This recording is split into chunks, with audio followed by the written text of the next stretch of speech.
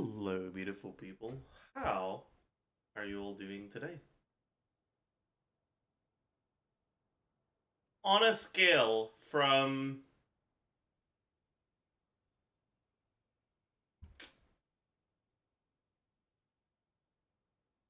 I'm a T1 fan to life is good, how are you feeling today?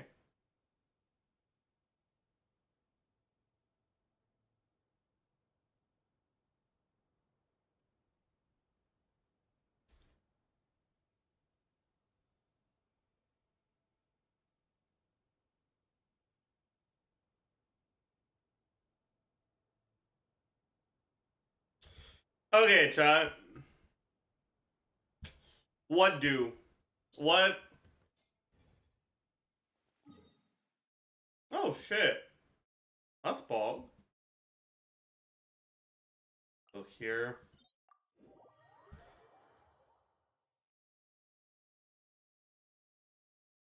Pog.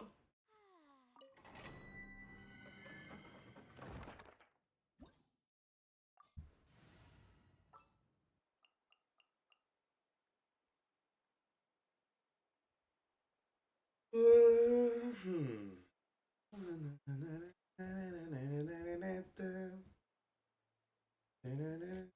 Not farming for client. You know what? I should do that. What books does she need again? Are they today?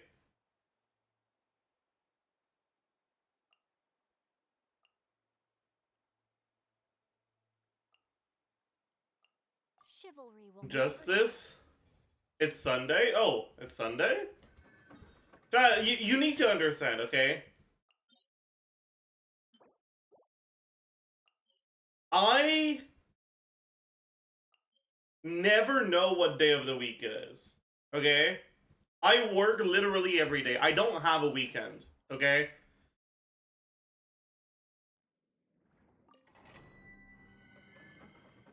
I have literally never had a weekend break. Just as you guys said? Justice. I have not had a weekend break in 4 years, okay? You can't blame me for not knowing what day of the week it is. Not 4 years, like 3 years. Whatever.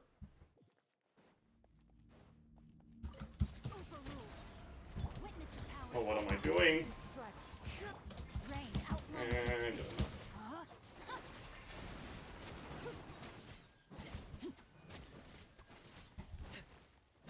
This is where you fall. Time to act.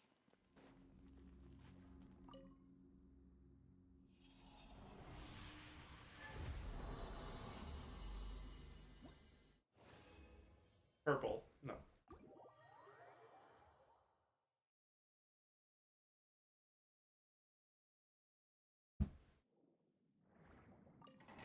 You think working at an office or streaming is more mentally exhausting? I think it depends.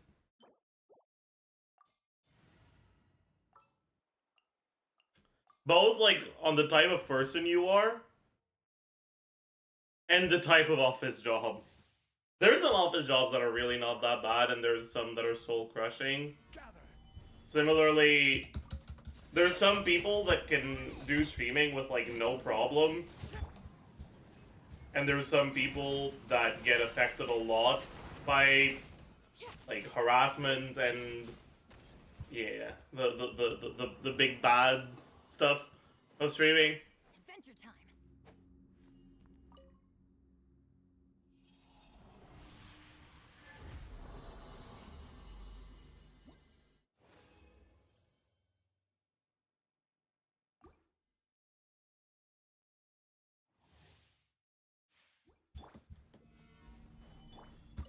Overruled. Everybody stand.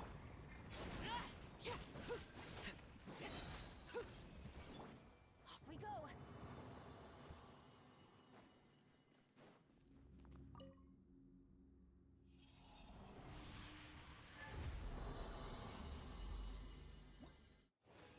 Like, for me, streaming is the most stressful job I've had. But I never worked an office job. I worked in summer camps. I worked in a restaurant. I worked as a music teacher.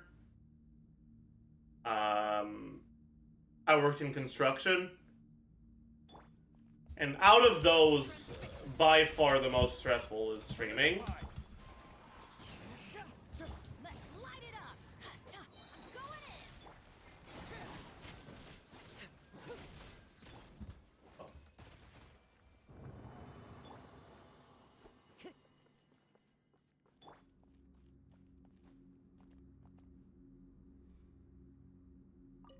But it's also the most fulfilling and the most fun overall.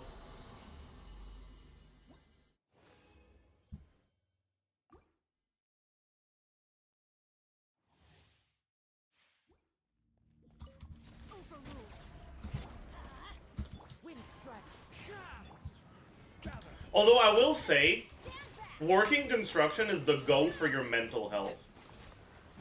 Like, physically you will feel like shit every day, but mentally you're gonna feel so good. I don't know what it is about working construction that makes it like that. Yeah, it's probably just because it's fucking 10 hours of exercise a day. Oh, no. 14 hours of exercise a day.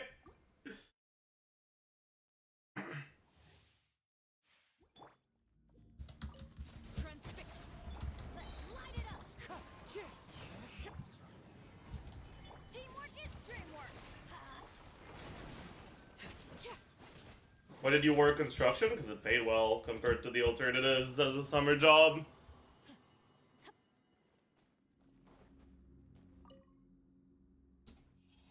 It was... Back in that summer, minimum wage in Ontario was like $4 higher than minimum wage in Quebec. And the company that I ended up working for did business both in Ontario and in Quebec, so they had to have Ontario minimum wage even for their employees that lived in Quebec.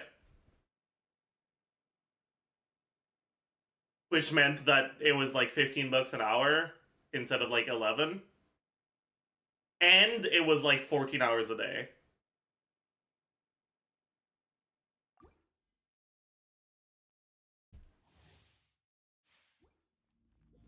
So like the hours were really good. Like yeah, it was really fucking exhausting. But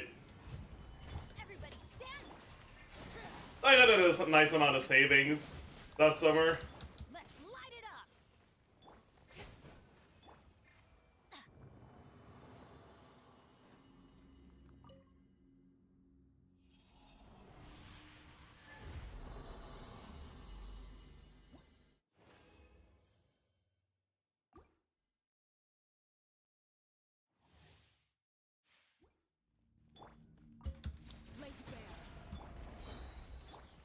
Stabilize. I'm going in.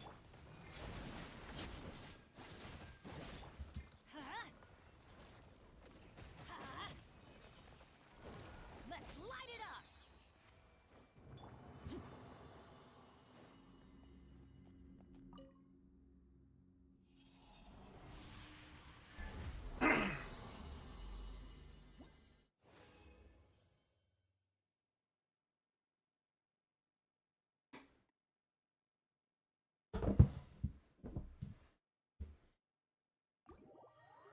Not a single purple. Saj.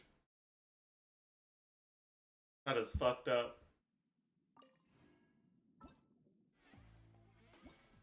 Oh yeah, there's a last one. I forgot. Go do that. Let's go do that. Let's go do that.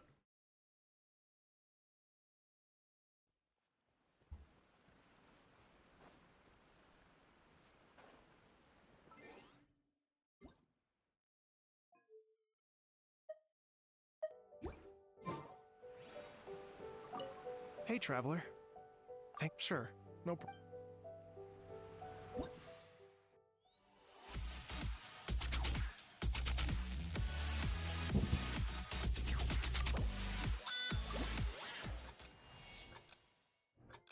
Okay.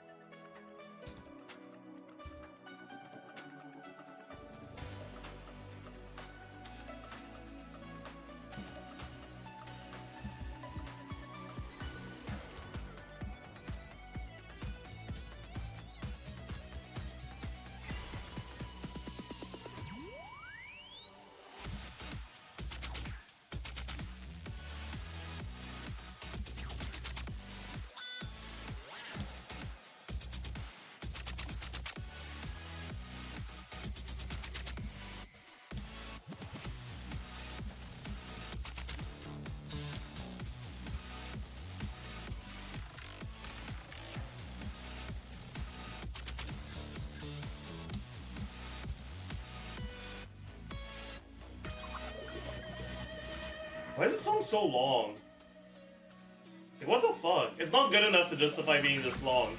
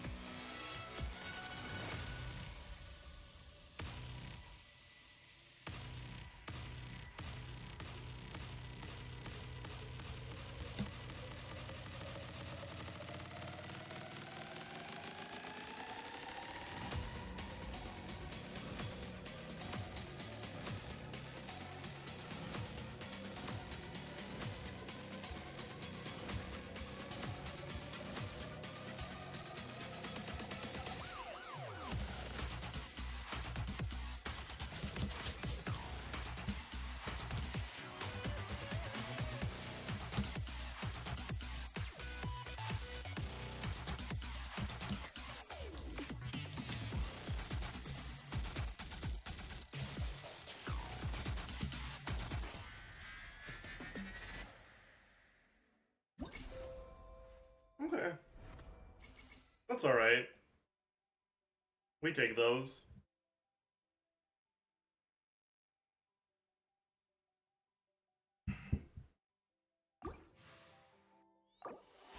Alright, let's do the real one now.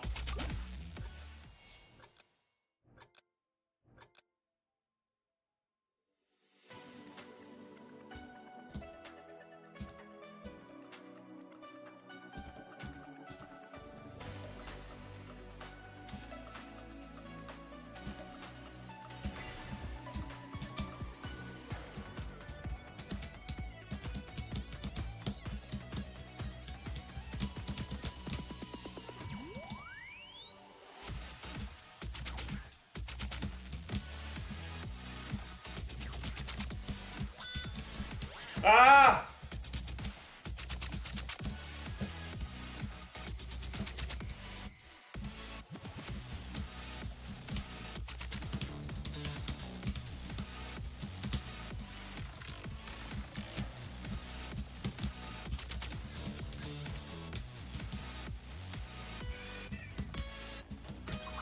Fuck me, man.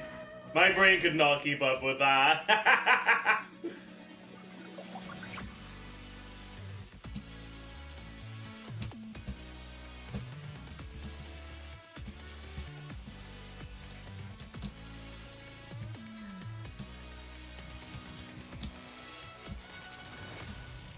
This was like horrible. This is gonna be like 82.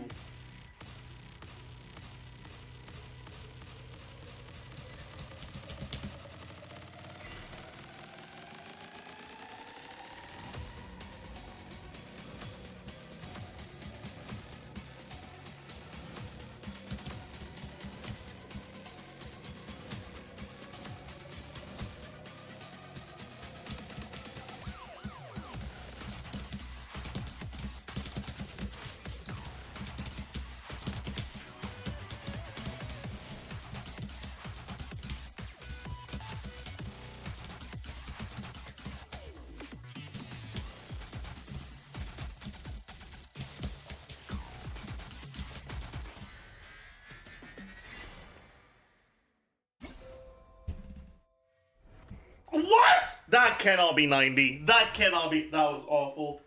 That was awful. There is no way that's 90. That cannot be 90. Have you ever played Osu? No, I haven't.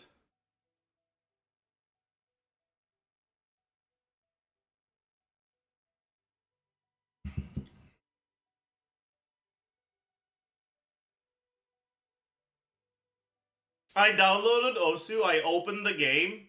It was so loud it gave me tinnitus. I closed it and I haven't opened it since.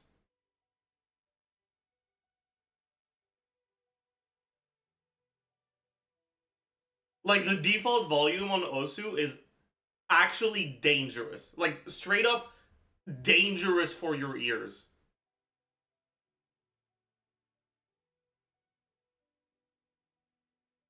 Like, actually, like, unironically fucking put you in the hospital dangerous for your ears.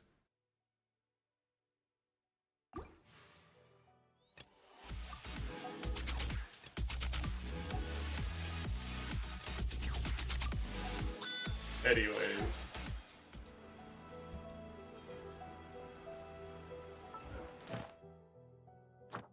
Noted, don't play Osu. Yeah, fuck it. Yeah, don't play Osu. Shit game.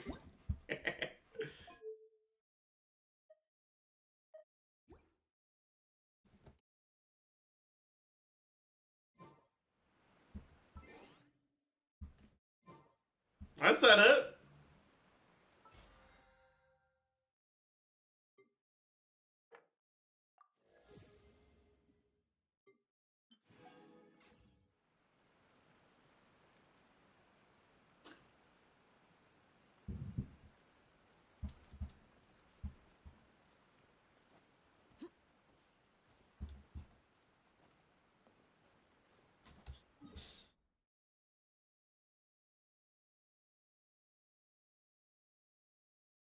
No, but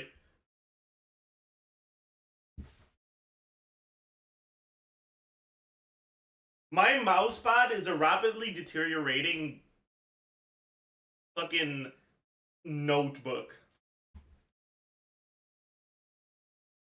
And sometimes my mouse just lowers its sensitivity for no reason.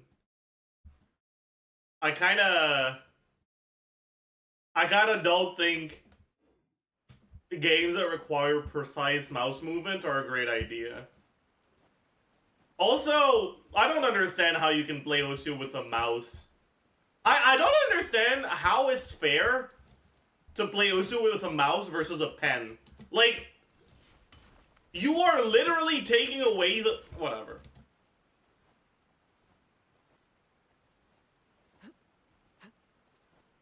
Like, I don't know. I feel like no matter how good someone is at Osu, if they're playing with a pen, it's not impressive.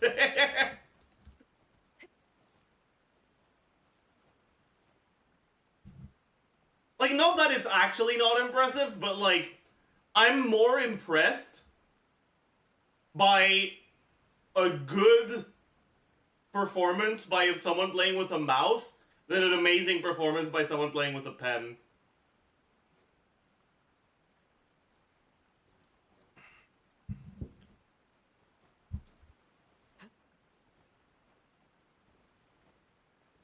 Like, it feels more out of my reach, you know?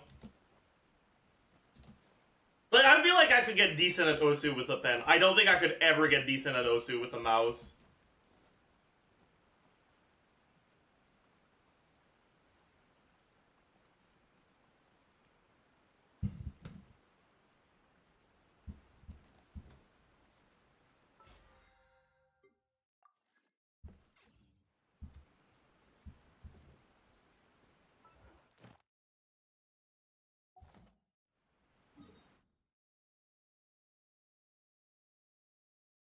Anyways. Enough about Osu.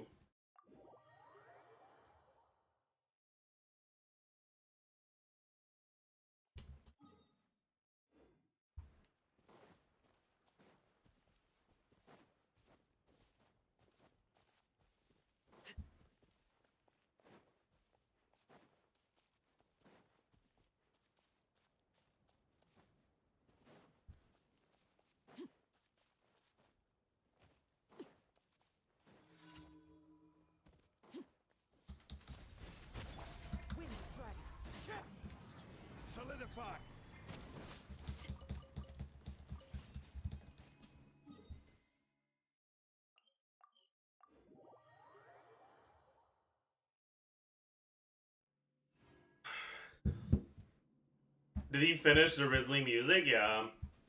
I got over 90 on the first try, and that was my goal going into it, so I did not do a second try. It was awful, but I still got over 90, and that's what matters.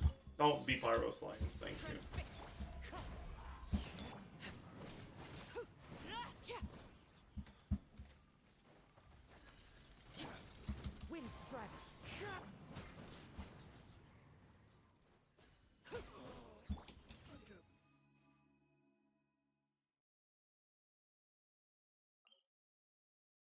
That's not that bad.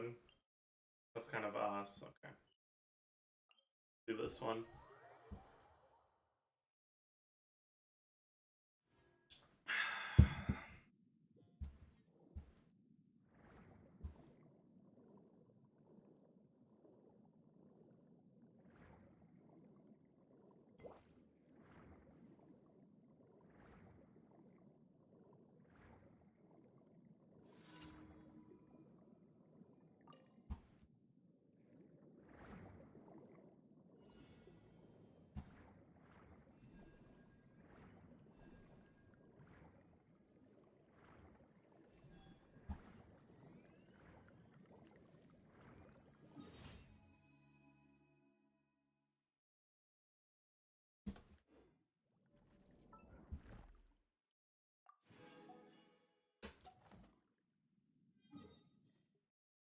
How much better is Klein versus Kutsing and Aggravate teams?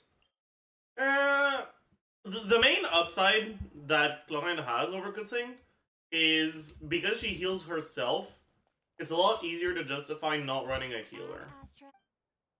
If you're just looking one-to-one in this exact same teams, it's not a big difference. But her ability to self-sustain means you can replace a Yao Yao for a Nahida, and then the team is going to be significantly better.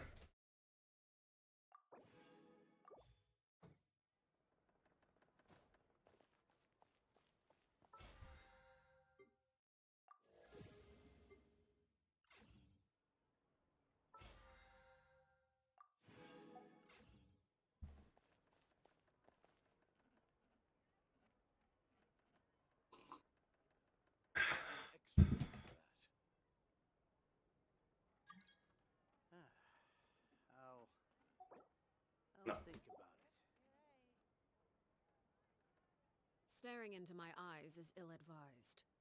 I can't promise you'll like what you see.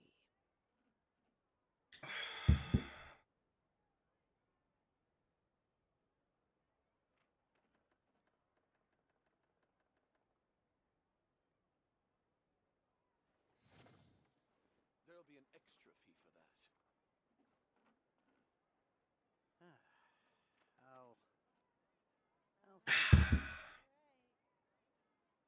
Oh, chat, you know what we should do?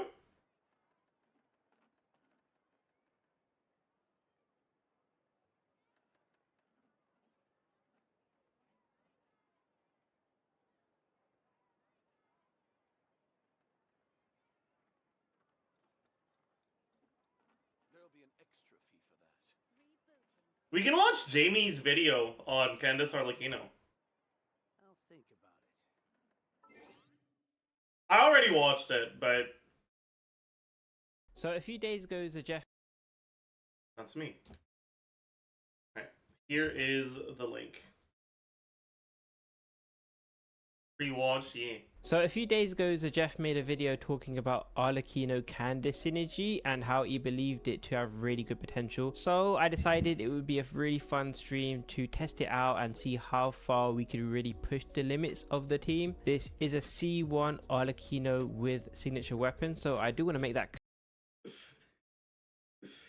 Bro, clear, but I did try to nerf the team somewhat to compensate, so I am using the Candace for the vibes as well as the Sucrose instead of Kazuha. So why Candace? It's honestly simple. If you have a Sucrose instead of Kazuha, so why Kazuha?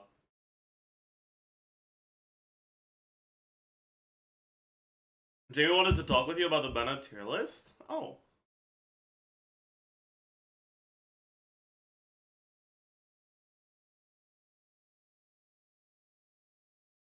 Did he?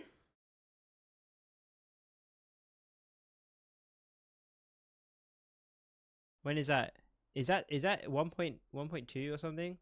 A lot of attention, and a lot of people have been talking about the part where I use sucrose to normal attack a lot. And I also did a showcase video for where I did 2 extreme builds. One has extremely high elemental mastery, and the other is crit. So this was before Theory Crafters were talking about Taser I'm gonna have a Sucrose. little under 500 elemental mastery with some crit rate and crit damage, along with some animal damage bonus. That's not what he's doing. He said it on his stream earlier. And then later on, I'm gonna explain the strategy behind all these different builds. So the first build is gonna consist.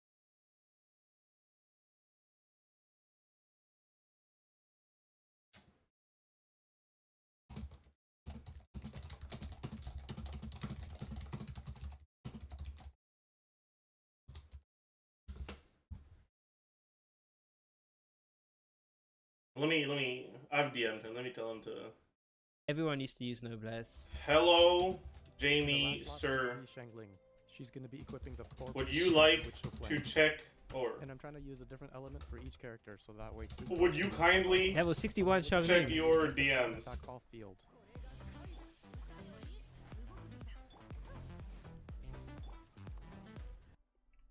Oh, hello. Oh, Zajef, do you remember this guy? So this was the original Sucrose guy. This is like 1.2. I was showing this. It took me ages to remember this guy's name. He was like an OG content creator that was showed everyone how to play Sucrose teams and like Taser and like Sukokomon kind of stuff. But yeah, I was telling my chat that we might do a stream together soon. We're just trying to think of how. Oh, are you streaming now? Bennett tier list. Yeah, I was basically talking about Bennett because some people wanted my opinion. Because there's some people who say like Farina's the best character in the game. Some people say that Xingqiu's the best character or Kazuha. So we went on like a huge what's it called? A huge stun lock. And my stun lock was just how oppressive Bennett is. And for me, like Bennett is like Bennett and kind of Kazuha and kind of Xiangling, but for me, especially Bennett is just like the best character in the game, and no one's even close. Just because I'm not surprised by we can that. talk about it, I guess, if you want to join a call or something. Yeah, I'm gonna call him. Should we do that? Impromptu collab. Should we do that? Should we call? Okay. Let me go to the toilet first, though. 1 second. Hope you don't mind. SMH my Let me go to head. the toilet and then I'll call you back. Up. Be right back, guys. I think it was just messing around with the tier list stuff. But yeah, I'm not surprised that Jamie thinks Bennett is the best unit in the game, because Jamie is a lot more focused on like vertical free-to-play / dolphin level investment speedrun stuff, and at that level, Bennett kind of is the best unit in the game.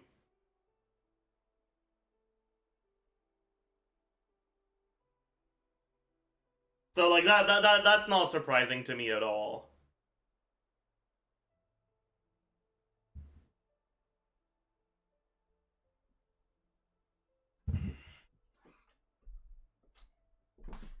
Damn. Bro didn't wash his hands. That's fucked up. Hello? Did I just invade your stream? Yo, what's up? Do you even wash your hands, man? That was quick. Nah, UK houses are smaller on average, I guess. So they're more yeah.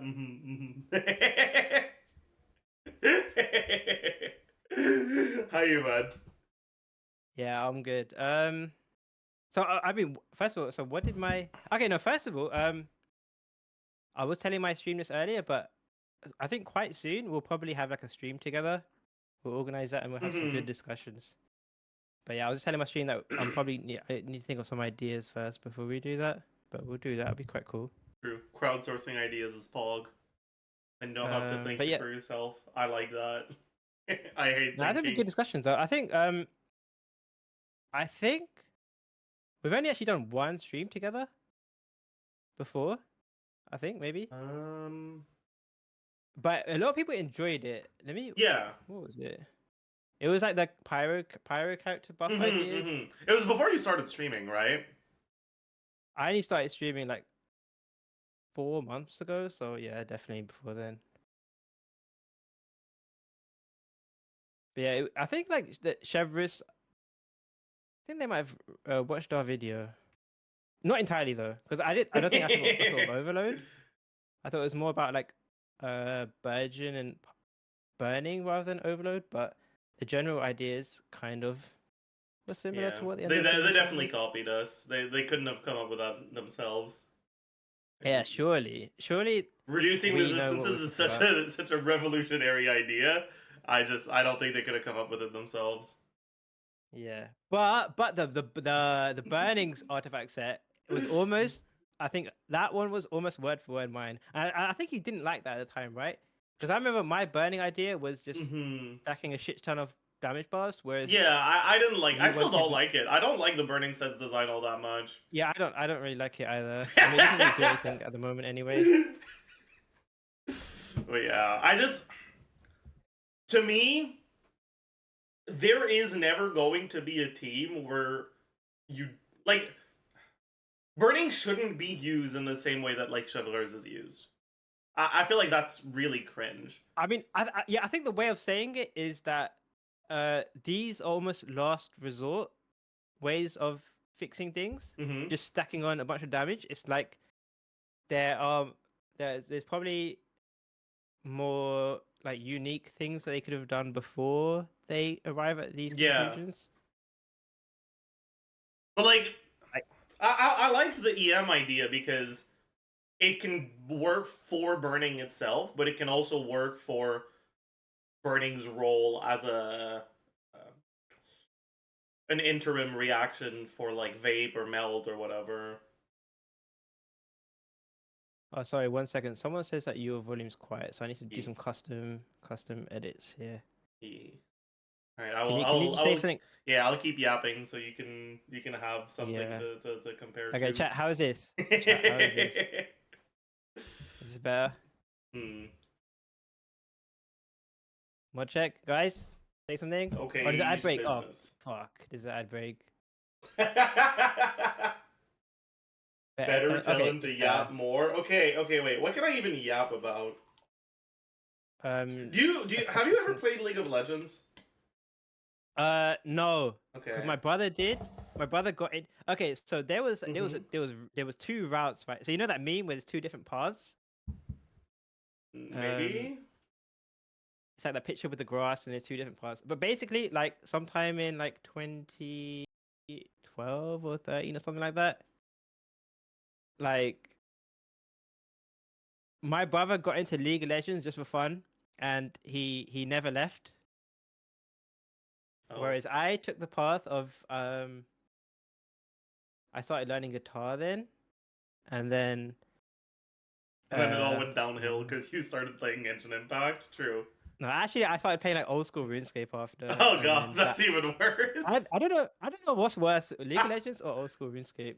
Um, I think League is worse. I think League is worse for sure. In terms of addiction, is it? They're probably I don't know. I think it's easier to get addicted to old school RuneScape, but people that are addicted to League are in a much worse mental place than people that are addicted to RuneScape. Yeah, it's harder to justify being a League player than being Yeah. an old school player. I think that's fair. Okay, I did boost him a bit more. Is that better? I think. Okay. Anyway, so I guess Mhm. what did the invaders tell you that I was doing? They just said Bennett tiers, but I think like I lurked in your stream a little bit when I woke up. I think you were doing a tier list of how well characters work with Bennett, right? Oh yeah, so I guess that's a positive way of framing it. So for me, Or how Bennett reliant they basically, are, I guess. I don't know. yeah. Basically, like I guess there was been a lot of discussion recently. Like some people are saying like Farina is like the strongest character in the game by far. I guess other people like maybe yourself say that like Xingqiu is like the best Mhm. character overall, and then so I was sort of giving my take on it, and then my take on it was that Bennett is like I don't think either of them compared to Bennett because Either of them, you mean Singto and who? or Farina Okay. or any of the Hydras to be honest, because for me it's the way Bennett is that he is so oppressively strong that if you don't play him with characters that were designed to play with him, they feel bad. So he makes characters feel bad, whereas like someone like with Farina, yeah, sure, she can make some characters and teams feel good, but not playing her and not playing many other, almost any other characters in the game doesn't make. It's not oppressively. It doesn't make them feel bad. Whereas with Bennett, he's so good at what he does, and he's just completely warped the game with what he does. That there's characters that actively are designed around him. There's weapons that are designed around him. There's mechanics. Everything's almost designed around him, and he just makes he just makes teams feel bad if you don't use him in those ones. And also like whether this is another thing that's important for me is like whether you're like a low budget player, whether you're like a try hard low budget player, whether you're like a dolphin, whether you're like a whale, leviathan, whatever, you're always going to be having Bennett is always one of the strongest options. Similar thing with like Xiangling and Kozua as well. Whereas like a lot of the other hydros, like depending on what kind of player you are, it's much easier for them to just be options. Yeah, I mean, I used to think Bennett was the best unit in the game as well, back like basically from 1.0 until like. Oh yeah, so people came into my chat. Yeah, sorry to interrupt, but then people came in and they said, "Oh, you should debate this, like Jamie Bennett versus Zajef." And I'm thinking, like you guys are the you guys don't know the old Zajef, like he isn't he the Bennett guy? Yeah. Like this Xingqiu arc is a new arc. It's not the. I don't think Zajef would disagree with these Bennett stuff because Zajef is one of the original Bennett glazes, I guess. Yeah, okay, you don't have to put it that way, but okay.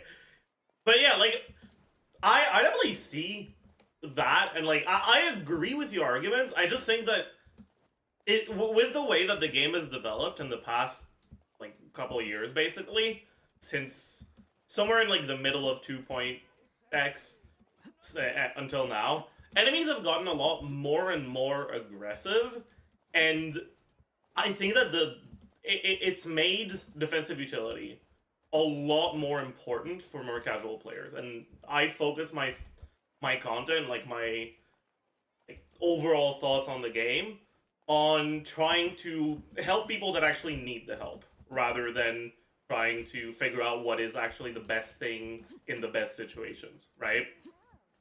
And with that, with those assumptions, I think that the things that Singso provides in terms of both offensive power and defensive utility combined make him just too good compared to the rest of the cast. But I definitely I don't think it's unreasonable to think Bennett's the best unit in the game. I think it really just depends on what group of player you're targeting exactly. more. Exactly, yeah.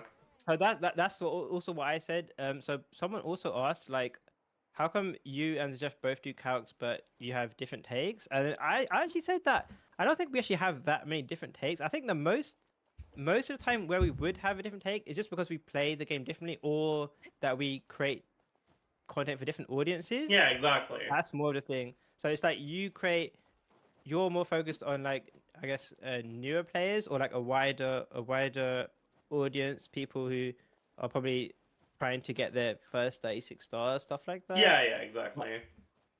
Whereas and not necessarily just it was their first 36 star for a while, but more and more it's also people that used to be able to 36 star but just can't anymore because it's getting harder and harder. Yeah, and actually since I've been doing viewer abysses on stream, that's actually not that uncommon for like someone to have like I'm doing the viewer abyss and someone has got 36 star in the past, but then they've kind of dropped off I wouldn't say that's super common, but I'd say that's quite a decent amount of view abysses are people like that. Because I guess the abysses are getting harder. Okay, so actually, so what I would say to not really to counter that. It's not a debate or anything, but anyway, so what I usually say on stream is we have this sort of stun lock that I do quite often, I guess, Yeah. where someone says that this person said that Bennett's getting less relevant. This person said Bennett's getting less relevant, whatever. Okay, and the bad thing is that Wanderer has this stupid noise that he makes in his idol. But anyway, so what I usually do is I say, yeah, I know my camera's gone, but just because I need to show the characters here. But so the thing with me is, yeah, if you look at all the past DPSs for the past year of the game. So if you start at Wanderer and you look at how many of them optimally use Bennett, and because you start off with the idea, because it's a reasonable idea, right? Because it feels like Bennett is getting less relevant, and obviously I get enemies are hitting harder, so you end up taking more damage with Bennett.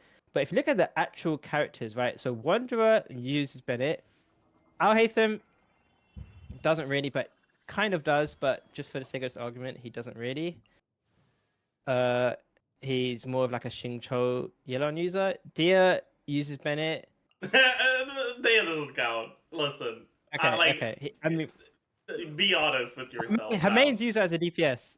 Her main user as a DPS. Kind of counts. Listen, I have a triple crown Dea, okay? And I use her as a Forest Regalia instructor bot, okay? So I don't know. Are you a real? Okay, no, you said you triple crowned her. Fair enough. You triple crowned her. I guess you can. I triple crowned her like as soon as I could. Okay, we can ignore it. I mean, whatever. It doesn't really change the point. Lynette, if you're a real Lynette main and you have a C5 Bennett, she will use Bennett. Linny, obviously, he uses Bennett. No, Nuvilet is designed to not work Bennett. So okay, you can say he doesn't use Bennett, but kind of cheesy. Fair enough. So Alhaitham and Nuvilet. Risley basically I think he's Bennett, kind of 50-50. He can use him, but he doesn't have to. but I mean, the thing is, like, I don't actually see that many Rise. And the problem with Risley, I don't know if you experience this as well, but it's like, I think like in terms of like usage and what people usually use with him, most people do play like some sort of Zhongli, Bennett, Xiangling stuff with him at least for the last like 3 abysses. Like there is like Shenhe teams, but I feel like Shenhe teams are more of like a C6 thing, or at least like a fun thing. I think the average. But what about Benmari? Oh, we don't talk about that around here, around these parts of town. All right. Navia, there's a lot. I know there's a lot of plunge enjoyers, but let's be honest, she uses Bennett. Chevreuse, obviously, not really a deepest, but uses Bennett. Garming, Bennett. Shenyun, there are teams that exist without Bennett, but it's fair to say she's a Bennett enjoyer. Chiori, Bennett enjoyer, unless you're C6. Arlecchino. I don't know if Chiori is a Bennett enjoyer. Well, if you're playing a Navia. Yeah, but if you're playing Ito, fine. That's not Chiori. Like Chiori has literally no synergy with Bennett. Okay, but then she's a sub DPS, which then she wouldn't be in this DPS argument. Sure. Okay, and Arlecchino is Bennett enjoyer. So I mean, the thing is, obviously, someone that is like semantics, we can debate some of those, but it's like almost every character for the past year, apart from like Alhaitham and Nuvilet. But I mean, like I said, if you really want to get nitpicky, there are optimal situations for Alhaitham where he does use Bennett. But for argument's sake, it's like Bennett, and funnily enough, even Xiangling in a lot of situations, even if she's not used for DPS, even if she's just used mostly for like Pyro Up, it's like these characters are getting even more oppressive than they were before, and it's not really stopping. Whereas like the other Hydra characters like Yelan and Xingqiu, like other types of supports, they're not getting new teams at the same rate that these two I don't know pro if I'd Giga call it Treads are getting teams. oppressive. Like, yes, there are more and more teams that want Bennett, but there are also more teams that don't. And at the end of the day, you don't need to get every character. You just need to get 2 teams. And the more options you have, even if you go from like, if there's 10 characters, 6 that want Bennett, 4 that don't, versus if there's 100 characters, 80 that want Bennett, 20 that don't, there's a larger portion of the cast that's Bennett dependent, but there's 20 options that aren't instead of 4. So Yeah, but like, I get what you're saying, but I don't think oppressive is the right word. I mean, the thing is, I would say oppressive because I would say so. If you're a player and then you're a Lini main, you're an Arlecchino main, you're a Garmin main. If you like these characters and you wanted to be a main of the characters, you are being oppressed by Bennett because Damn, gamers truly are the most. oh no.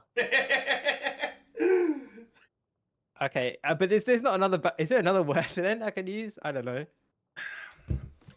Bennett Reliant. I don't know. It doesn't get the same point across, but it's like they are. If you're a main of certain characters, you are being chained. I mean, like I did in that tier list. I titled the top tier is like Bennett is your dad with these characters Yeah. because it is you have no choice. He will always be certain. Well, at the moment at least. I don't know. I mean, looking at the characters like since the start of Wanderer, sure, right? Yeah, the past year. Wanderer does want Bennett, but he does have good teams that don't use him. Day is not a real carry. Linny is very, very much a Bennett user. Risley has teams, like good teams that don't use Bennett. Navia has good teams that don't use Bennett.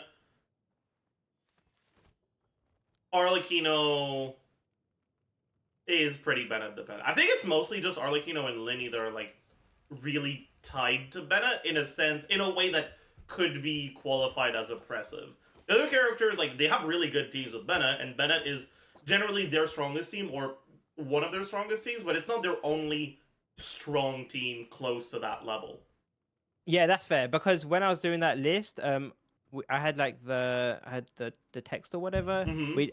We asked at the beginning like, do you want to talk about optimal damage chat or do we want to talk about like, like more casual friendly stuff? Do you want to talk about like literally Bennett slave or whatever? But at the time we agreed like to have some sort of like quote unquote objectivity. Let's just focus on like what is optimal for them. Mhm. So yeah, there are obviously some characters have other options, but in terms of like optimal damage, then Bennett is for a lot of characters, fortunately. Just you wait until not one. True. Yeah, I mean, surely we will finally get. Yeah, surely Bennett won't be revealed to have been the Pyro Archon all along. I also I mean, then people will also ask me about Xingqiu, and I guess I kind of said, I think it depends on who you ask because I think it for some people say like Xingqiu has no teams anymore, which I think is That's copium. not true. Yeah. Yeah, and and on the other side is people who say he's the best character in the game, and I guess I also think that's kind of copium. So it kind of depends like who you ask. I guess you get different opinions Yeah, I of think- Xingqiu. Like, let's talk about Arlecchino, for example. I think right now, like in this abyss, if I'm trying to speedrun, I'm always going to use Bennett. But if I'm trying to do a casual clear, I would rather play a Xingqiu team without Bennett than a Bennett team without Xingqiu. Wait. Say that again. For this abyss, if I'm trying to do a casual clear, I don't want to have to reset or try hard. I With would rather, Arlecchino. yeah, with Arlecchino. I would rather play Yeah. like a double Hydro team with Xingqiu without Bennett than a Bennett vape like speedrun team without Xingqiu. But you can do Bennett Zhongli. Even then, No, okay, no, I can't agree to that personally. I can't. There's no way. There's no we've done some viewer bases playing Arlecchino double hydro, and it's just it feels just so sad. But we've done I've played a ton of like you can do Bennett vape stuff, you can do Bennett with a shield, you can do Bennett mono pyro, you can do Mel Chevrolet stuff. I need Bennett with Arlecchino. I need it. I need it. I'm desperate. It doesn't feel. It feels wrong. And like I said, you can use Zhongli. I guess most people even use Zhongli anyway. And wait, hold on. Aren't you a Candice enjoyer as well?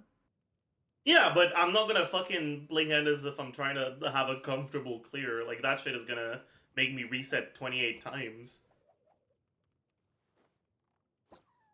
Yeah, She- but okay, really? It's really good that there is a good Candace team now, and I like that, and I think it's Pog, but I do not want to play that for fun, you know?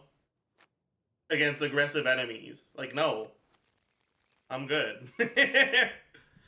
Yeah, but I mean, surely you were exaggerating. I mean, you would really play Xingqiu Double Hydro Arlecchino over Zhongli for casual clear? Really? yeah.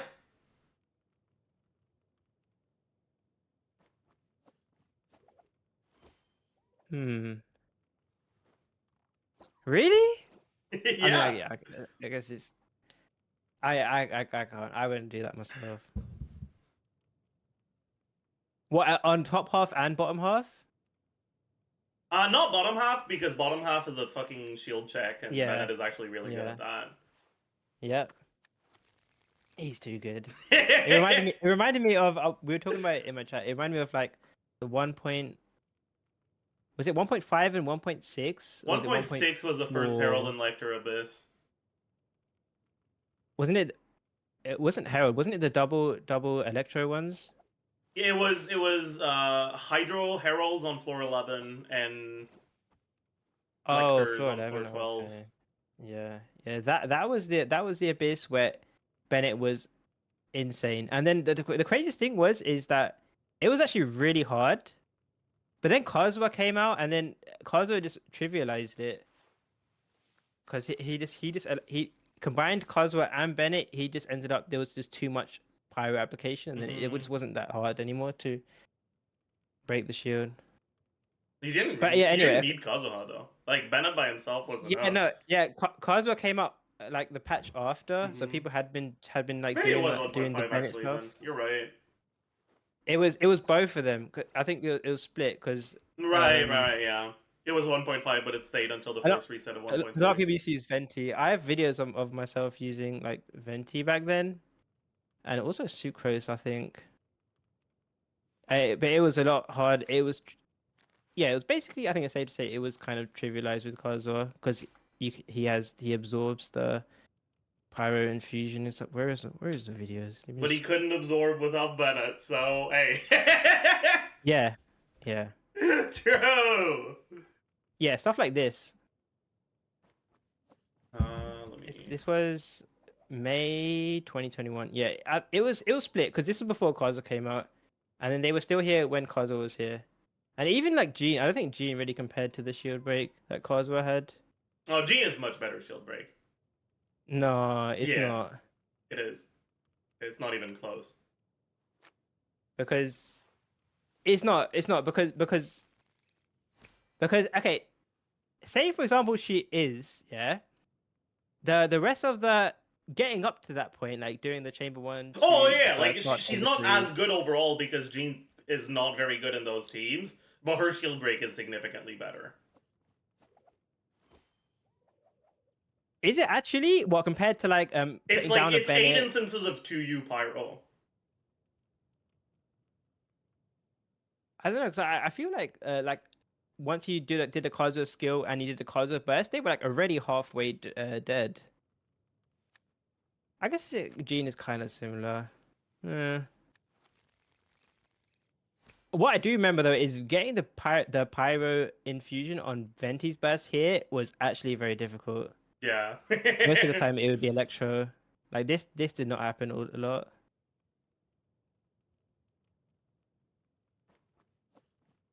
Yeah, so what was I saying? Yeah, so I was saying that a lot of people say that Xingqiu has no teams anymore, which I don't think is That's even definitely close not to being true. true. Like I don't know if you watched my video. I was doing a Farina National. Yeah, I didn't watch the video, but I like I saw the thumbnail in like 2 minutes of it or Yeah, something. so I would say so. I mean, I kind of already did kind of argue that a bit. I did say like there's a lot of characters that came up recently which don't really care about Xingqiu, but he still has like all the national teams are still very good. There's like Farina National, Kaza National, Mhm. Raiden, Sucrose, the OG team. It probably if anyone says well, it's very difficult to get fast runs, but if you do get a fast one, it probably clears faster than your new 5-star. Sad. There's also I don't know if you know about Al Haytham Nilu teams and even I just Nilu teams in general. yeah, yeah. I mean, yeah. Sure. I mean, it's at least speedrun wise, it's like Al Haytham's best use case for like the fastest clears at lowest investment. It's like Nilu Bloom. People don't even use Hyper Bloom with him. Ain't no way. But I would say in let me get rid of this text. I would say in Nilu Bloom, like Xingqiu and Kole are like way ahead of the other options. Even Yelan, I think it's you can't say that Xingqiu is not good in Nidu Bloom. Yeah, like Singto is the best. Like Triple Hydro, even some double hydros. he's the best fucking flex. Not flex. He's the best band aid for Nilo teams.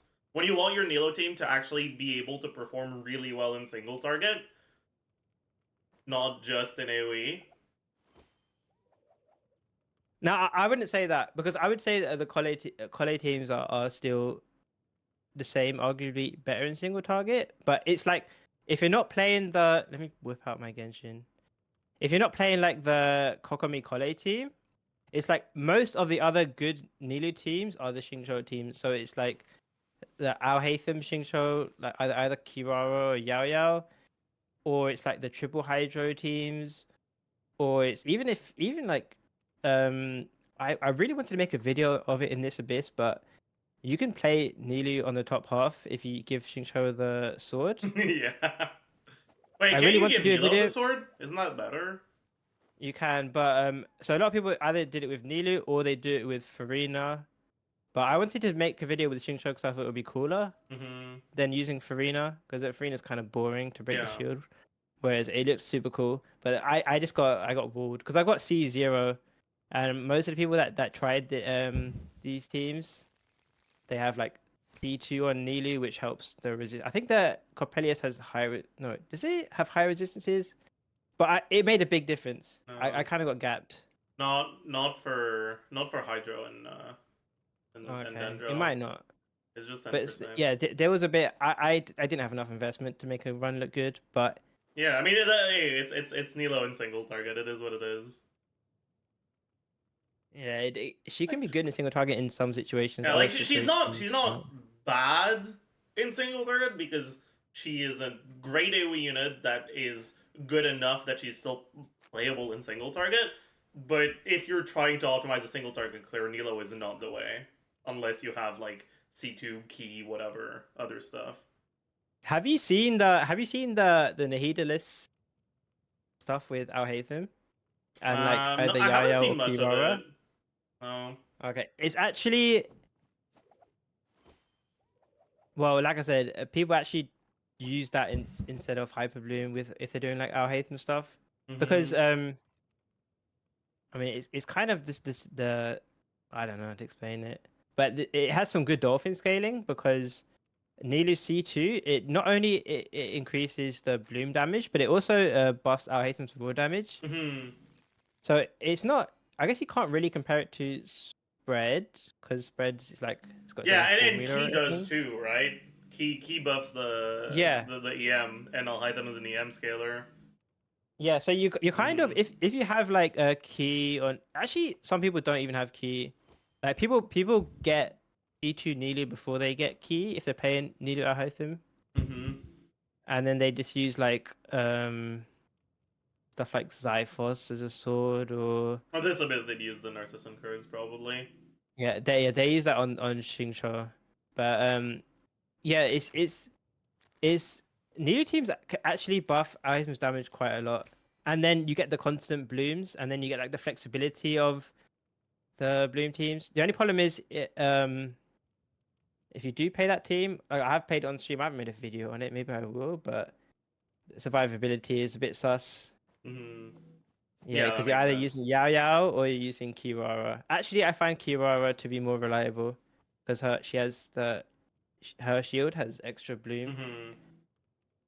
stuff. So yeah, anyway, the point was that Xingqiu is very good in Needle Bloom, and I actually unless you've got like a bunch of constellations on Yelan, I think Xingqiu is better there.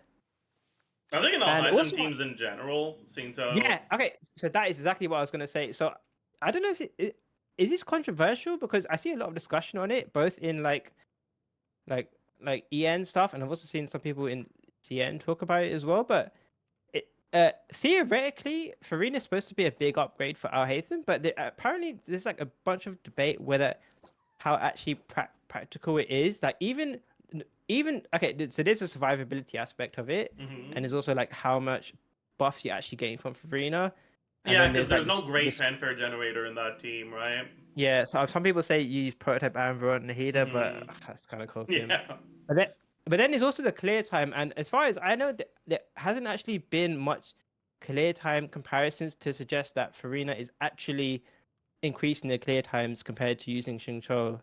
Like from what I know, a lot of mains are still using Xingqiu for their like best like low budget clear times. They're not using Farina. I don't Mm-hmm. know what you know about it. I mean, the main thing about it for me is the survivability. Like, it's just so good. But there's also the fact that Farina's Hydro is actually like too slow in that team, in the sense that like you're applying so little Hydro that you're kind of wasting some of your Dendro aura. Like, when you're looking at Yelan, you have like basically the perfect mix of the right amount of Hydro that you're applying, as much Hydro as you can, basically without losing Quicken Aura. Whereas with Yeah. Farina, you're just applying less Hydro, but you're not getting more Quicken uptime. So you're just getting less Hyper Blooms, but not getting anything from that, right? With Singto, you're losing a bit of Quicken uptime, but in exchange for that, you're getting more Hyper Blooms. With Yeah. Yelan, you basically max out your Quicken uptime at the cost of some Hyper Blooms, and with Farina, you just get less Hyper Blooms for no other. I mean, obviously, Farina's kit itself has its upsides, but like in terms of the application, it's too slow to synergize with a Hytham that well. So, but theoretically, in a damage calc, is Farina supposed to be a I don't know a percentage, but is she supposed to be like a sizable upgrade regardless of that downside? Mm-hmm. Theoretically.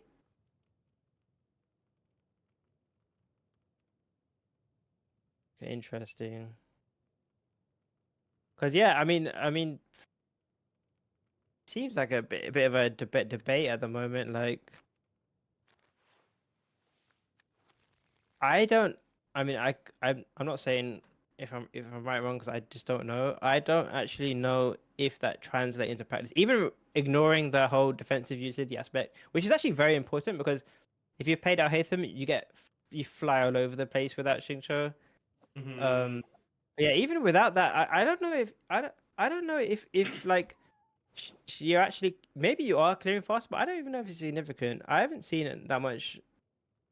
Yeah, I because haven't at seen the end of the anything else. day, unless you're doing speedruns that are actually so fast that like the enemies don't get to attack you, Singso enables you to do things that you just can't do without resistance to interruption with a Hytham. No, but even speedrun wise, I'm seeing people, Python players still use Xingqiu. Yeah, but I don't. I'm not. He I'm has got talking about faster like the stealth. fucking 6 second speedrun C6 bullshit. Like Oh in right. those Okay. situations, you get to just ignore the enemy's attack patterns, right? But once your speedruns are getting into the like 15 plus ish seconds territory, the enemies are starting their attacks, and having to dodge them can actually, against some enemies, fuck you over a little bit for your Yeah, I'm gonna be honest. I don't setups even think and I don't even think Leviathan C6R5 Alhaitham runs are doing like 10-second runs anyway. yeah, that's I think fair. yeah, he's not zooming through speed runs with most builds, with any build, I don't I'll think. hype on constellations. Yeah, it's quite unfortunate. But yeah, I think maybe some of it's to do with Xingqiu's fast animations. Like this is a concept I've been explaining on my stream a lot. And I've also thought about doing it with Shao as well. Like say for example, like let's say Shao for example. So if a Farina team has like 3 second longer setup time than like say for example a team with Xiangling, Mm-hmm. right? So you might get on Shao, you might have a 2 plunge head start. And that might mean that you might not actually be getting more damage with your Farina until you're doing Yeah. like 10 plunges or something. Because you need to make up the damage of that losing that 2 plunge head start. And I think that can apply in other teams as well. Yeah, bro, okay. I actually I keep talking about how so many of the characters would just be so much better if they were just 4 stars instead of 5 stars. Because they'd have 4 star burst animations and you wouldn't have to watch a fucking movie. But yeah. Oh, someone asked, how is Haytham Nilu if C0 on Nilu? I mean, it's honestly It's speed still wise, good. it's Yeah. still probably better than Item's Hyperloom stuff, unfortunately. Obviously, if you're like a more casual player, you'd be playing like Hyperloom, but yeah. Um, wait, hold on. Is there any 4 star who has a long burst animation? Barbara. Oh, but yeah, she has a 5 star one Yeah. basically. I feel like Kaya's every burst four animation star. is like long-ish, but it's not even that long. It's more so that he doesn't consume the energy until the end of it, so it can be Yeah, kind of same as like cringe. Eula and Yeah. Venti. Yeah, a lot of people don't. We were also talking about it on my stream. A lot of people don't know that Venti's cooldown is not actually 15 seconds. It's more like 16 because he has Mhm. that same thing that Eula and like Kaya and yeah, those characters have. So yeah, maybe those. I feel like most 4 stars are less than 1 second, Yeah. Changeling which is is why. kind of long, actually. Oh yeah, Xiangling. That's a good point. Um, is that it? Because in a lot of like sweaty try hard speedruns, like almost all the 4 stars, you want to book when they use their ultimate or when they use their burst, just so you can skip the swap cooldown because the actual animation is shorter than 1 second. Yeah. I even did that with my Candace video yesterday. Maybe Farazan's is 1 second. I don't know. But if you compare that to 5 stars, it's a joke, right? Like a lot of 5 stars are like 2.5. Yeah. I mean, do you talk about that? Do you talk about like that people's hyperfixation on like DPS and rotations and and the fact that those things assume you are literally finishing a fight at the 20-second mark or whatever? Yeah, I talk about that. Like, that's the main reason why Navia is a character that feels so good to play and actually performs quite well, despite Yes, not nice. having Yes. anything special in terms of actual DPS. I talked Uh, about it in it's my big Navia numbers though. pre-release, actually. It is big numbers. It is. It's a cool playstyle as well. But I see what you mean. But like in terms of DPS compared to other good carries, she doesn't stand out, right? What actually makes her stand out is that her damage is very front loaded. I mean, but the thing is, when does the third Navia skill come out? Hold on, I don't even know this myself. Doesn't it still come out pretty late? Yeah, the third one. But Uh, even if you don't get the third one, just the first two, Yeah, the first two. I and mean, then the if third you're killing one, enemies if in the you're if first you're if two. you're doing it, you're cheating DPS. You're borrowing DPS from the next rotation. Yeah. Okay, yeah, that's fair. You're taking it from the second rotation. Yeah, but yeah, if you're clearing in two, I guess her setup times are really fast. Well, if you're not playing Farina or Shenyan, I talked about that in my video.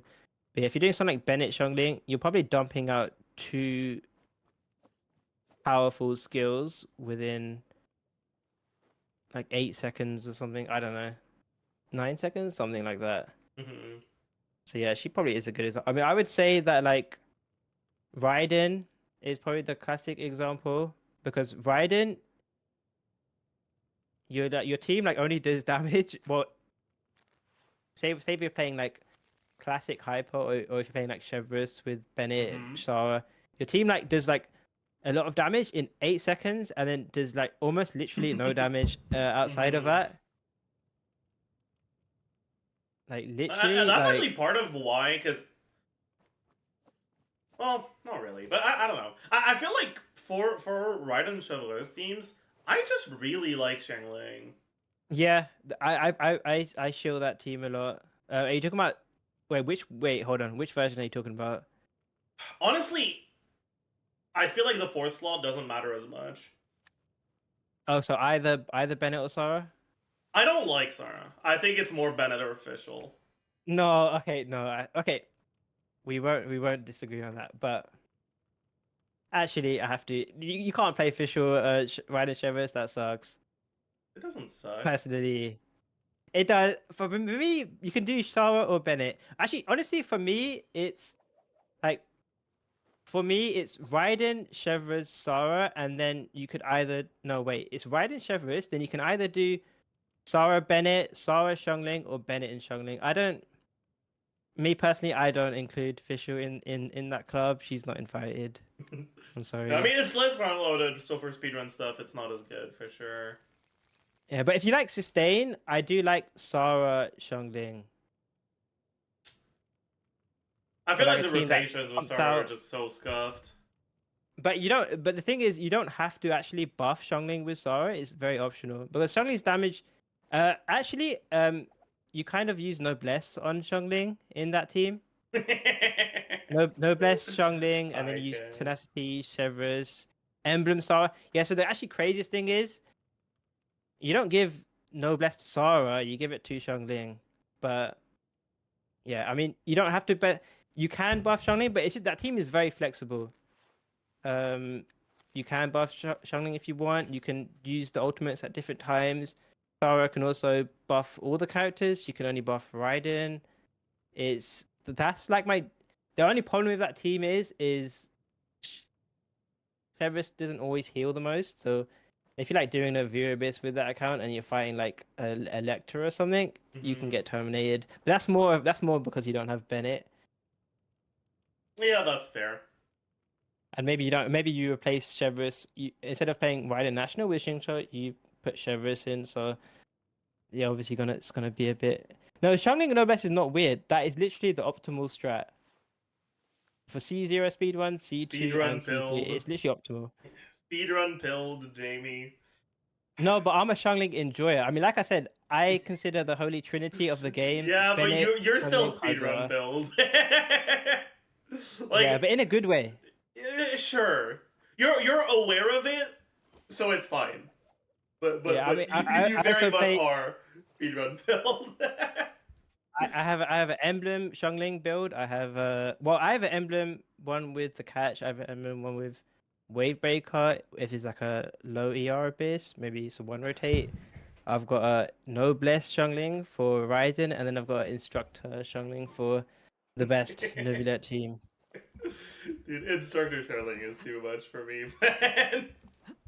No, the thing is, so a lot of people it's like you know that meme where there's that bird and it hates something, but then it tastes the fruit and then it actually likes it. Do you guys know what I'm talking No, about? but I understand the concept. Yeah, so the thing is, people think that Xiangling needs an ungodly amount of ER in these teams to even function. So they automatically, oh, it's a cookie. Yeah, that picture with a cookie, you know what I'm talking about. So yeah, let me try to pull that up. But people think that Xiangling is unplayable unless you have like 300 ER in certain teams. But Yeah, I it's mean, gonna depend a not that lot. high. Yeah, this meme here. For Nuvile, honestly, like anything from like 230 to 250, 230 plus, even 220 plus. I think my videos are with 220. Yeah, this meme here. Once people try out and they realize that Xiangling doesn't actually need that much ER, and also another important thing is, so I don't know about you, but a lot of people say you should be playing Nahida instead of Kazuha in Nivlet Vape. Like Kazuha, Zhongli, Farina, Xiangling, or something like that, or maybe. Okay, so my team is like Neuvillette, Zhongli, Kazuha, Xiangling, but a lot of people say you should be playing not Nahida to like help with the reactions. So Nahida replacing Kazuha. But the thing is, Xiangling's the vaporizer in that team is more of a bonus. You don't really build a team around it.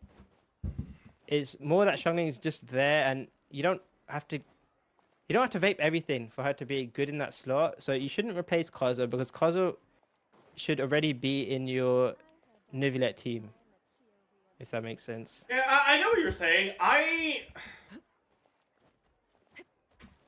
don't know. I feel like that's also kind of speedrun build a little. No, No, but Kazuha is good quality of life he is. for He any player. is. It's just that the vapes are bonus. If you accidentally don't have enough ER, or if you accidentally like you put hydro on the enemy, it's still fine because it's still basically mono hydro Neuvillette. Worst case scenario. Yeah, but then you have a character that's doing nothing. Kind of not very pog. Well, I mean, ideally she would be Mhm. buffing his damage, but yeah, it's just worst case scenario. And then if you play Nahida instead of Kazuha, then you kind of just worrying too much about the vapes, which aren't even usually a problem anyway, because Xiangling is actually very good at applying enough pyro as it is. As you guys know, the no ICD pyronado, it is too good. Yeah, I've played the Kazuha Xiangling team, and for me, like after a bunch of resets, it did pretty well, but like the average clear without resetting was just not good. Have you played it and then just not worried, and then like if you mess up tried the vapes, just brute forcing with some unbuffed Xiangling vapes, it's still pretty good. She's still giving him a draconic stack. Yeah, it was not really better than the other Nebula teams. What were the other Xingqiu teams? We talked about Hyper Bloom, talked about Blue.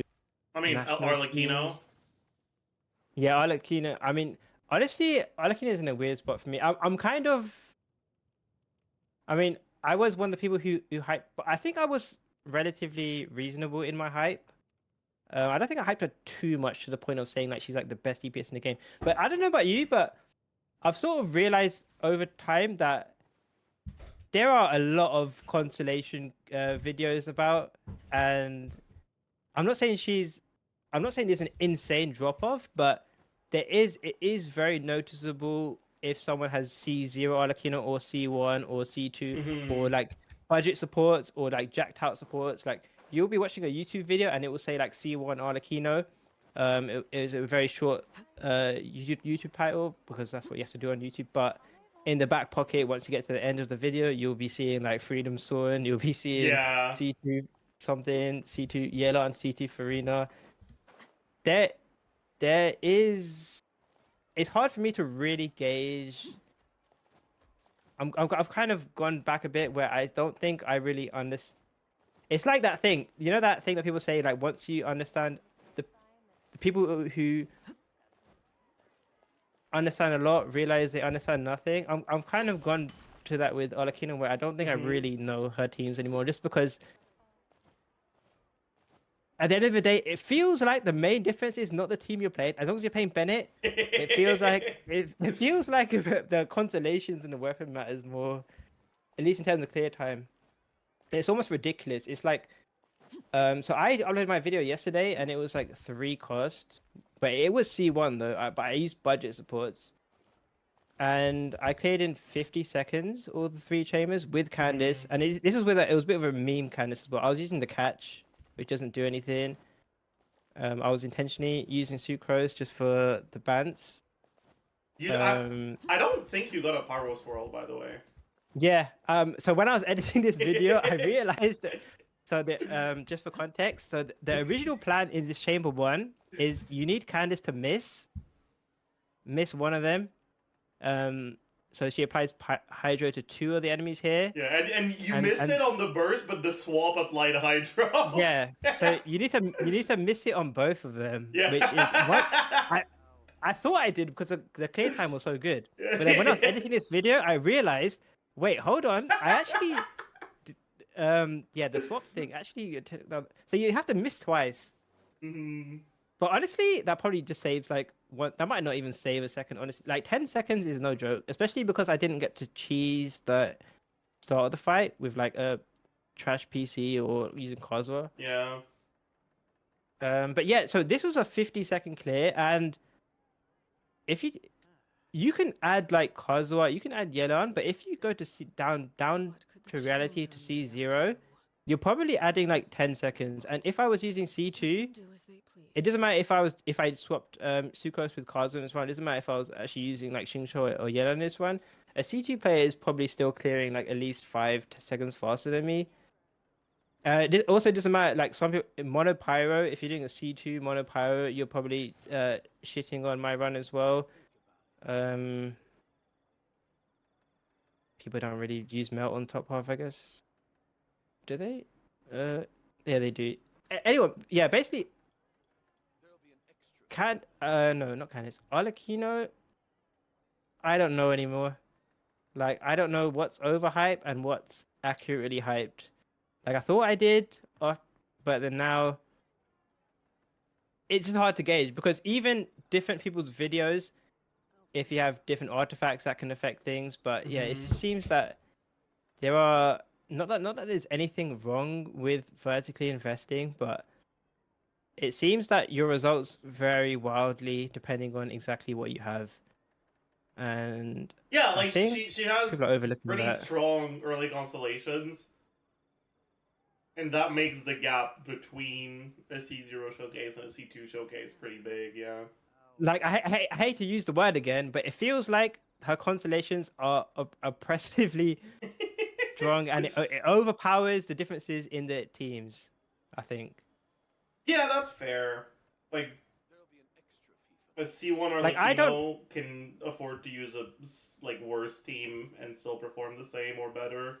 No, it'll be better. Like, I don't know. Like, my point is, I don't really know the difference between, aside from the defensive utility, I don't really know the difference between Xingqiu versus Yelan versus playing mono pyro with Xiangling. I really don't know. Because it just seems that the more important thing is whether you've got C0 or C1 or C2. Yeah, it is also worth noting that both C1 and C2 overwhelmingly do more in speedruns than in, like, non-speedrun stuff. Because the C1 makes the part of your damage that's coming from your Mask of the Red Death significantly higher. And your first attack and your fourth attack, right, the ones that vape, they have a lot of Mask of the Red Death. So C1, even though it's like overall a what, like 20-something% damage increase?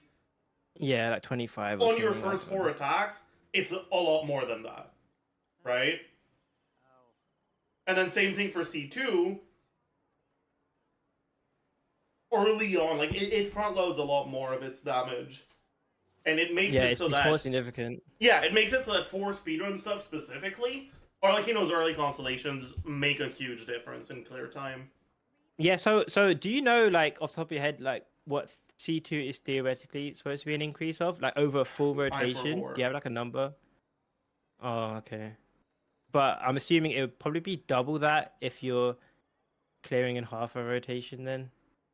Or maybe even more, right? Because she follows it because she has the downward It's scaling. definitely more than double the overall DPS increase because I mean, fuck, you can kill the enemy in like 3 seconds.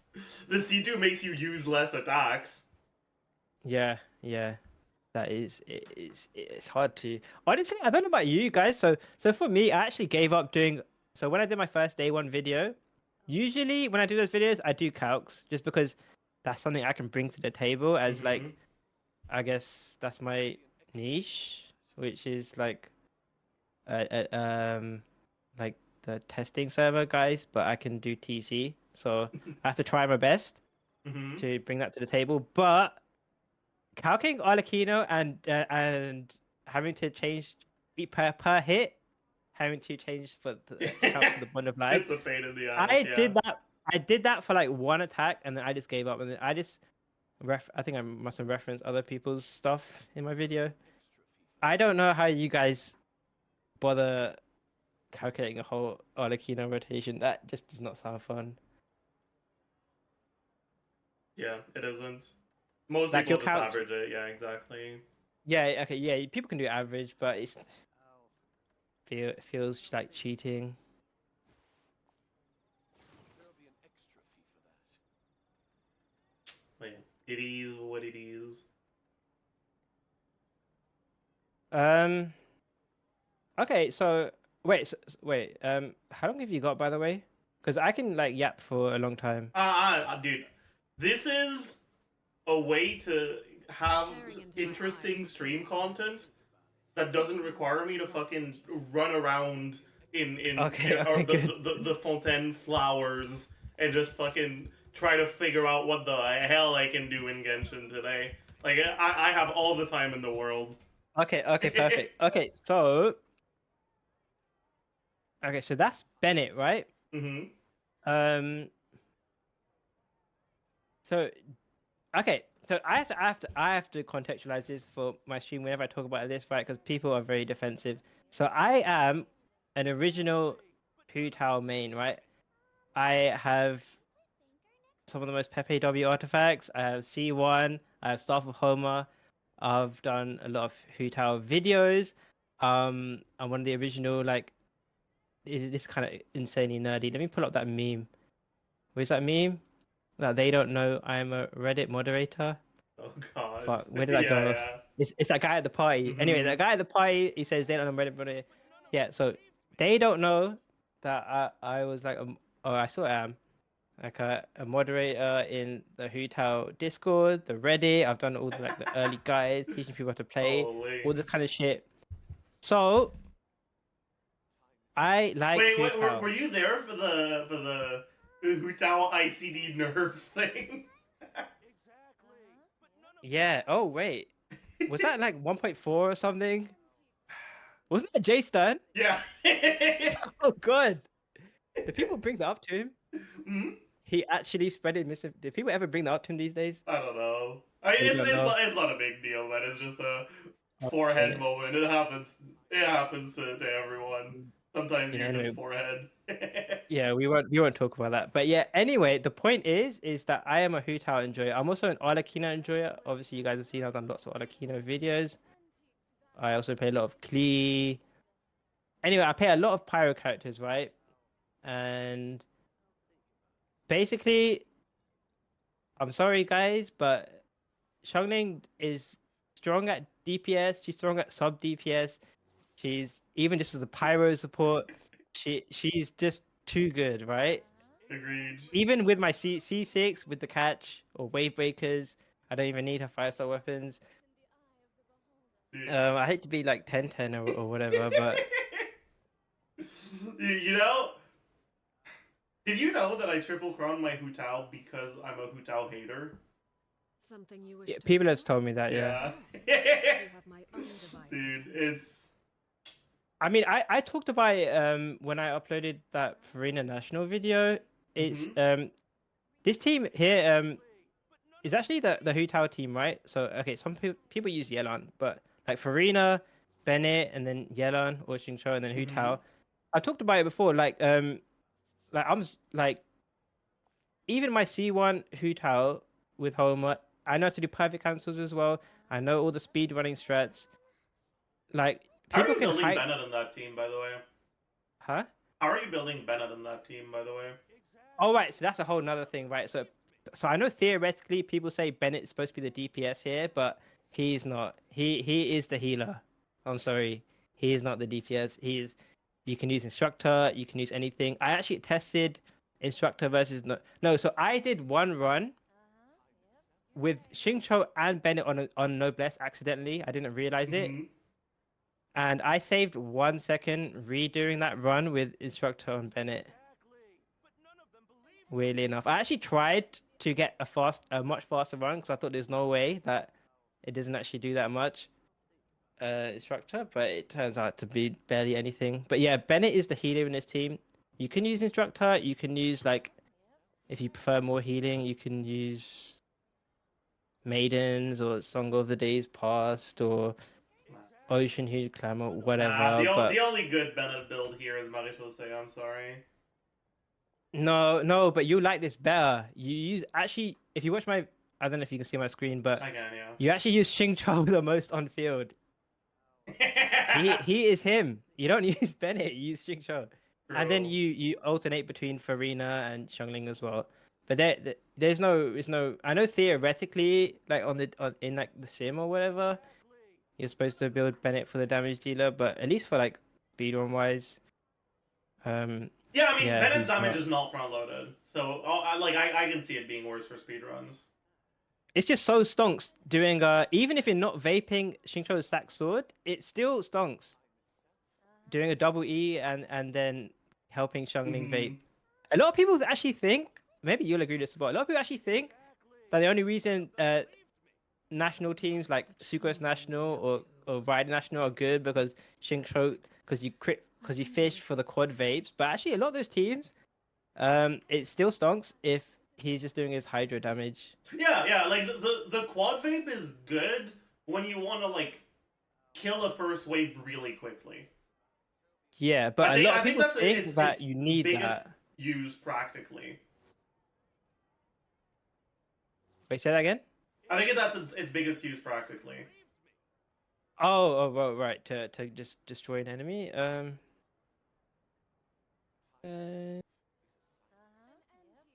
Yeah, I guess so. I don't know if you've seen like Magu Kenki versus National, but you actually don't want to use Pyronado in the first wave.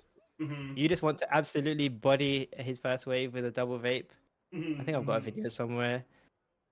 But yeah, a lot of people I guess they would use that damage as like a way to write off like the value of like sacrificial sword or his role in the team as like, okay, yeah, that's only good because he gets like quad vapes there. But I mean, even in like Ride and National, you can, if you do amazing timing, you can vape his skill even with electro charge stuff. A lot of people think you can't, but you can. But he doesn't need to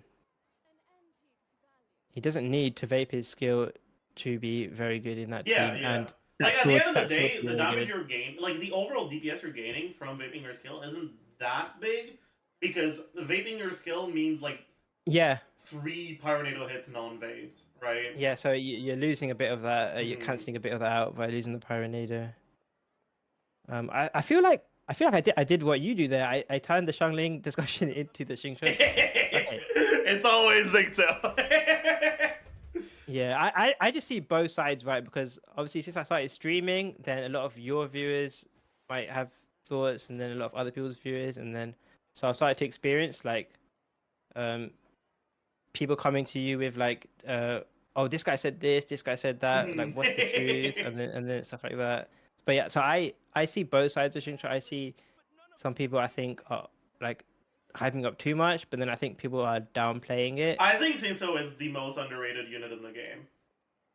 Depending on who you ask. Well, I probably would agree Because, with that. like, looking at the overall perception of him from, like, the overall, like, the whole player base versus how good he actually is. I see what you're saying, but do you usually account for like, because you know people say like, oh, the real average player doesn't even like watch videos, but then obviously we have to draw the line somewhere, right? We have to only be talking about people who are consuming content. But do you think people who like I guess the quote unquote the average Genshin YouTube watcher, do you think they underrate him? I think Xylox viewers know Shinso's Styles good. is okay. Like, some of them probably underrate him, but overall, I wouldn't say that he's all that underrated for, like, that group Oh, okay. of watchers. But, like, Okay, because I'm also including people who consume, like, are involved with the community in some way, but not necessarily the guide and, like, min-maxing part of it, right? Like, you look at, yeah, Tuano viewers and Dish viewers and stuff like that, right? yeah, because Alex is a bit adjacent to you then. So, but like the other big creators like Dish or like the other, yeah, like Dish, yeah, like more casual ones. So you Mhm. say those guys would underrate him? I guess so, maybe. Like, if you open your co-op right now, you pick a random player, it's No, but those guys are very... too casual though. Those guys are too casual. They're not even making builds. They're using fast equip. They're probably not even using fast Okay, equip. They're probably streaming it as a thing. you open, like, you're in the co-op right now, you find someone whose highest abyss is floor 12, and you look How at do I whether do or that not they again? have Singso built, and I think most of them just don't.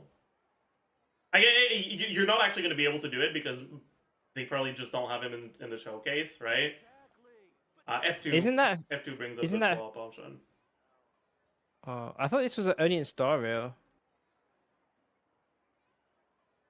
What do you Check mean? information.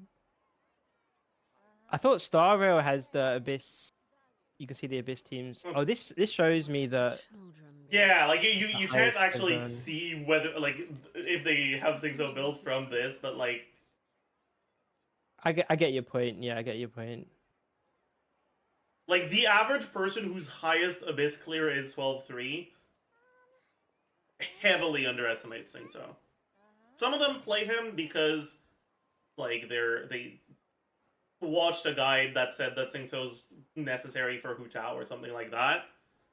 Yeah, But yeah. I think That's most probably people just actually just don't realize how good he is.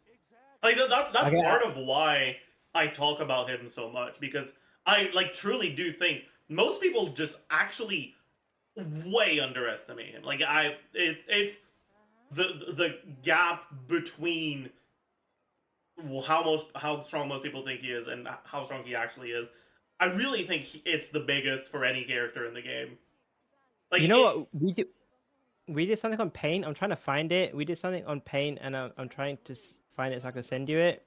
It was like, you know that bell curve thing. mm-hmm. Maybe someone saved it. You know that bell curve thing where it's like the low IQ people versus the high, Yeah. and there's the people in the middle and there's the high IQ people. I didn't do. I changed it to IQ because I thought IQ was a bit condescending. But Mm-hmm. we were doing. I did a Paint thing on stream just before we started talking, and it was like the very casual players. No. So it was like best character in the game. That was the title. People, the very casual players are all the way on the left. Which say or just play Xiangling and Xingqiu. Then the people in the middle. If anyone in chat has took a screenshot of this, so I can explain it better. But the people in the middle saying, "Oh, Farina is so overpowered. Farina buffed every team," and then the people all the way on the right, which I named like. So, okay, so it's casual try hard, and then it's try hard. And then, yeah, the people all the way on the right, the try hard, say just use Xiangling and Xingqiu. I thought you'd appreciate that. Yeah. So it's like the bell curve of how try hard you are. That's like And yeah, casual, try hard, theory crafter. Yeah, but I said it for like just tryhard in general because it also encapsulates like speedrunner again as well. Mm-hmm. I mean, okay, so you say that You intro have is the a most special underrated place character. in I my mean, heart. okay, I hate to say it, but I'm probably copying you, but in a different direction. I would say at this point, I mean, it's gonna sound edgy for the point of being edgy, but I would say for like our community, people are underrating Bennett now, and people are in denial that he is still the GOAT. Hmm. I think people are focused too much on the circle impact thing, which is obviously that's a Do you mean in nice the quality of sense that life thing. like they prop up Farina, Kazuha, like Yeah, kind of. Yeah, so that's half of it. And the other half is I do often get people in like chats or in YouTube comments and then them asking like, "Oh, this creator says that Bennett is losing relevance," or this creator says people aren't really using Bennett as much these days as before. And so yeah, so that kind of angle and yeah, that coupled with people like saying, "Oh, like Farina's the goal," or like Yelan is the goal, and I do feel, I mean, like I said, this is for like our community. So obviously, this is not for like mm-hmm. super casual or like others. This is for people who like watch Twitch and try hard YouTube channels, stuff like that. But yeah, I think maybe even Bennett or Xiangling. I think people are either in denial or they just don't know Staring into Yeah, my I how think eyes. actually strong your Xiangling teams can there's a be. comment in my chat that I actually I really like. They said Copelia being in every single abyss probably contributed a lot to the quote unquote downfall of Bennett. And like, yeah, playing Bennett without Yes, Singto against Copelia feels like ass. no, but that's what I mean, right? So someone Mhm. said downfall of Bennett, and my thing is there is no downfall. Yeah, no, It's but the same or it's they up. put like three quotation marks on each side of downfall. Oh, Like okay, okay, yeah, they're okay, not referring to actual downfall. They're referring to the perception of the okay, downfall. yeah, okay, okay, I see that. But yeah, and I very much agree with it. I think like the biggest downside of Bennett as a character is that self-applying Pyro Aura can be dangerous defensively. And I guess the circle impact thing, but like the one you're gonna feel the most basically is that one. And recent abysses have had a melt one shot thing basically every single time, right? Copelia in like 5 abysses in a row. First abyss we don't have Copelia, triple Genki. And like that obviously is gonna make Bennett feel a lot worse for a lot of players. Do you think people are going a bit too far when they start like talking about Yeah, I think honestly, I don't know if there's a single 4-star character that is not underrated. Beidou is overrated? I said it. I'm sorry. I said it. Uh, I'm sorry. Beidou is overrated. I'm sorry, guys. nah. I said it. Oh, I got the link. I got the link to that meme. I think your perception of people's perception of Beto is wrong. I think you've been exposed to people that are repeating what I say about Beto, and you think she's worse than I than I do, and because of that, you think she's overrated. But trust me, no one else thinks she's good. So like outside sent you the of people who watch me, she is not overrated. Anything close to it. I sent you someone screenshotted my stream. I sent you the screenshot of that meme, by the way. The Yeah. IQ thingy. But I removed the IQs because that was kind of condescending. But yeah, I mean the thing with me is, I mean, I know that most people don't think Beto is good, but for me, it's the times when people do prop up Beto, it's like a lot of time it's like using like 2 target calculations, or it's like saying that she's like flexible, like she's like a lot of people try to say that she's like the Electro version of Xiangling, Oh, she's definitely not that. But the funny thing is, her kit. So the funny thing is with a lot of the 1.0 characters. So if you look at Xiangling, Beidou, and like Kaya, for example, they Hmm. actually all have very similar kits. Like if you just read their kit, if you didn't play the game, if Yeah. you just read what they had, especially Kaya and Xiangling, they look like they do the same thing. Yeah, but they Yeah, don't. and and even Beidou has so all these characters have overloaded kits. Like Hmm. if you just read it, like Beidou even has like she gets a shield at C1. I don't know why she gets a shield. Her damage juices up with C2. She gets like a team debuff at C6 even Hmm. as well for no reason. Like obviously everyone knows what Xiangling's kit does. Is a so these guys have overloaded kits, but it's just the way the game worked out and the way the game actually like developed, and like certain mechanics that they probably didn't factor in. Like I don't think it's you that they know, didn't factor in stuff. I think it's more so that if they want to expand the cast without resorting to power creep, they can't keep making overloaded kits. They have to make more like specialist units. yeah, but but so for me, Beidou has an overloaded kit, and she should be really strong, especially if you like assume the ideal scenario for her. But the thing is, she is not her. She just didn't end up being that way in like almost every situation. Like for me, so I have some Beidou mains in my Discord, like Hmm. speedrunners as well. And I think even they say like the thing with Beidou is she's not flexible. Like you play Beidou if you want to be a Beidou main and you want to play I Beidou. don't know about that. I think like the reason why I like Beto so much is similar to why I think Singto is better than Bennett. I think in slots where like I agree that she's not that flexible. She doesn't have that many teams where she's good. But in teams where like you're looking for a nice like offensive defensive mix, like a Hytham teams, Beto can actually be really strong. She's an option, I guess. She brings something different to the table as well, but I just oh sorry, you might have caught me looking at your stream there. Sorry, I'm coughing. I just don't like legitimate successful uses where she has slotted in and been a mainstay. I don't really think, and especially for a character who had these advantages. So she had the advantage of having an overloaded kit. She has the advantage of like working off field. She even has the res shred. She has a super omega long duration. I think it's like 15 seconds or something. So she has all these advantages, but practically she didn't end up. So like, and expect slotting into, and especially when like people, I hate to say it, but you know, like when people talk about like the OP 1.0 4 stars or the OP Hmm. 4 stars, like, like honestly, like sorry, but people do sneak in beta into that. Like I did like the Drake meme, like the bro thinks he's no, what's it? Bud thinks he's on the Yeah. team.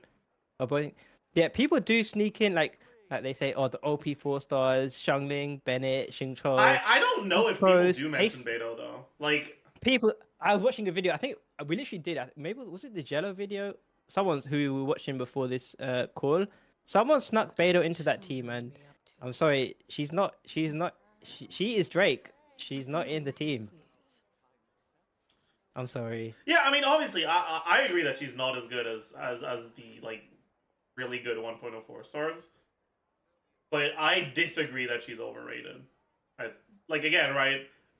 You're talking about very specific people or like content creators or whatever Yeah, that's why I that. specified like our sort of community Mhm. is very niche, but that's kind of yeah, that is what that is like who I'm sort of referencing, I guess. It's hard for me to really say like the wider player base who is the most overrated. 'Cause I feel like I'm just guessing at that point. I Something you haven't wish got to really have got that known? much of a Go frame on. of You have reference or my discussion with undivided it. attention. Okay, I've got a question. No, it's gonna upset people. I was gonna do the opposite. Who's the most overrated? And that was gonna get too spicy. I mean, no, we can talk about that. Honestly, I'm down. Like realistically, I don't think the most overrated unit can be a 4 star because I don't think the community at large rates any 4 star all that high. The few 4 stars that are rated relatively high, like Singto and Bennett, deserve to be there if not higher, right? Yeah. Someone said Fischl's. I mean, No. I would say she's too good in aggravate to be like. Maybe she's overhyped in a lot of other stuff, like Neuvillette stuff. I think Fischl is omega overhyped. Like people, Yeah, like Fischl was a good option on Neuvillette release because your options kind of. it. I mean, it's just because people didn't really know what the best options were, and Fischl felt like she would be like a natural fit, like just like stuff that, like what you think. Oh, okay, Neuvillette needs like an off-field character who can add a reaction for his iconic stack. So she seems like she would, but in practice, I mean, everyone knows it right now. Like she's griefing your swells. She's actually lowering your damage. Sucks. I'm sorry, man. Lisa over official confirmed. Yeah, true. True. Um. Hmm. I mean, I don't know, man.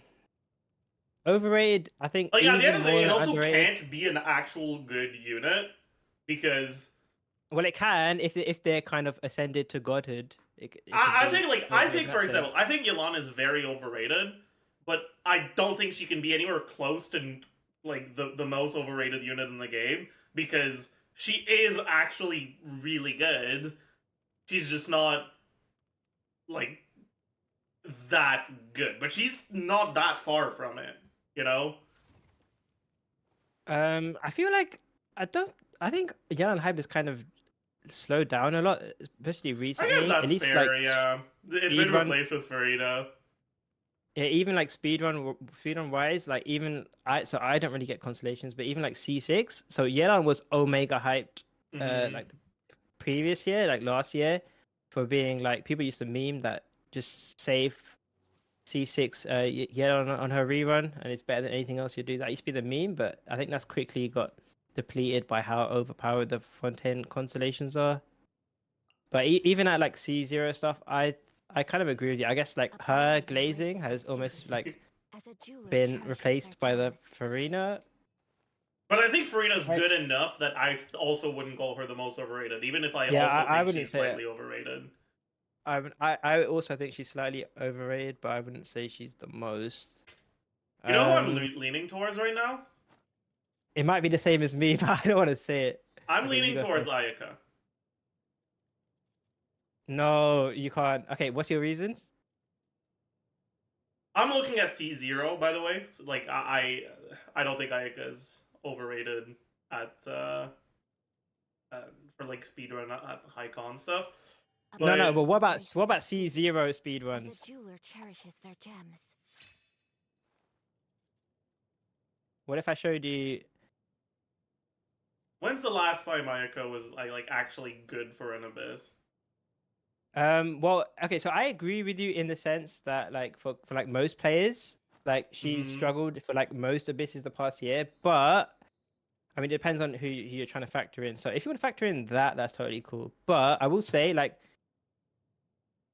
C0 speedrunners for Ayaka have been balling out like almost every abyss, maybe every other abyss.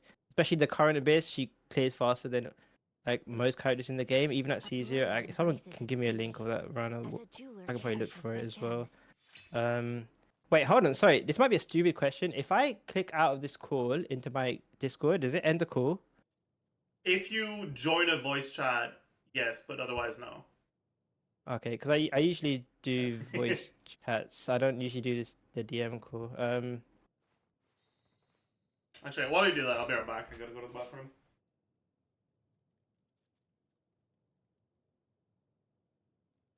Okay, suggest chat. I have the run, and obviously, what's just gone. I'm fully aware that most people don't care about speed running, right? Obviously, I hear that all the time. Oh, no one cares about speed running. Why are you saying this?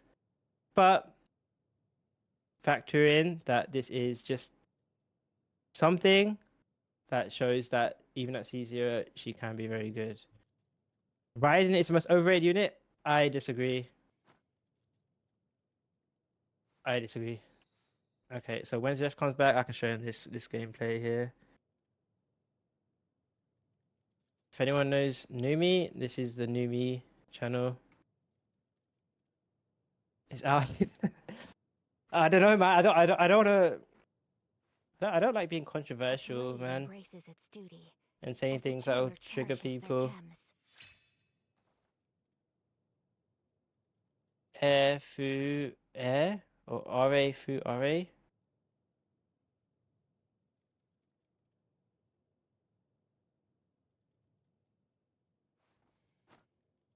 Now that Jeff is gone, Shincho is the most I'm back. overrated. I Oh. don't know. Oh, he Oh, he must hey, have caught that. whoa, whoa, whoa, whoa, whoa, whoa, That was someone in my chat, by the way. That wasn't even me. But yeah, anyway, so I'll play this gameplay in the background. But yeah, like I said, when you were gone, I'm fully aware that most people are gonna say, "Who cares about blade speedruns? This is not embraces its relatable, duty, whatever." As a jeweler But I cherishes mean, their I'm just gems. yeah, I'm giving some sort of reply, right? I mean, what do you guys want me to do? Do you want me to like hop into the abyss or do you want me to whack out some calculations or whatever? But yeah, anyway, the point is, this is a C0 Ica player, and even when abysses have been disadvantaged to her, like if you know what you're doing, she is still insane. But like I said, I know most players probably don't even know you can play this team, right? I've known this for like a year or whatever. A blade Like this embraces is its basically a duty, mono cryo. It's as a not jeweler Ica melt. cherishes This is their a gems. mono cryo Ica. It just uses Bennett because he's the best buffer as always, and it's basically mono cryo with Bennett as a honorary cryo. But yeah, you could play this team. People have been playing even This freeze Ayaka versus is like bosses. actually like I used to have a build Ayaka back in the day when I played on my Taiwan account, and this Ayaka is hitting for like triple But the damage. the thing is, yeah, so people might say, oh, just have C5 Bennett. This is a C6 Bennett, by the way. Look at this. This is Yeah. pyro Blade attacks. embraces its duty, So this is as a suboptimal. jeweler cherishes their The same thing gems. with my gameplay. My gameplay also has C6. I am actually curious as to the builds on the other characters because I saw a Freedom Sworn. I'm expecting there's gonna be. She's probably on Mist Splitter, right? A Mist Splitter. The constellations on C2 Kaza don't matter, Kazuha, Freedom but because they, Sworn. they don't use Kaza's burst, so it doesn't really matter. The Freedom Yeah. Sworn does though. Yeah. It's basically a C0 Kaza. What It's about like Shenhe? Aquila Bennett, and then C0 Yeah. Shenhe with R2 Skyward Spine, pay to win. We got him, boys. It's pay to win. It's unrelatable run. A blade embraces its duty. But I'm joking. But people unironically do that. If they see you have like, I mean, should I put out that meme? Because I don't know if you've just seen this meme. Where's the hoot? Where's the hoot out? Okay, but yeah, whilst I'm trying to find that, yeah, I think Ayaka is overrated for like the average player, right? Regardless of constellation, but also regardless of constellation, if you know what you're doing, she is still as strong as she ever was. Same thing with Garnu actually, which probably might surprise a lot of people, but yeah, both of them. It just depends on how much you know. Which I guess that sounds condescending, but I'm not trying to be. It's just like the amount of try hard you are, and that's not even just about resets, because like actually Ayaka teams have always been like one of the least reset kind of teams, just because Ayaka's damage is not really crit reliant. And once you're hitting an enemy, like once enemies are grouped and frozen, or if you're fighting a boss with Bennett, if you actually hit the enemy, there's not much RNG. So it's not like resetting. It's just it's planning your. Basically, in a lot of speedruns, you have to plan what you're gonna do. Basically, like you have to plan. Oh, I'm gonna use this, then I'm gonna use that, then. So Ayaka is a character. If you plan what you're doing, which obviously most people are not gonna want to do, but if you do plan your stuff, then she hasn't really changed. She's still as strong as before. That's what I would say. And I think you'd probably agree if it once I put the context for that, right? Like obviously, Yeah, I mean, average I think that it just doesn't matter that much what's over and underrated in a speedrunning context. Yeah, of course, it's a niche community, but I'm just speaking for my community. Yeah, So here's that's the fair. meme, right? Here's the meme. So Hu with 4 stars only proceeds to use Bennett, Shincho, and Sucrose. Like What does that even mean? People find anything to complain about what you have. Some people also in my national runs, people also used to complain that I had a max refined sacrificial sword, and that Yeah. was not relatable because that allows me to guarantee the reset on Xingqiu. Mm. It's not relatable. Do it again with Amanoma. True. I mean, so is that your answer then? Is it Ayaka? I think so. I could be convinced of someone else though. Like I'm not attached to the As idea. a jeweler cherishes their gems. Okay, guys, should I say it? Should I say it, guys? But the thing is, like I said, I don't really like being controversial and saying stuff and triggering people. But okay, for the sake of discussion, for the content, I'll say it. And my chat already know who it's gonna be because if you're in my community, you know what time it is. You know, you guys even say it yourself. Most overrated character, Zajeff's chat, I'm sorry to say, is Al Haytham, and you see it a lot these days. You Really? guys have seen all the memes about the three Pokemon of the game, like how there's a three best Interesting. DPS. A blade You see embraces that? its Al duty. Haytham is the As a Drake jeweler of cherishes their those gems. two. He's not in the team. Hmm. Yeah, your chat agrees. The thing with Al Haytham is, I think a lot of his hype has been because it sounds weird to say because obviously like calculations are very niche, right? Calculations are most probably like 10% of the community even know what calculations are. But okay, let's just speak about our community. So it's very niche, I get it. But a lot of Al Haytham hype, from my experience, is based around the idea that A blade his team embraces its has the duty. most damage. As a jeweler Right, and cherishes that their was gems. carried on when it first came out, and then it's been like a thing. Like, oh my god, I him does amazing damage. He's the best DPS. That was what it's almost been like passed down through the patches that people know. It's like a legacy take that people he calculated the best, so he was the best. But there's like multiple ways I can like sort of go here with this. I can go with the calculations part. I can go with how he performs in speed runs. I can perform.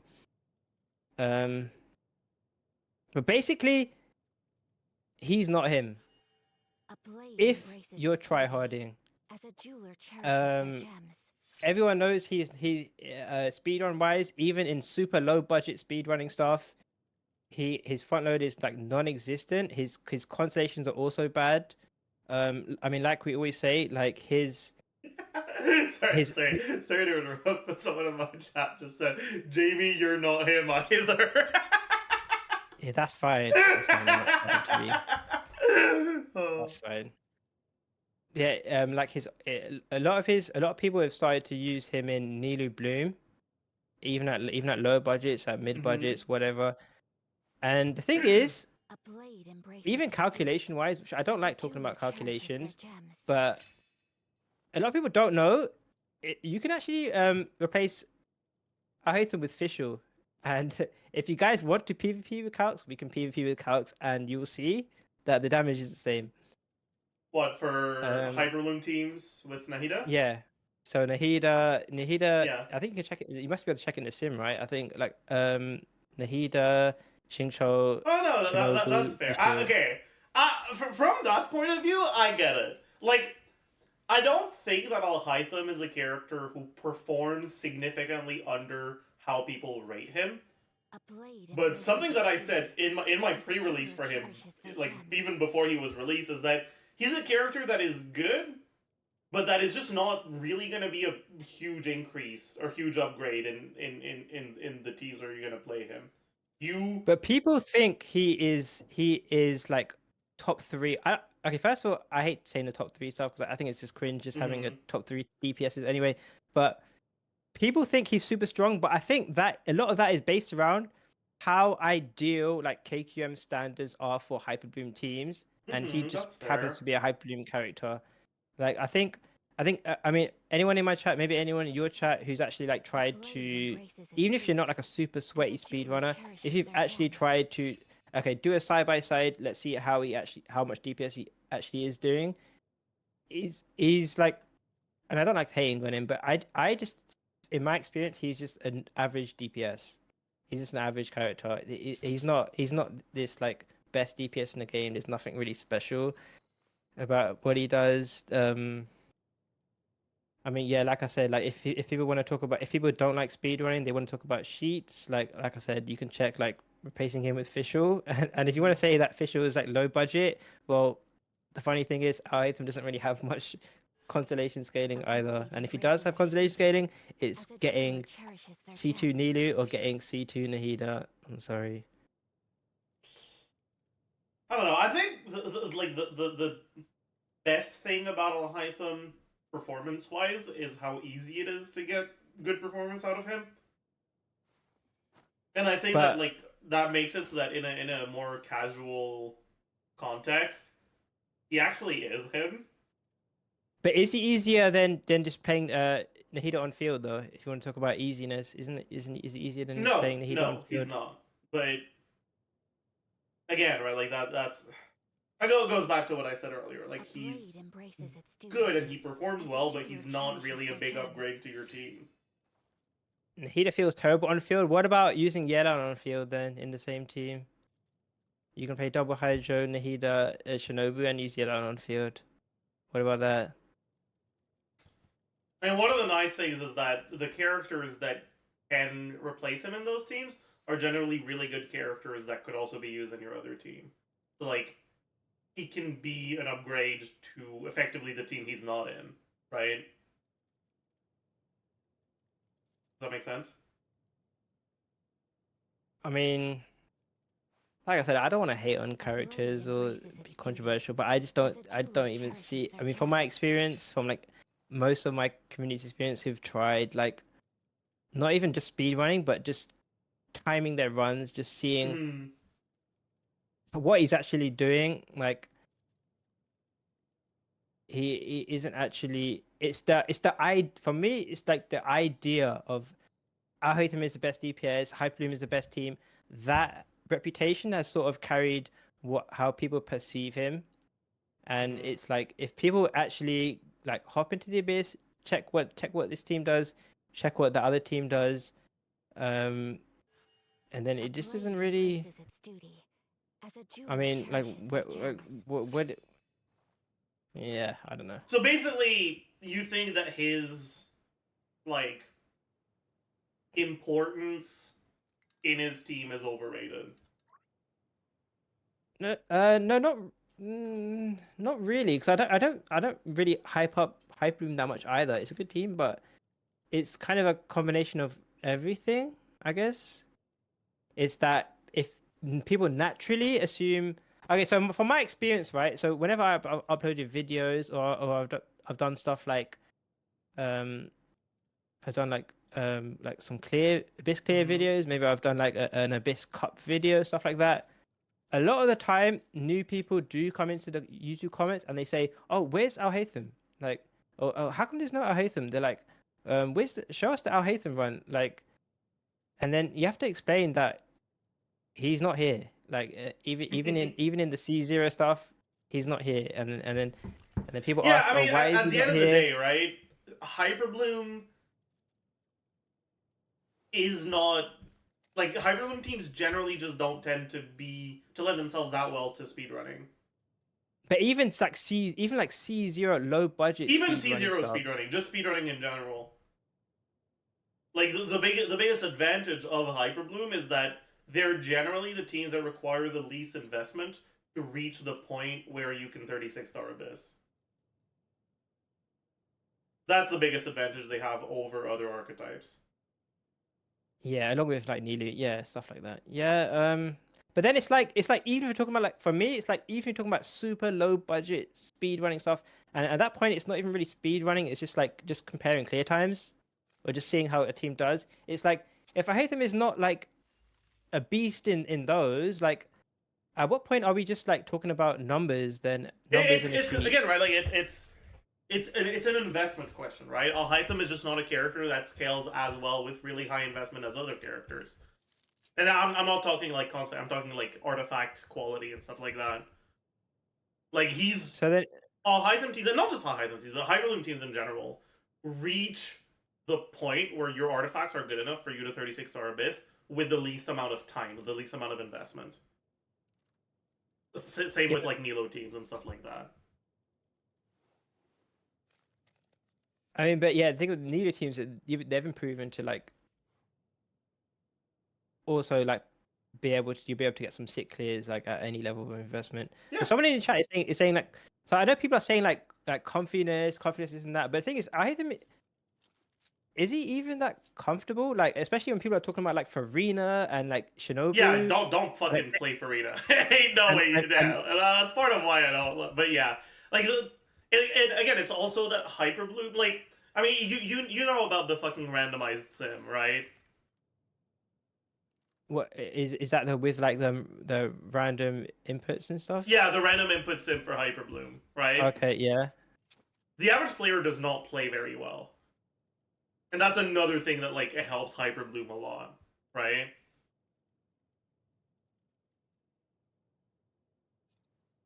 Yeah, I guess then that would lean into like that one of the aspects of the argument, which is that, like you said, his contribution to that is not really. He just happens to be the 5-star DPS for that archetype. Then Yeah, exactly. Like he's good at it, but he's not outstanding. That's fair. I can honestly. I think you've convinced me that he is the most overrated, but I don't think he's. Like, don't you see like for the past year, people have been saying like Nuvile Al Haytham. Do you get that a lot in your chat? Like people will randomly come in your chat and say like Nuvile Al Haytham top 2 DPSs or these are the gods of the game. I And don't. it's like, I don't really get people comparing Nevilet to Alhaitham. No. Really? Have you not seen like the Pokemon memes and all the memes on Reddit about like the best DPSs and stuff like that? Not really. I mean, yeah, but the thing is, you got to keep in mind like a lot of that is straight up like they start with a format and they try to do something to make the format fit. It isn't necessarily representative of even what they think, let alone community perception of it. Okay, even outside of the meme pictures, have you not got like, especially since Arlecchino has come out recently, have you not got people talk about like Nuvile Al Haytham Arlecchino or Nuvile Al Haytham stuff like that? Do you don't get that? Not really. I'm not saying it doesn't happen. I'm saying like it's not something I've been exposed to. Okay, because I get exposed to that a lot, like, Mm-hmm. and then people, like I said, then people are like starting to like compare like Al Haytham to like Nuvile, and again, I must have said this like 5 times already in this conversation. I don't like comparing characters normally. I don't really like tier lists or like comparisons, stuff like that. But I mean, it's a podcast for fun. But yeah, I think once people start comparing like Nuvile, it's like come on guys, like what? Then it's like Al Haytham is on, then it's my argument that Al Haytham is like on reputation, and it's like people are not really actually comparing. Oh yeah, I've seen that one, but like it's again right. It's not. Yeah, like Harbinger of Dawn, Al Haytham, like bro, guys, come on. That is Harbinger of Dawn, right? Yeah, it is. Yeah, like people use Al Haytham, Farina, Shinobu calcs with Harbinger of Dawn. Yeah, that's not real. That is like come on, man. What is this? But it's fine with things. You guys. Yeah, but I mean, yeah. But then that's. Yeah, a lot of people could like. I mean, a lot of people's strength when they talk about Al Haytham is that how he's still evolving. Like when for Yelan, he can use Yelan now. He can use Farina, but then it doesn't matter. Still using to. Yeah. Anyway, I don't want to hate on Al Haytham too much. I just think like, with all that considered, that's who I would say is the most overrated. And at least a lot of people in my community agree that even the Al Haytham mains, like they're like, bro, like how do I clear this? How do I one rotate this boss? Like even bosses, right? So like I said, people come into my videos in like the boss videos, and then like, where's the Al Haytham run? Like, oh, I can't wait to see how fast Al Haytham did it, and it's like, guys, he's not here, man. I'm sorry. Aware.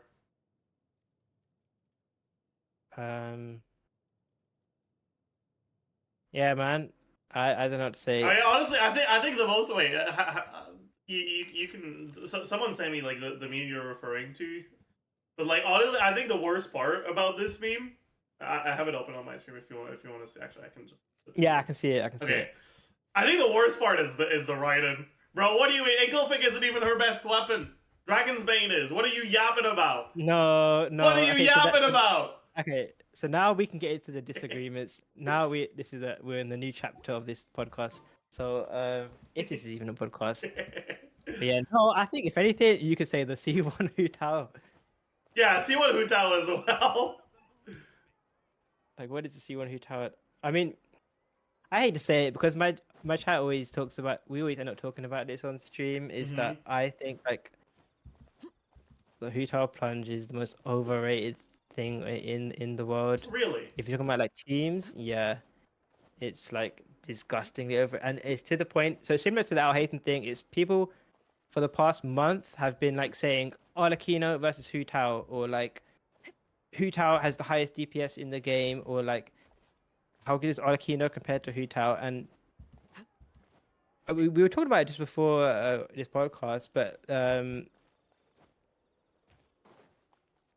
Punch Hu Tao's AoE is not a real thing, guys. Oh yeah, It's Hu Tao like- doesn't have AoE in plunge. Like, That when is people true.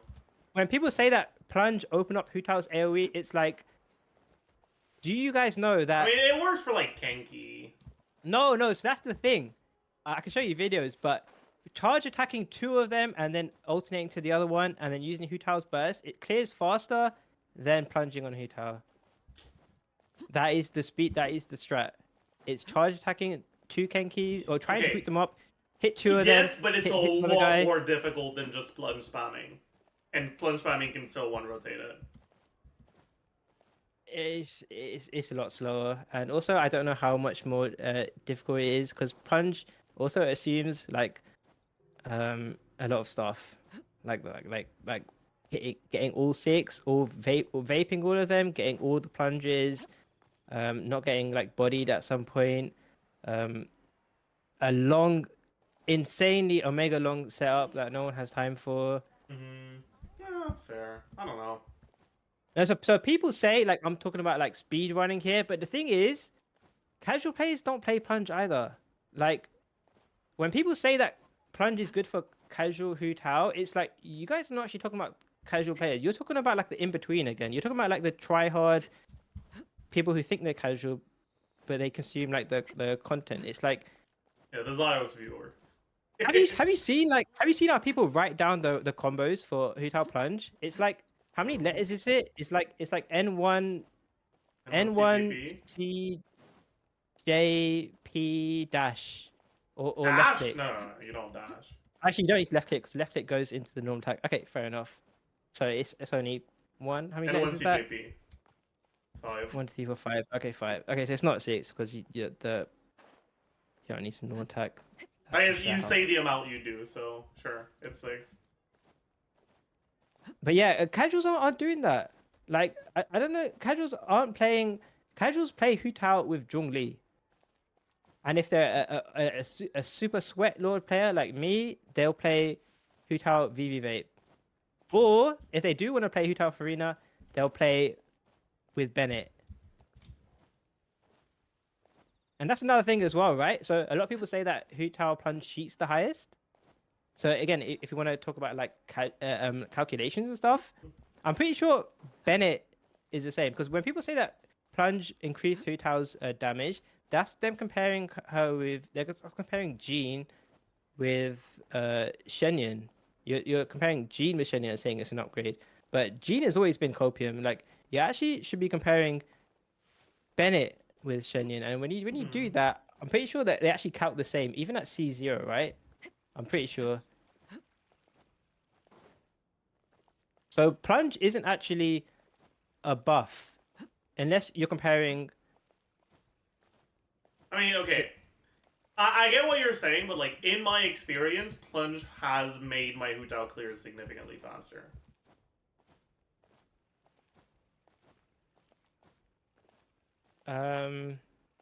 But I hate to say it, but what are you comparing it with? Literally any other team. with Hu Tao. Like, it's not faster than a VV Vape where I've reset 5 times to get the right run and the right whatever. But I didn't have to reset.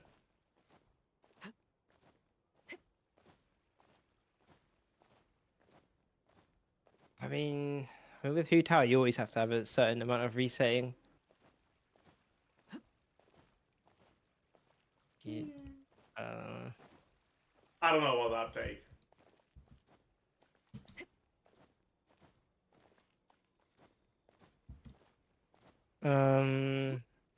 I mean, it depends, right? I mean, I see some people do say that in their experience it has been good, which is fine, I guess. But like, in terms of like, so super casual Hu Tao players, like, so we're talking about like the usage rate stuff. Mm-hmm. Those guys always play Hu Tao with Zhongli because it's the most comfortable playstyle, Fair. like double Hydra stuff. And then I the will super say, tryhard though, players. China is not that much less comfortable. It's pretty close. Because I disagree. you're playing an Well, HP actually- scaler that's full health.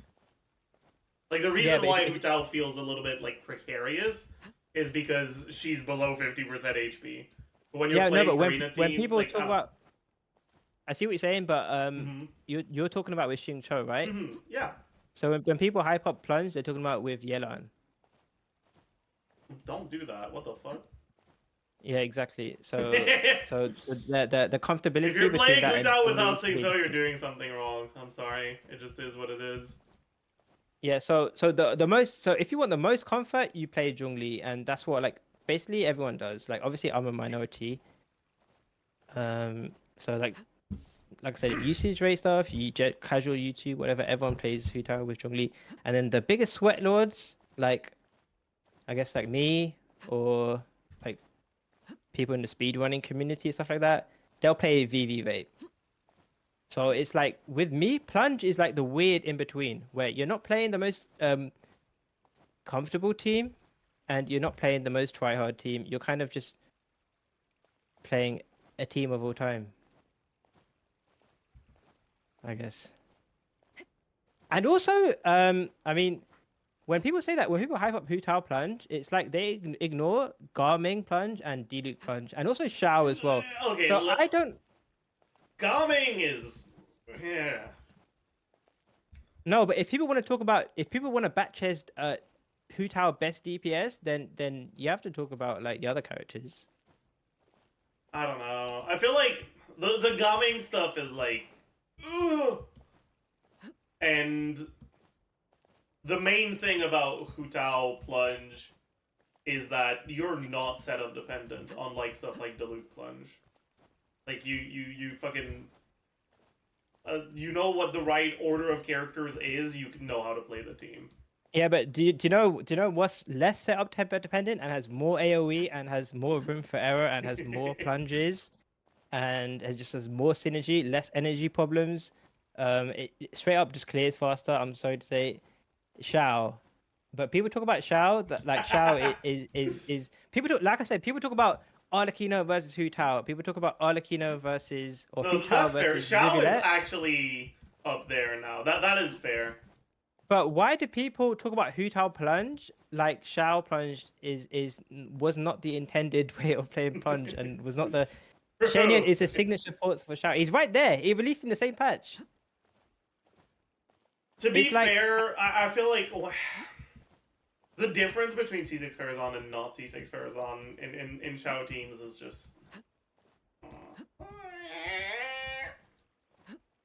Yeah, but when And people hype I up never Hu like Tao, it when the character is that dependent on a specific, not like 1.0, so you can't get it from like shop or events or whatever. Of course, our character that's C6, like yeah.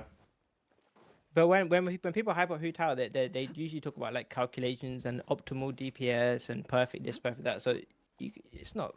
I mean, not necessarily. Like some people do, sure, but I don't think that's the only argument for her.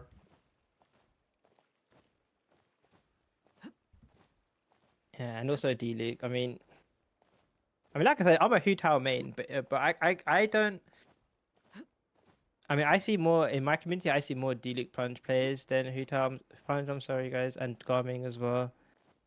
Obviously, I know it's a hardcore community, but You want to know what the real take about this is? The real take what? is you should be playing Bennett plunge, and people just aren't ready for that. I don't know about that. I think Bennett's my favorite, my strongest character, but he's a healer. I'm sorry, he's not a DPS. I'm sorry. Yeah, I like guess also unironically, the only thing that prevents me from playing it very often is that it takes so long to gear him twice every time I want to play him as a carry. yeah, artifact loadouts when yeah, one day. I mean, they're putting so much quality of life, and I hate to talk about story. I actually hate it when people. That's one of my things. So I didn't follow Wuthering Waves. I didn't follow betas or anything, but it comes out in like, it's not a paid ad. It comes out in like 9 days, and I've actually been talking about it a lot. I'm quite interested in it, even though I know nothing about it. But one of the things I'm kind of put off by is I don't like it when a game's community's identity is around like being like refugees from another game or talking shit about another game. So I hate it when people like talk about Star Rail just to shit on Genshin, or talk about Wuthering Waves just to shit on that. But yeah, there is a lot of quality of life that hopefully Genshin gets. Yeah. Yeah, I will say though, I mean, like for the Wuthering Wave stuff, they have like the most vocal toxic player base, but the overall player base isn't all that toxic. It's just the people that are toxic are really loud about it.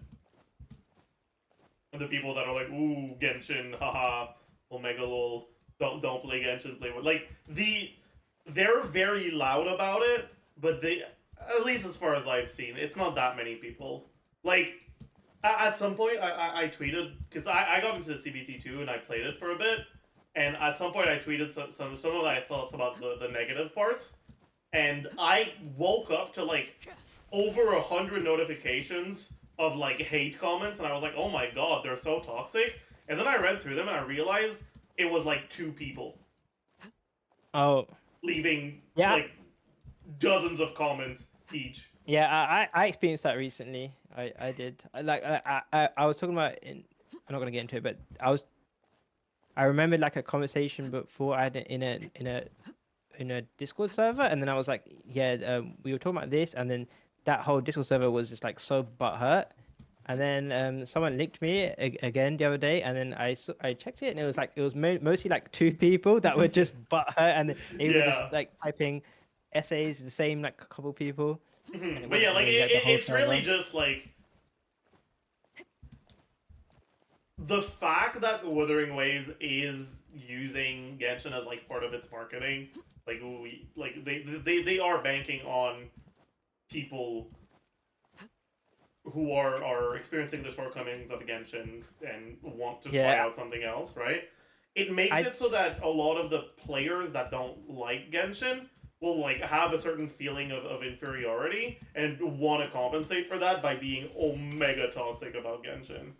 And not a lot of players, but like the few that are like susceptible to it are vocal minority. Yeah, exactly. Yeah, it just sounded a bit off-putting. I would like games to stand on their own merit. I will say I think Wuthering Waves can stand on its own merit. Like my biggest issues with it is like how effectively resin gated it is, and like how the progression is basically just dailies. I don't like that. I'm gonna be honest. I didn't follow any of that, so I actually don't know anything about it. But like the combat is actually good enough to stand on its own, I think.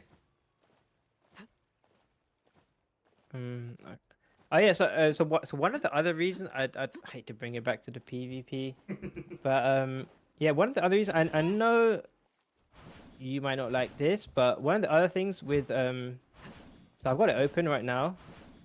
I looked at so there's this app. It's a Chinese app, and it has an insane sample size. Obviously, an app is still biased. So I wrote here it's still biased to like selection bias. since obviously the real casuals do not engage in Oh yeah, I saw that post. Yeah. stuff like that. And yeah, the other thing is I hate to say it, but it's just the truth. And it's also receipts as well. 'Cause some people didn't believe me when I said that most Hu Tao players in this community don't even use C0. But yeah, the other thing is so these are the receipts, right? Obviously, it has some bias, but I mean, I'm just trying to get some evidence. Most Hu Tao players don't play C0, which means the I mean, calculations that's that not plunge most is retail players. insane. That's most most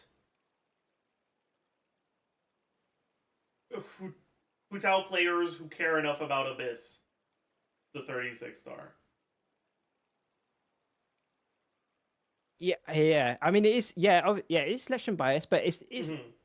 this app has like over 1 million. Like there's a Raiden one which has like 1.3 million. So obviously it is biased, but within that bias, this is a shit ton of samples Yeah, within like that. this definitely shows that out of the Hudao players that care enough about Abyss to clear, or like at least there were a lot more C1 Hutao players than C1 other character players, right? Yeah, like even Raiden, But if you're so looking at the actual overall player base, I doubt it'll be anywhere close to like even 20%.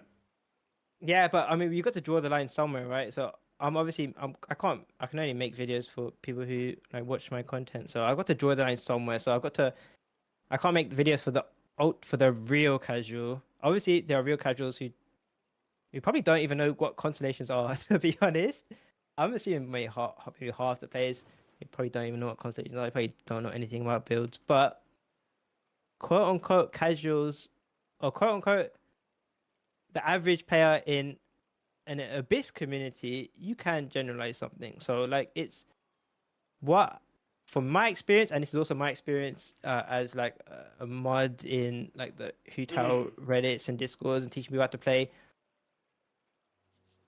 My thing is people shouldn't care about how much DPS the optimal perfect combo plunge is, because if you want to really optimize that, people, at least according to this and according to my experience, they just get C1 and then they just do dash cancels. I don't like that way of framing it, because it's basically like just swipe forehead, and I definitely don't like that. But the thing is though, I mean, it's the same whether you pull Shen Yun for Hutao plunge or whether you get Hutao C1, you're getting a 5-star. There's no actual, this plunge team is not actually any more like quote unquote free to play friendly. Yeah, than okay. the old I mean, other okay. playstyles. If you're presenting it as between getting Xianyun or getting C1 Hutao, if you care the most about your damage, then you should probably just go for C1 Hutao. That's fair. Yeah, that's what I'm saying. But you said like you shouldn't bother learning plunge combos. Just get C1, and that way of framing it, I don't like. I'm not saying bother learning. I'm saying how much theoretical DPS the perfect Hutao does in that situation shouldn't be a conversation like, oh, Hutao is the best DPS compared to Arlecchino or Neuvillette, because in this perfect single target situation versus a boss with plunge, it's just, I'm just saying overall, like you factor in all the different practical scenarios, you factor in that, like I said, most people have C1, factor in that all the different issues that calcs have. My overall point is that this doesn't matter. Like it doesn't matter how much this theoretical Hutao does for like various reasons. And yeah, one of the reasons is because most people don't even have C0. The other reason is because these perfect scenarios don't really exist. The other reason is because like Arlecchino has AoE, Arlecchino is flexible, Arlecchino works in like 10 different teams, whereas Hutao is like Vape. The other, there's like a million reasons. I just don't like people bat chesting Hutao's DPS, basically. That's fair, but again, I don't like the like most people don't have C0 argument, because like, okay, but what about the people that do have C0? Like that, I don't know. Well, I guess the other thing with that is that the people who are likely to seek out calcs and compare DPS and fight over that are probably more in line with like this type of selection sample. Does that make sense? I mean, sure, but there are still a large amount who aren't. Like, there are still a large amount of the players that would be willing to seek out content that, like, even this, right? There is selection bias in this, and even then, 50% of people in this sample are C0. That 50% still matters a lot. Yeah, but when you compare it to like like people usually say, "Oh, Raiden Constellation is this and this," but it's like significantly different. And also, this is Yeah, 1.4 I million. agree. Like, that's fair. It is different for Raiden. Like it's like alarming. Actually, there's been recent stuff that has come out about how Neuvillette is actually very similar to Hu Tao. So it's now like it's not just Hu Tao on her own that's this alarming, but Really? it's also yeah, Neuvillette's also about this. But Neuvillette also has better constellations past C1. So the thing with Hu Tao that makes it even more like wild is that Mm-hmm. Hu Staring into Tao's my like average eyes is constellation is this ill-advised. high, even though she's only really got Like what two you things. see. She's only got C0 and C1, whereas like Mm-hmm. there's other characters who are high, but they've got like there's more incentive, I guess, for people to. And by the way, just before anyone asks, like I'm mostly C0. My Nivelet's C0, so I'm not like a high spender or anything. But yeah, it's like Hu Tao and now Nivelet are like significant outliers in terms of what people are getting to. I guess I hate to say it, but like solve their gameplay. So I like don't with know. Nivelet, a lot of people are getting is C1, which I don't really. I mean, I think that's a different thing to the Hu Tao one, but yeah. Anyway, all that to say is that Xiangling is better than your favorite character. She's better than my favorite character. She's better than everyone's favorite character. True. True. Honestly, that is actually true. Oh, actually, you know what? I actually have a really interesting question. Who do you think is the most accurately rated character? Okay, which audience? Both, like within DC circles and overall. Okay, but okay, one more clarification. Overall, you mean the entire Genshin player base? Because I don't think I can do that. The online Like you, Genshin player base, online Genshin player like base? we're not including someone who literally just saw Genshin on the App Store and downloaded it on their phone and is AR like 42 because they play once every 3 days. But we Yeah, are because I can't do including that. like Toronto viewers. Okay. Ah, Okay, I have something that just straight up came to mind, but let me just see if there's someone else. Um. Okay, I've got two. Have I got? Is it anyone else? Okay, I don't want to do a meme monster, right? Because I can say someone that's just dog shit and everyone agrees that they're dog shit. But I'd rather do someone who people agree are good, right? So I would say, Sure, yeah. yeah, because that would just ruin the fun of it if I just say Mhm. like Carve or something, like obviously. But I would probably say Zhongli and Kazuha. They are the goats. Okay, they're not the goats, but they're accurately rated by each community who needs them or who uses them. So Jolie So for like people, casuals and Kazuha for. no, like so each group has a different opinion. So like, for example, like Mhm. Zhongli, if you're like a super sweaty guy, you know that Zhongli is he helps with it, he helps like survive, but he also is actually really good for DPS for certain characters. And then if you're like a usual if you're like a casual player, if you're like a mobile player, then you obviously Zhongli is your dad, and he helps get through the abyss with his shield. And if you're a theory crafter, then you know which team is Zhongli is like a DPS loss or a side grade or Mhm. an upgrade, whatever. So I think apart from the edgy takes, I think like Zhongli for each type of person, they know what's up for him. And then Kazuha, I guess most people know Kazuha is that guy, and then I guess for people also know some situations where, like, I mean, you can use Chevrolet now with Raiden. There's some teams like with Arlecchino, you can use Sucrose. Um, some teams where you just wouldn't even use him straight You up. know, Like, I'm actually kind of surprised you said Kazuha. Because I feel like the same reasons why you think, oh, Hytham is overrated, in the sense that he's like somewhat replaceable in his teams. Those reasons also apply to Kazuha. Maybe not to the same extent. They don't though. But... They don't. Because Kazuha is like actually like the optimal for the clear speed in so many situations. Like if you don't like your run is bricked. If you're playing a situation where everyone else is using Kazuha and you're using someone else, your run is bricked. Like Kazuha, he if you're like a free-to-play player, he's got plenty of teams. If you're like a dolphin, he's got plenty of teams. If you're a whale, he's got plenty of teams. If you're doing like combat events, he is that guy. If you're in exploration, he is that guy. In like almost every single in 90% of situations, whatever, he I don't think you can compare him and Alhaitham really. I think you might need to elaborate on where you were going with that, I guess. But I don't see it. Interesting. Interesting. Because if you like I said, if you're talking about like speed runs, like even like super low budget stuff, right? Where like you could replace Kazuha with a cheaper character in order to get like a 5-star weapon or something, or constellation, whatever. Like even stuff like Quicken, like coaching teams or Yaimiko, stuff like that, even like child stuff, they will always pick Kazuha first. He's that significant. And we're just talking about like clear times. Obviously, then now I talk about like casual stuff, and Kazuha's grouping is obviously very nice. Everyone glazes him all over online for like how easy and how nice he is to play. But the way I say it is, Kazuha is good if you're bad at the game, but he's also good if you're good at the game.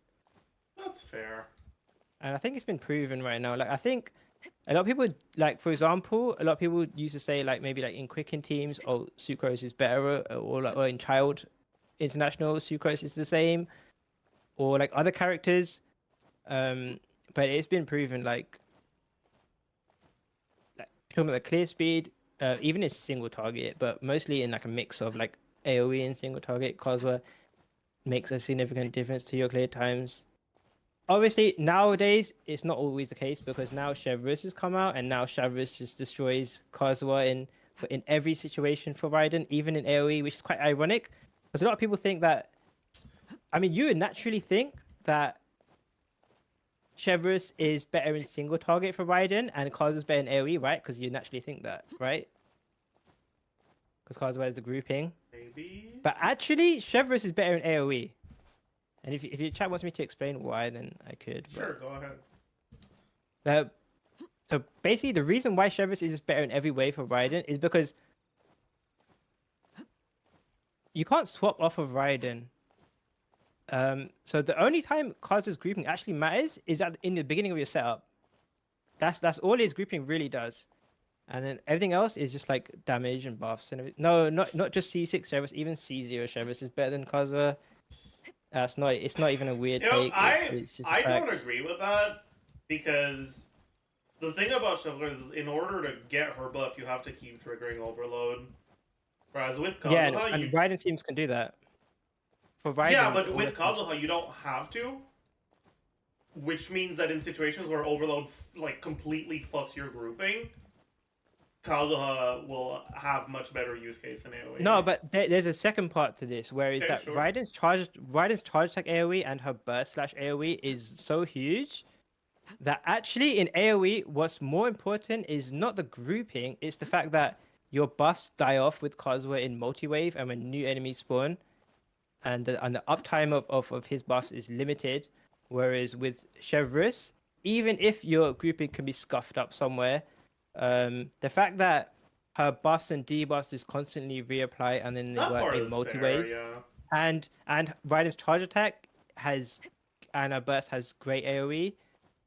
What that actually means is like I said, like in the gameplay, even a C0 Chevreuse, even in AoE, the Kazuha can't really compete, which is actually a good thing, because like I said, in like a lot of other teams, Kozwa is the go-to guy. Are we not using Kozwa's burst in Raiden teams? You can sometimes use the burst. You actually should, because otherwise, yeah, damage drops. But yeah, I mean, it does sound weird. It does sound. I'm aware. It sounds like the weirdest Fieldscraft thing to say that Kozwa is worse in AOE than the Overload No, I single mean, target. like the multi-wave stuff I agree with. Like multi-wave stuff with Kazuha carries that can't swap out tends to Yeah, not because you feel can't great. swap Raiden, and if you swap, I mean, like we said earlier, if you swap Raiden out, like Raiden already has damage for like 8 seconds, and then her team does no damage for like 12 seconds or whatever. So she already suffers from that very short damage window. So if you're being punished by having new enemies spawn in and then they're not being debuffed or you're not being buffed, then it's extremely punishing. Like a lot of the time I play Raiden these days, I try to play her with Kozwa. Like for example with Kenki, triple Kenki is basically the same thing as Kozwa's basically the same as Chevrolet's there. But once you get into like multi-wave stuff, like Raiden's damage drops off a shit ton if you haven't got like VV. And maybe no, if you haven't got the if you haven't got the VV res shred, and sometimes if like Kazua's buffs expire if you didn't use his burst, or if you have to move. Like anytime Chevrolet just gives her a lot of flexibility, and yeah, like I said, Raiden has the AOE to where having damage is more important than having the enemies close together, because you can usually hit them out. But it's quite. I actually recommend you try it out, and then you might see what I mean better. Because it's yeah. I just gotta about that. you don't have Travis. About Yeah, I don't have Travis on my account either. about Unfortunately. I did 20. I've noticed a lot of people most people don't have Chevrolet. A lot of people are upset, especially when Arlecchino came out and like no one could actually test her with Chevrolet. Yeah. I did like 20 pulls only, and then get her because I already had C2 on Raiden, so I didn't want to pull more. I have her didn't want pre-farmed Yonia. already too. I will get her, I believe. Yeah. I think the most accurately rated character is actually Nivide. I was going to say that, but then just the fact that the meme exists, that like some people say he's like the savior of the game. I mean, for That I casual thought players, he maybe- kind of is. Yeah, that's what I say as well. Mhm. But I mean, you could say Nivile. But then I mean, we had an entire podcast with TGS, Mhm. and I think we had an entire hour talking about Nivile glazing and how he actually is as strong as people say. Yeah, like And yeah, he isn't a character who, like, only in terms of damage, is that much of an outlier. What makes him an outlier is that he has that damage while being incredibly tanky, having basically the best AoE in the game, having a lot of mobility, and like being really easy to play. yeah, you can swap out of him. He's also Mhm. you can be flexible with teammates. He's good for mobile players. He's good for like PS5 controller players. Yeah. He's good for PC players. He's good in single target. He's good in AoE. He self heals himself. He's also one of the characters where Zhongli is not a DPS loss, which Yeah. is where Oh that's yeah, one actually, of the things. about Zhongli, I think Zhongli is a bit underestimated for non-casual players. Really? Yeah.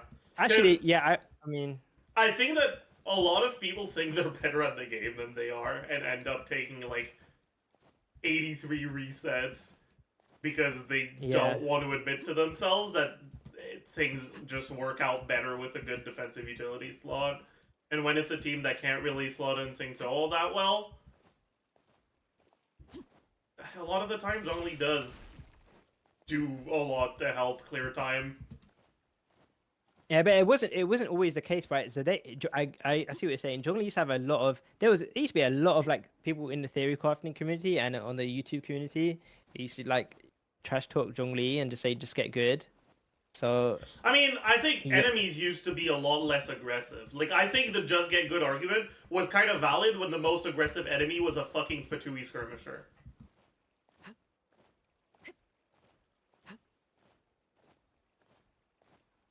we were watching videos of the 1.0 and 1.1 Abyss. Mhm. That was actually harder than, well, relatively, because our accounts are younger. That I think that was actually like harder than the Abysses nowadays, relatively. In terms of not But dying, I disagree.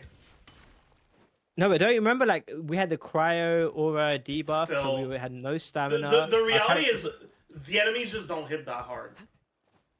no, but our characters used to have like 10k HP in 1.0 and 1.1, which means they get like 2-shot. They also the Fatui cryo Fatui guy with the gun, like the fact that you have no stamina, and a lot of characters were melee back then, which meant if you got sniped, if you got like pickled by that guy's like cryo gun thing, that was also like a 2-shot kill. Yeah, the Fatui with the hammer, the electro guy, was like an instant reset to your runs. There was You also can the cryo literally cages. just walk to dodge that attack, though. Yeah, no. Like you literally don't even need stamina to not get hit ever by the electro hammer. Is that true? Yeah, like I'm pretty- he I'm pretty is. sure- You literally walk into him and he just doesn't hit you. Really? Because I'm pretty sure that was a Yeah. big that was a big Yeah, run because people run are destroyer they see back an enemy then. charging at them and they're like, "Oh no, I have to run away." But if you just walk towards him, he doesn't hit you. Because there's a delay before he starts like once he gets in range, there's a delay before he actually hits, and the attack is like in front of him. So if you just go behind him a little bit, it doesn't hit you. I guess. I mean, is this a bit hindsight though? I feel No, like like it that. was That very hard. was.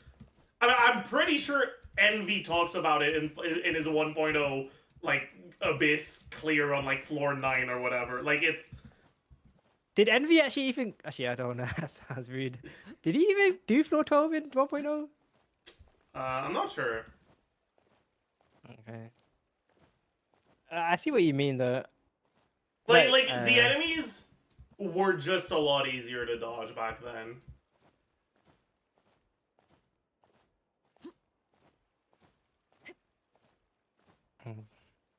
Fair enough, I guess. And like by the time Zhongli came out, your characters didn't have 10k HP unless you were like actually like not playing at all. I can pull up my. Like a plus 20 flower is 5k HP. It was very expensive to get characters above level 70 back then. And also like each artifact you leveled up, it was like you were not guaranteed for all 4 characters. Like a lot of people used to use like, because you need to cryo on both sides. Yeah, but I you don't don't usually need have your a level supports to be that tanky because nothing can one-shot you, and you can swap out of them after you use their stuff. No, they could. I mean, if you had like a 5k HP like Kaya in 1.0, because you needed him to break the Electro guy's shield, and the Electro guy runs at you with a hammer. Well, you only swap to him to break his shield, and you can just fucking use your burst to iframe the attack.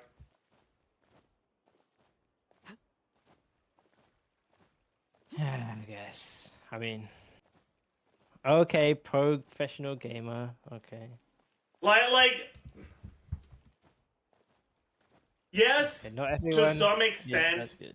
like 1.0 Abyss was mechanically harder than like 1.1, 1.2, 1.3 Abyss, sure. But compared to now, it's not even close.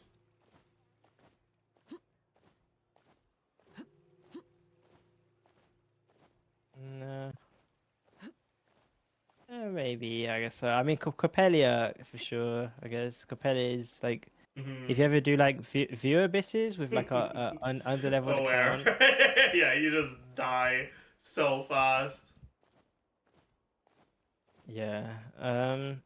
So your point is that you think people underestimate their skill? People overestimate their skill. Oh yeah, overestimate. Yeah, my mistake. Overestimate. And they'll go against Copelia and they're gonna die and they'll be like, this enemy sucks. Instead of, oh, I should have brought some more defensive utility.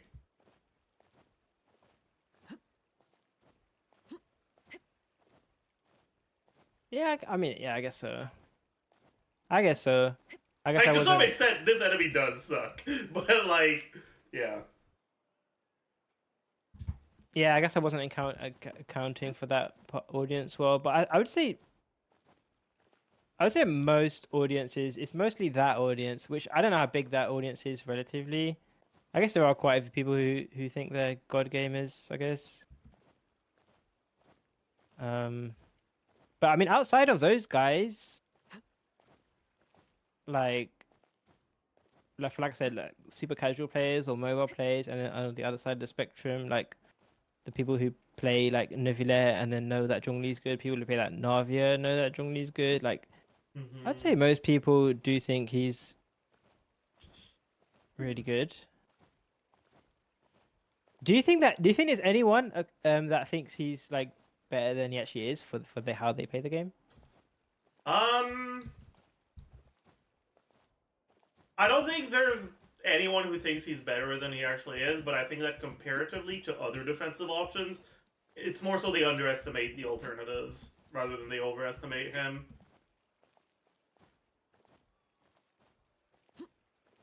I guess maybe I'm in that category then, because I kind of think that they gimped basically most shielders apart from like Baiju. Baiju's not a real Zhongli is shielder, though. he kind of well, Baiju's a healer with whatever. resistance to interruption. He's They're not all a the same, shielder. similar-ish role, whatever. Mhm. That same role. I do think in general, if you want like a shielder, Zhongli is the superior option.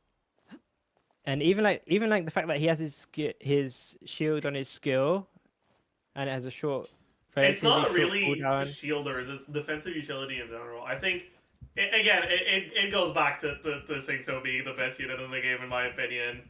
I think people will often put Zhongli on the team in teams where Singto actually offers more defensive utility than Zhongli does. What teams would do that? Any team that has a healer, basically.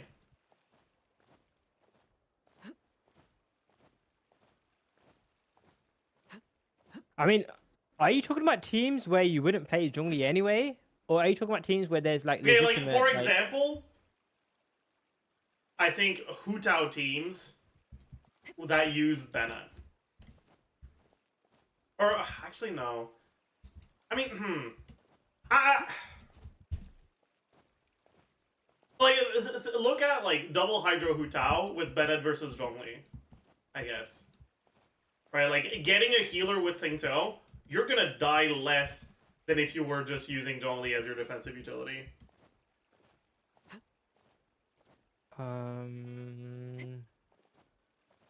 Okay, so Hu Tao double Hydro. And, like, Al-Hytham as well, right? Like, Al-Hytham people that are gonna be playing, like, Quick and Al-Hytham with Zhongli versus... Yeah, that's a good one. Putting Singto in. So you're saying like, yeah, that's a good. I don't agree with the Hu Tao one, but I agree with the Ahitham one. So like you're saying, people would rather play like Yelan Zhongli than play like Yeah, exactly. Like I don't know, someone else. Yeah, I agree with that. I don't know about the Hu Tao one though. I think Hu Tao Zhongli is like her most popular teammate for quite a valid reason.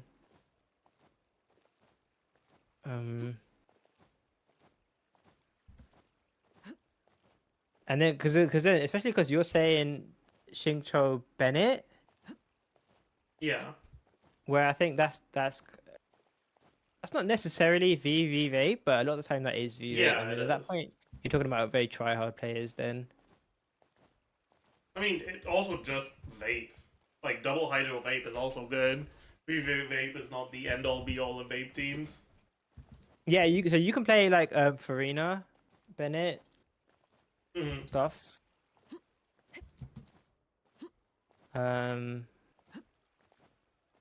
Like, okay, take for example the national team that you played, right? Farina one. Yeah. Okay. I think a lot of people would think if you replace Singto for Zhongli, you will die less. I don't think that's a good example because that's a team where every character there is doing a specific Mhm. it's a specific use, and also Farina's insanely tanky, and Xingqiu's damage reduction. It all works together.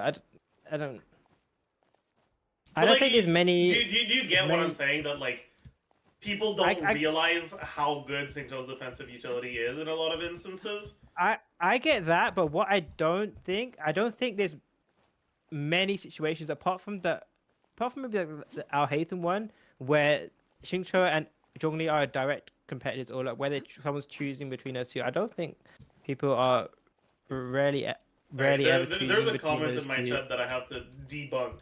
Someone said Daya's damage reduction is far better than Xingqiu. No. It's like barely better if you don't account for Xingqiu's healing. And even then, not full uptime. Worse resistance to interruption outside of like the start of it. And literally doesn't do anything else in most teams. Yeah, I mean, but then again, I don't think people are really. I see what you're saying. I just don't think you can compare those characters. I don't think that they're really ever in like someone's ever choosing between Dia and Xingqiu or Zhongli and Xingqiu. I think Xingqiu's damage reduction is underrated in terms of like when you're comparing him with like Arlecchino, whether you're comparing him with like Yelan or playing like Xiangling or someone, or even just Hu Tao VV Vape, if you're comparing him with like Yelan or like Hyperbloom teams, comparing Hyperbloom teams with Xingqiu versus playing like Yelan only or playing like Ayato or someone. I think there's other characters where he where it's either no damage reduction, where it's either no interrupt resist and damage reduction, or this Xingqiu. I don't think there's many where you can comparing him versus playing a shielder. I don't really see scenarios where those would happen, unless you can think of one, another one that I would probably agree with. I mean, Sino. Sign. Outside of Farina teams, where you can slot in Baiju more comfortably. Sino Hyperbloom, Sino like Shinobu, Xingqiu, and then Nahida or Baiju or. Something like that, yeah. I mean, are they playing both Xingqiu and Zhongli then? Some people are, I guess.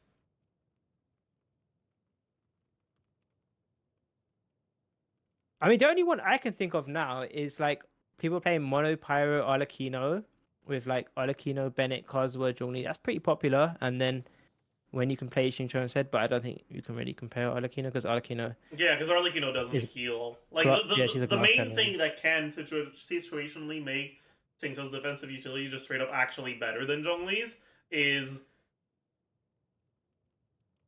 Zhongli, like, mitigates a certain amount of damage, and that's capped out at how tanky his shield is. Whereas Xingqiu is almost 50% of your damage, but it isn't capped. So if you're taking a lot of like sustained damage and healing it back up, Xingqiu can end up offering you more effective HP than Zhongli does. So someone asked in my chat thoughts on EM Raiden. I think EM Raiden is kind of copium. I'm sorry guys. If you have Shinobu, then or on the other way around, if you have like Raiden Chevrolet, or if you have Raiden National, I'm sorry, I don't like EM Bad Raiden. take. It's okay. Yeah, No, like I said, no one can be like, perfect. if you're a Raiden main, then play her on-field teams. Like even if you don't have constellations, like play National or play like Chevrolet. And then if you're not a Raiden main, you want to play Hyper Bloom. Then if you have a Shinobu, she's right there and she heals, and you're probably gonna be better off. I'm not a fan of EM Raiden. Like Actually, I don't like EM yeah. Raiden as like pulling for EM Raiden. If you do that, you're an idiot. Some But people, that question sometimes does come up. Like I don't know how it happened, but some people do ask. Like I don't know if it's just because of all the hype, but some people genuinely do like say should they get Raiden to play in Hyperloop. yeah, I think that's almost always a no.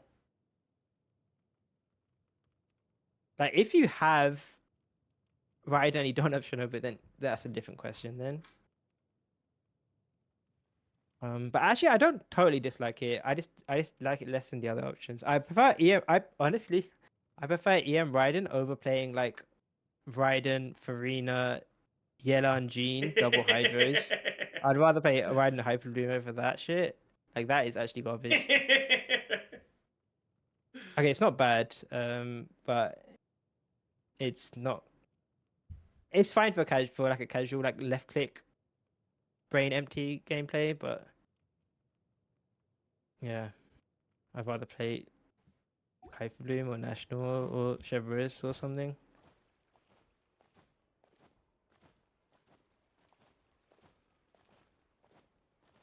Oh yeah, okay. So okay, we actually did a massive massive what's the Sidetrack. word? Yeah. Sidetrack. Yeah. So, what did you think about my Xiangling? About how I feel like Xiangling is just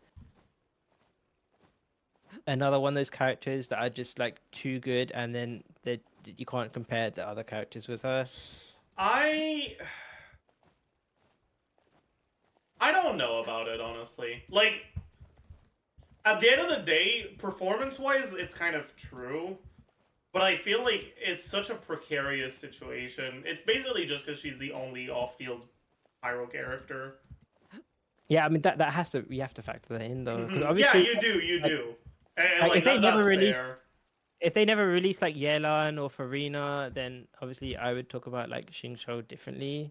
But the fact that there is like no alternatives to like Bennett and Xiangling is why I hate to say the word again, but why they still have that oppression for me in a lot Not of one team soon, comp. though, so... Sure, surely that would happen. Okay, I there have some is people no way the Pyro Archon is just another fucking carry. Like, surely they make it either an off-fielder or a buffer. Like, come on.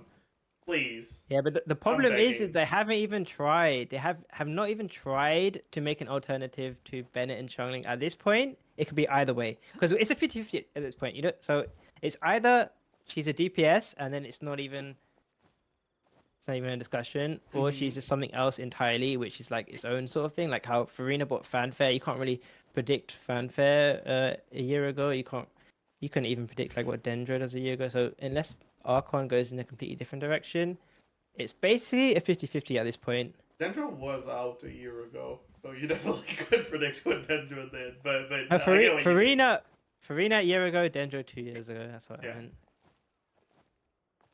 meant.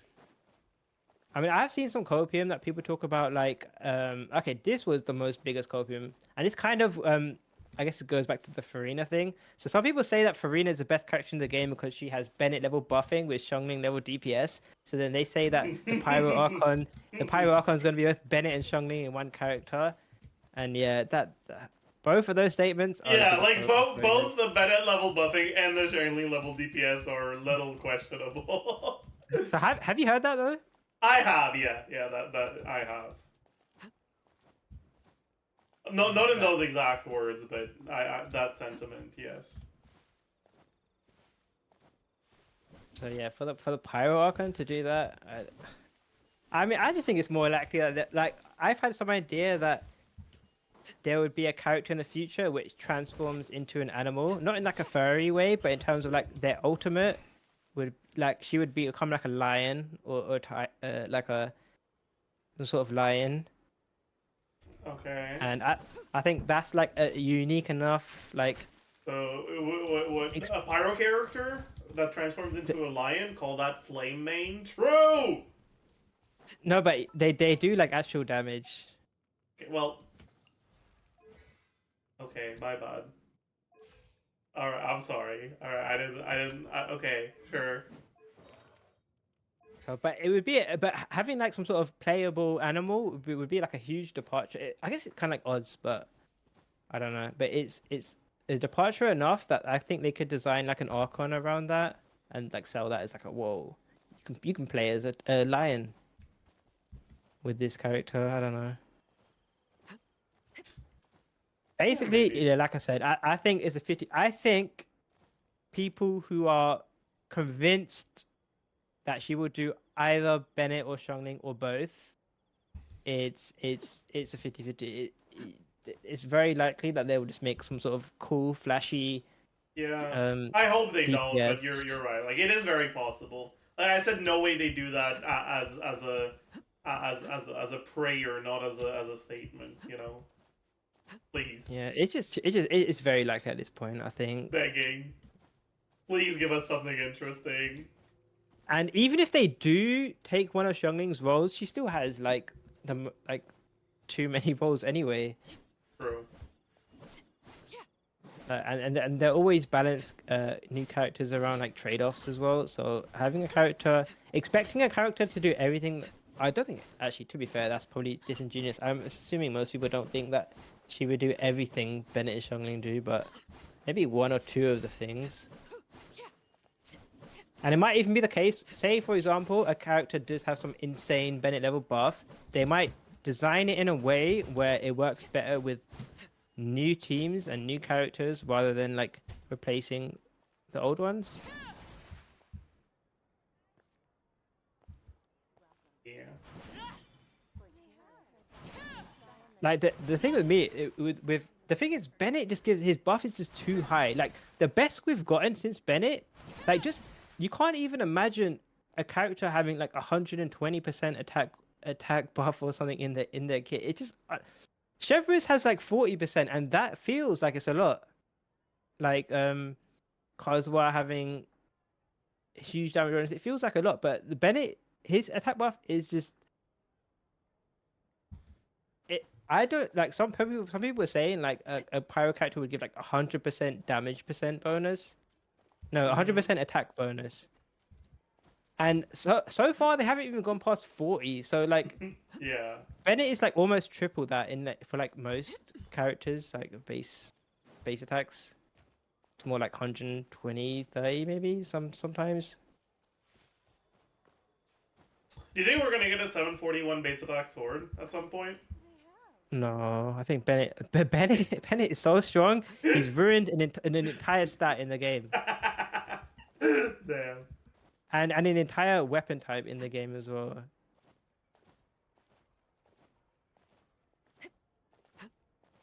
I believe.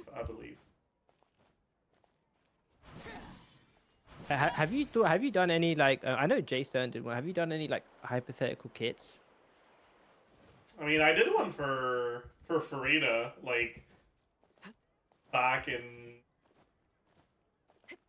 last year's April Fools. Was it? I mean, I think I you have to already say it, showed right? you. No? You might have. I forgot. Was it anything close? No. Was it a good kit? First of all, Yes. was it good? It was a great kit. I'm a great game designer. True.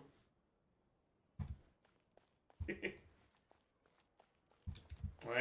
was centered around giving her flexibility as a mono hydro unit of Virgin Vape carry or an off-field hydro.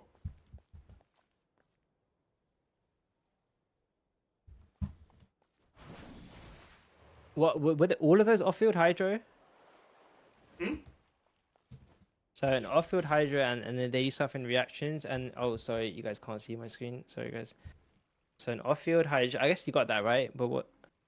I'm Oh guessing yeah, everything else I was actually I AoE. had her summoning hydro animals, which I guess was also right. How did you guess that? I thought it made sense. The power of water is its ability to take any shape. Kind of the whole thing with hydro design-wise. Oh yeah, that's a good point. That you could actually probably guess that. That's true.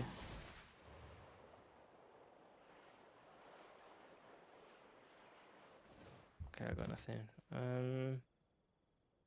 Like, it wasn't trying to be a prediction, it was just like a cool kid I thought would be... Okay, yeah, that makes sense. That makes sense. It's just an idea. But I actually did kind of get a few things right, which is funny in hindsight. I know at least once, like, So you're talking about before 4.0, right? Because once like 4.0 came out and Yeah. like we started to get characters that drained HP, I think Mhm. a lot of people just got an idea on what Farina was gonna do. Yeah. Even if you don't look at leaks or whatever, that was the major thing. Yeah. And all the weapons as well. There was a lot of bond of life and HP decreasing, increasing, and obviously the artifact set as well. But yeah, you're saying before then, right? Maybe like 3.8 or something. Mhm. I had her kit. Like I had a lot of 1.5U stuff in her kit for the on field. So is there still a role for is that because we've had a few hydros recently? So I don't remember what your kit does. Is there still a role for that in the Yeah, future? 100%. Like, you know the Nahida Shenling Navidad team? Yeah. Imagine that, but with a character where their vapes also generate blooms, and they actually vape all their damage.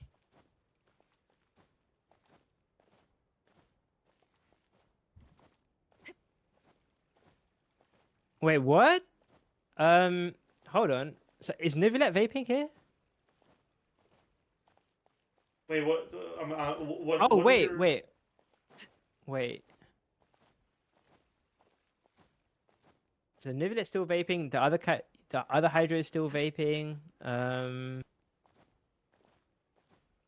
You're generating blooms for a Shungling to Burgeon. Yep. Can you do all that while it's still? Can you do all that while still vaping Yeah, in that's the the Hydras? 1.5U stuff. Oh, okay. Like Do we have a 1.5U on burning is a vape and a bloom.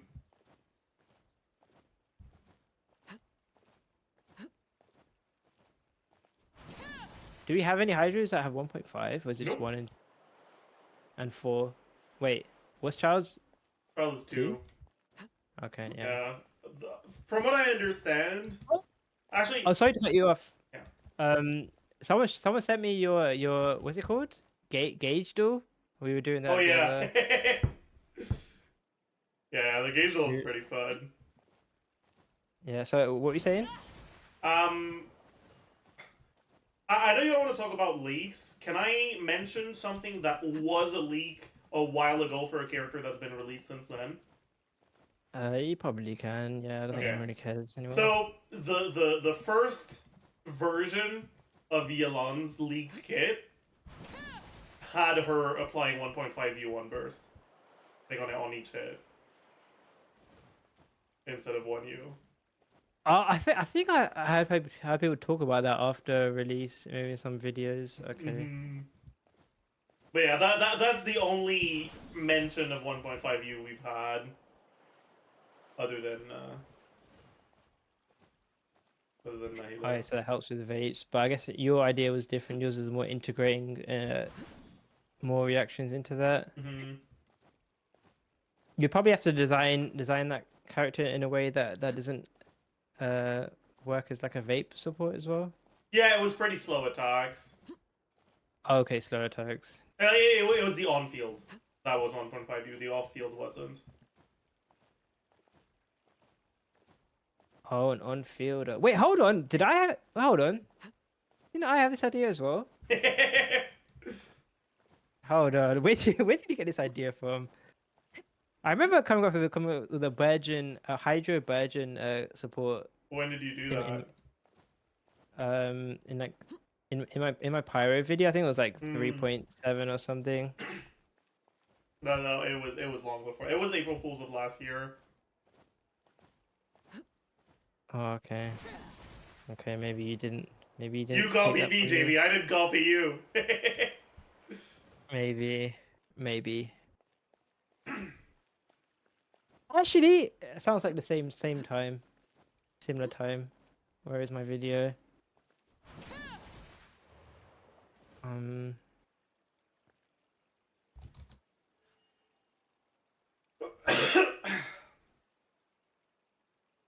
Pyro buff. Here we go. Oh, this is 9 months ago.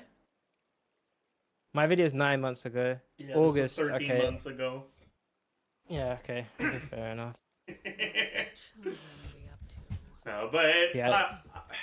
I just think they're really like there is still room for hydro carries. We still don't have a real forward vape hydro carry. Like yeah, Nevilek can forward vape, but he's not a forward vape carry. He's just a carry that can have forward vape as a part of his damage. You know? Yeah. He's a character who like the vapes is this extra buff you throw. Yeah, into like it's to his optional. team. No, but I did something really interesting where I gave the character really good HP scaling on normal attacks, but no way to infuse them. And so, and EM to HP or HP to EM conversion. And so if you wanted to play them in Burgeon, you could play them with Bennett as both a vape carry and a Burgeon trigger. And if you wanted to play them with Mono Hydro, they'd actually be good with Candace. Yeah, I see what you did there. I was really proud of that kid. I thought it was really cool. 1 second, I need to go to the toilet, so I'll be right Yeah, back. sure. No worries.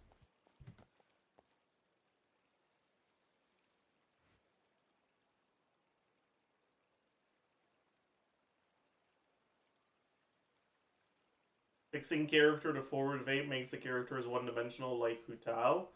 Well, thank goodness the character is not fixed to forward vape.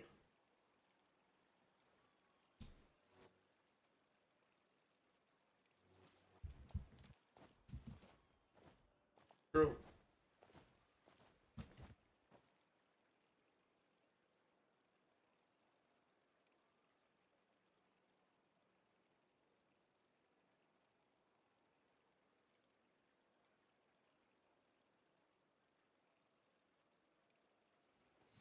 The forward vape carry will be the first Hydro Claymore. I mean, I'm pretty sure.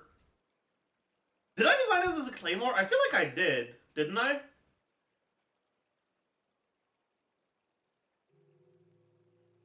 I forgot actually. Have you played any Chrono Arc? Yes, I have. I only played one run and I won, and it was I don't know. It was fun, but yeah. What's up, Jamie? Hello. Did you say something funny? Yes. Okay. I know. I don't Okay, know. so I've got a question. So I don't know if it overlaps with what we've already been talking about, or it's a different sort of thing. So why overall do you consider Xingqiu better than Bennett and Xiangling? I realize now we're getting to the point where we're comparing characters in completely different roles, and it kind of Yeah, makes sense, but- I just value the defensive utility too much.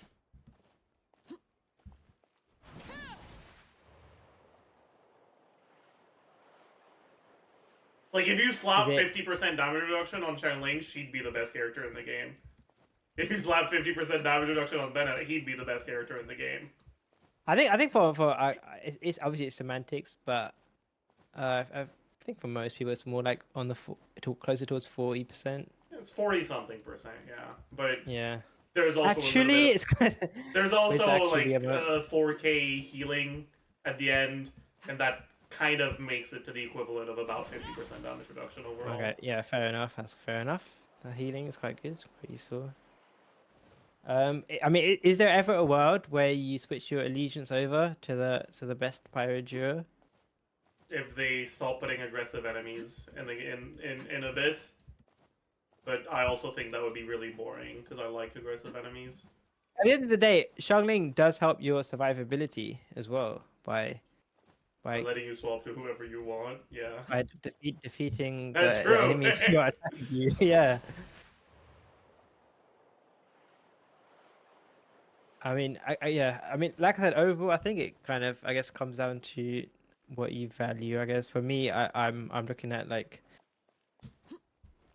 how big of a difference are these guys making in different teams and how many roles they do. So for me, like, at the end of the day, right? It doesn't matter who the best unit is, because you're not playing one unit; you're playing teams. Like it's interesting to talk about who the best unit is, but there is no real practical application to having the Yeah. knowledge of who the objective best unit in the game is. Yeah, I guess it makes for good titles. True.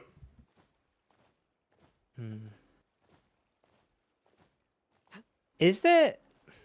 I mean, it's quite obvious, I guess. I was gonna say like, what's the difference? How much do you value Zhongli? But I guess you probably also talk about the hydro application and the different teams that he works in, and probably Yeah, like probably I value Johnny relatively highly, and that's with the fact that he offers very not great offensive power. do you factor in a 4-star versus 5-star?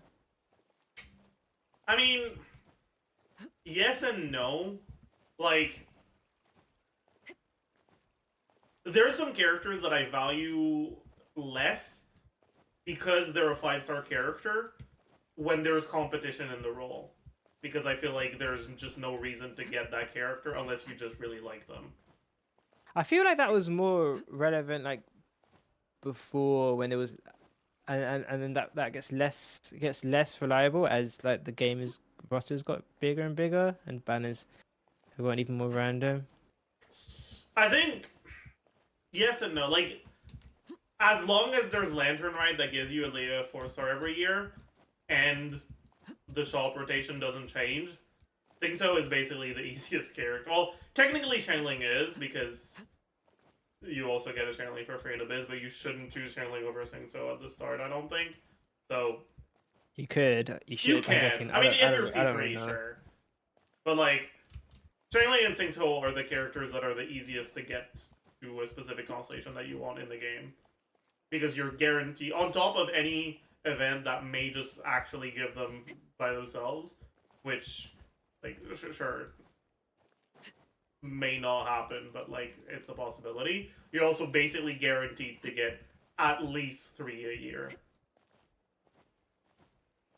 Do you, okay, so you're talking about the shop, right? So for me personally, I basically almost always tell people not to buy characters from the shop unless it's like they're playing a character where you really want to get like your first Bennett or your first like Xingqiu.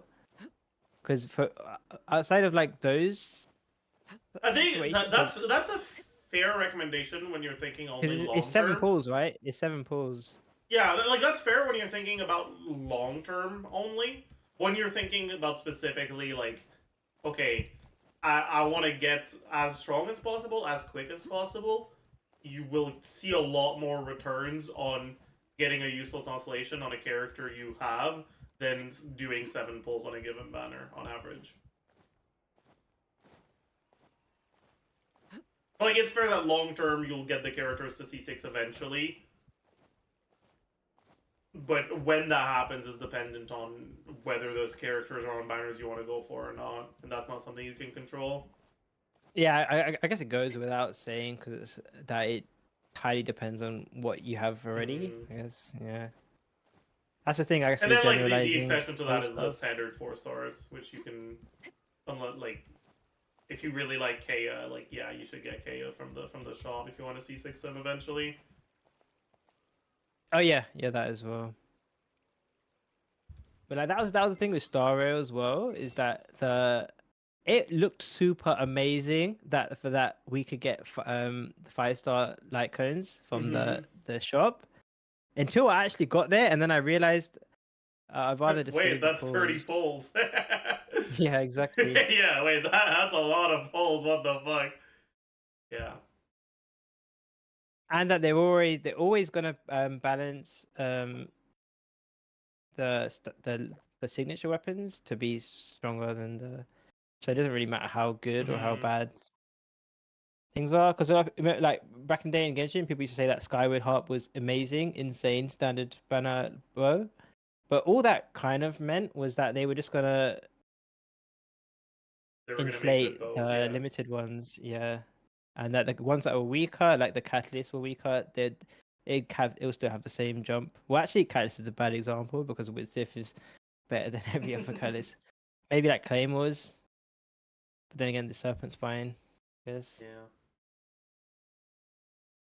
Do you factor in but so I don't buy the battle pass, by the way, and I don't really tell people to buy the battle pass. Do you factor in battle pass like weapons into like your 4-star weapon TC?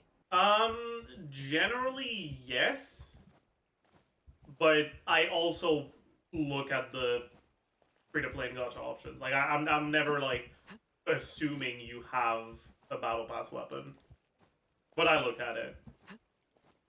Okay, because I know you tell people not to spend. Okay, because I almost don't really calculate. You wanna know something? I've had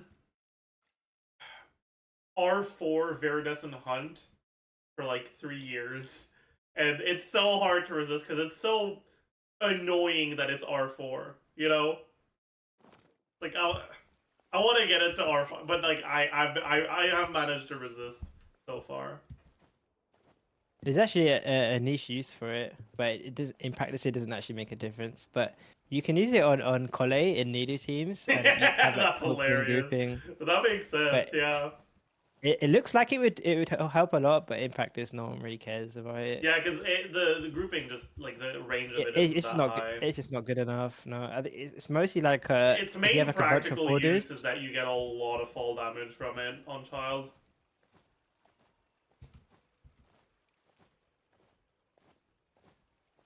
Like child against the operatives, you can basically guarantee 2 instances of fall damage when you open. Actually, I do remember that because I remember in 1.3, the Ventis with Viridescent Hunt did more damage than the ones who just uses burst. Yeah. But the full damage was it was different back then. It was more aggressive. What do you mean? Like, I think it was patched in like 1.3. Was I it? think. Yeah, full damage originally. If you use Venti's burst, it's to whack enemies up and down, and you get constant full damage. Oh, that's not fall damage being nerfed. That's just Venti's burst, like physics being changed. No. Oh, okay. Same thing, I guess. Yeah, I guess. So yeah, I guess whatever that was, they stopped that from happening. Maybe it was just Venti's burst, but you can't like constantly smash enemies' heads against the floor, because that's what people used to do to cheese 1.1 Abyss. Good old days.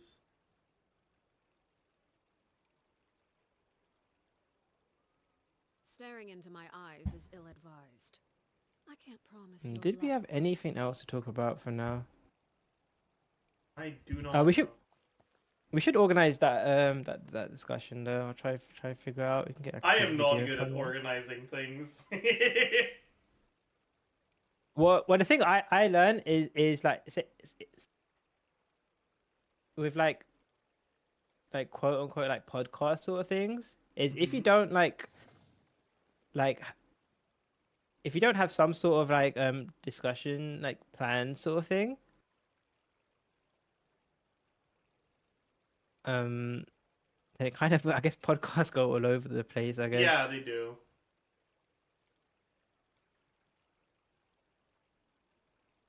So yeah, I'll save some of this. I'll try to work in that thing. It was nice chatting to you. Yeah, I agree. Did you have any questions before I depart?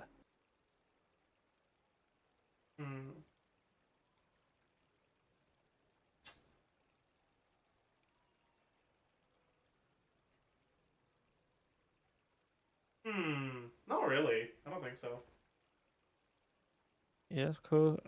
Wait, actually, do you still have the tier list you made for Bennett Reliance? The one today? Yeah. I'll probably have to get it from a VOD. I think I just wiped it. Because I'm kind of down. I'm kind of curious. Has anyone got the? Actually, I can probably just put on my thing, and we'll see if we have the same. Okay, so what you should do is, so don't look at my screen. Just quickly do yours, I guess, and then see if we align. Okay, sure. So like without oh fuck, mute that. So I guess without like interference from what I did, we can see if it's somewhat similar. Okay. Sure. So just carries? I kind of just I think I just did like just 5-star DPSs. Yeah. I Oh. think I chucked in I chucked in like Xiangling and Garming as well, just because might as well. But yeah, mostly 5 stars, just because I'm not trying to do a whole theology or whatever on the whole roster. Yeah, I can look at the 5-star carries. Bennett Pog. Bennett okay.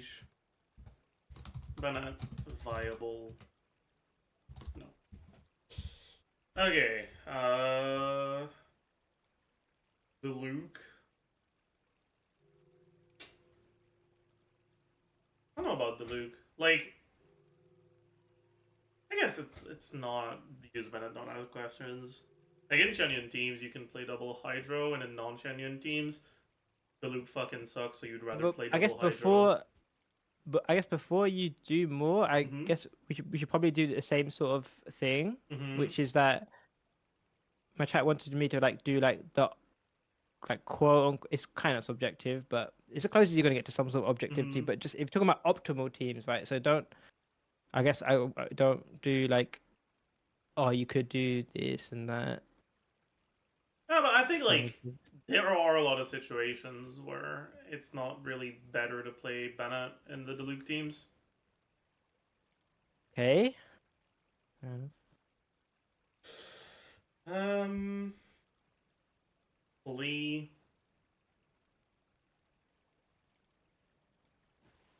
I don't know how good Klebergen is. I'm not a believer in it.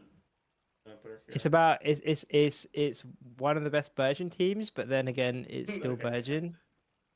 Just the context there.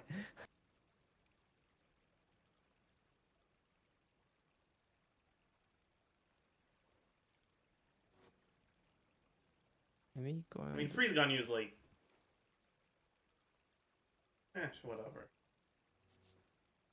Ganyu Hyper Fridge is better than Melt Ganyu anyway. So So this is my one, I guess.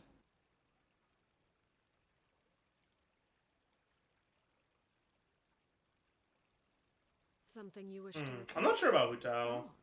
You have my undivided attention. Yeah. So for Hu Tao, like I said, it depends on like the context. Are you talking about like Yeah, ah, I'll put her like in Bennett Pog.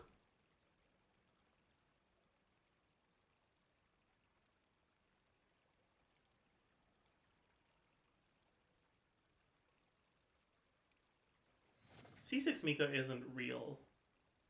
No one has C6 Mika. So, like, let's put her here. Ayaka.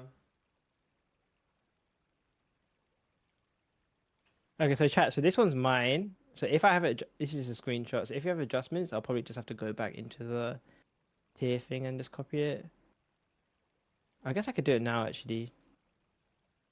So I'll do that whilst he's doing his ones. I've just did something I know you're gonna disagree with, but I don't care.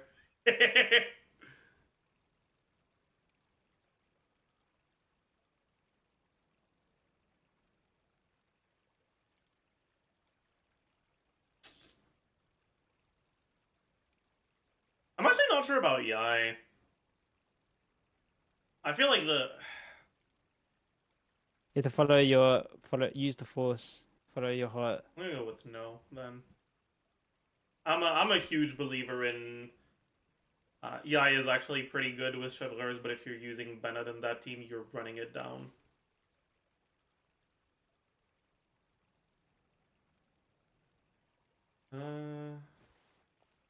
Hayato. Hello, welcome to the stream. Adi. Staring into my eyes is ill-advised. I can't promise you'll like what you see.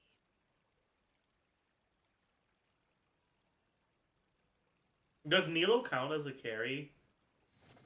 It depends if you're doing. Yeah, she does, but I mean, I'm assuming we're doing like C0 stuff. Yeah.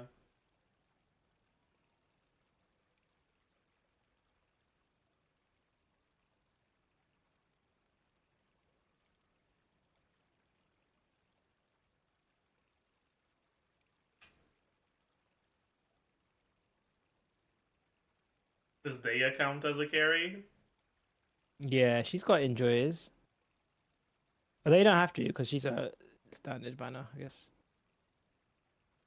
The thing about Daya is like, when it comes to her damage, she would be like, you have to use Bennett, but she's so bad that you're kind of just better off pretending like she's just like there to fit your team's aesthetic and putting off-field damage dealers instead.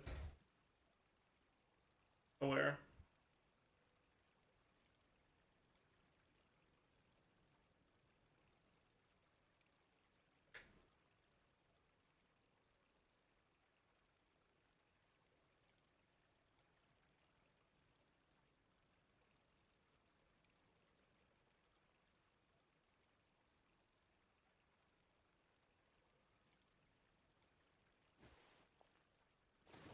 Oh, let me change this text actually. Let me meme it a bit. Am I missing anyone? Chat. Did I? Did I forget anyone? What are they up to? Never mind. Good Let them saying. do as they please. She's not limited, but I guess we can do good saying as well. Yeah, I did her as well.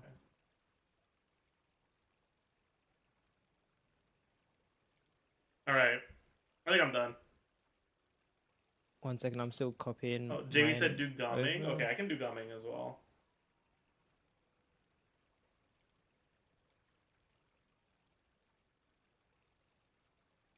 There's also some characters that I don't really play and also don't really care about, so I just didn't bother doing them.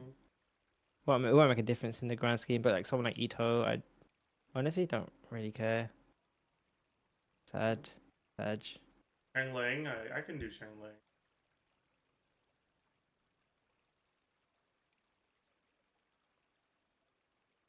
I mean, I guess I can go through it and look at like the sort of characters that you consider as carries in the 4 stars. Okay, so yeah, let me know when you're done. I'm done.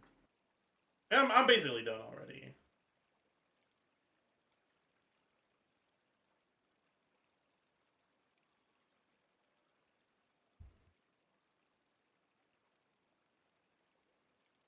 All right. So, what now? Like, how are we doing this? I can't look at both mine and yours at the same. Oh God, how do I do that? Okay, I'll look at yours and you look at mine. Yeah, Pause. sure. How do I do that? Can I just go back in your VOD to find it? No, I actually just redid it on my screen now. Oh, okay. Wait, hold on. Then how do you see it? Oh, shit. Oh God. What do I do, guys? How do I look at his list? Go on. You have my undivided attention. Oh, I screenshot mine and then Why is this?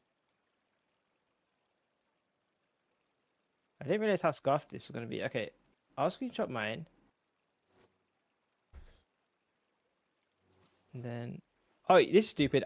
I can just bounce between yours and mine, right? That's Yeah, seems I have like the both obvious open. solution. Yeah, sorry, I had a brain fade. It took me a while to figure out what the optimal strat for this was. Okay. So let me see yours. Oh, you have Bennett first? Yeah. You can't use Bennett without Bennett. It's literally impossible. The only character that can't be played without Bennett.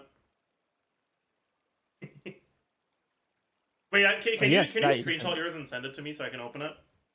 That might be optimal strats. Okay, Because you're looking at my stream, so I'm gonna loop. Okay, let me do that. Let me. Yeah.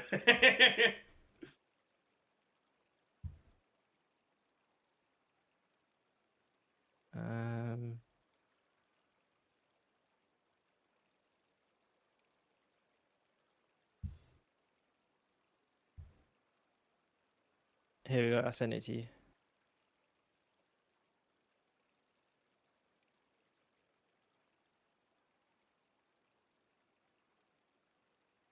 All right. I have both open. Okay, good. So I'm watching your stream. Okay, okay, cool. Oh wait. Okay, this is optimal. Okay, first of all, so you have slightly different ratings, I guess. Is it kind of the same? It's kind of different to mine, I guess. Yeah. Used to be a few differences. I have Neuvillette here because I think Plunge Neuvillette is actually not bad. Like it is a meme team and it's worse than his other teams, but I don't give a shit. It's still a good enough team. Don't do it, guys. Don't do it, chat.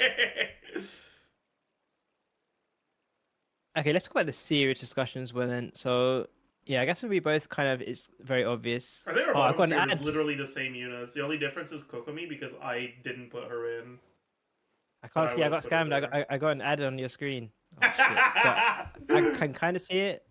You got Raiden, Miko, Tanori. And it's literally the same units except Okay. Kokomi because I didn't put her in. But if I was to put her in, I'd probably put her in Bennett Viable because of the double Hydro National with Kokomi as driver. No, don't do that. Are you serious about that? It's fine. What is Bennett doing there? He's buffing Xiangling's damage, Yeah. but no, it's not a real team, guys. Don't do that one. Wait, who's the last teammate? Are you talking about Sucrose or I think Kazuha? so.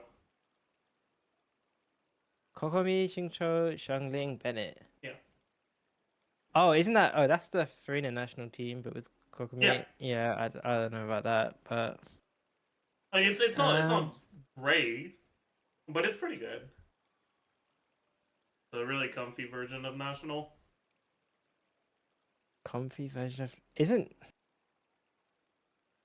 I mean, how much more comfort? I mean, I guess replacing Sucrose is a bit more comfortable in terms of like execution, but how much more comfort do you really need in with a Xingqiu? Yeah, I mean Bennett, that's fair, but Xiangling? it's still a good team. But anyways, whatever. I don't feel that strongly about it. Okay, yeah, fair enough, I guess.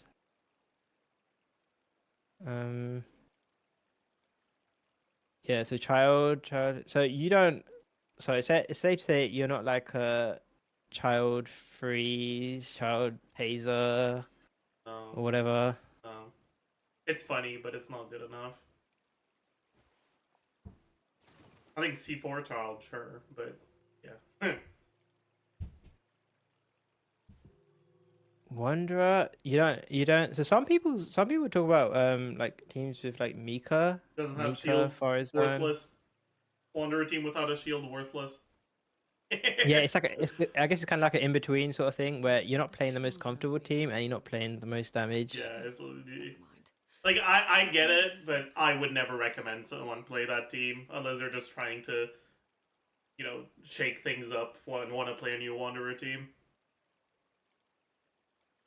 Okay, so your second one, the Bennett Pog, I'm assuming this is the difference between. So I was doing like so my one was.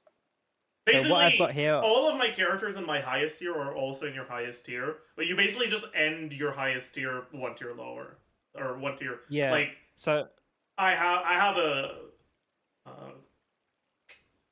a line like separating things earlier than you do for the highest tier to second highest tier, basically. yeah, I think that's mostly because I've got the context. Like the context tile is that like chat agreed maximum DPS gaming. So it's like.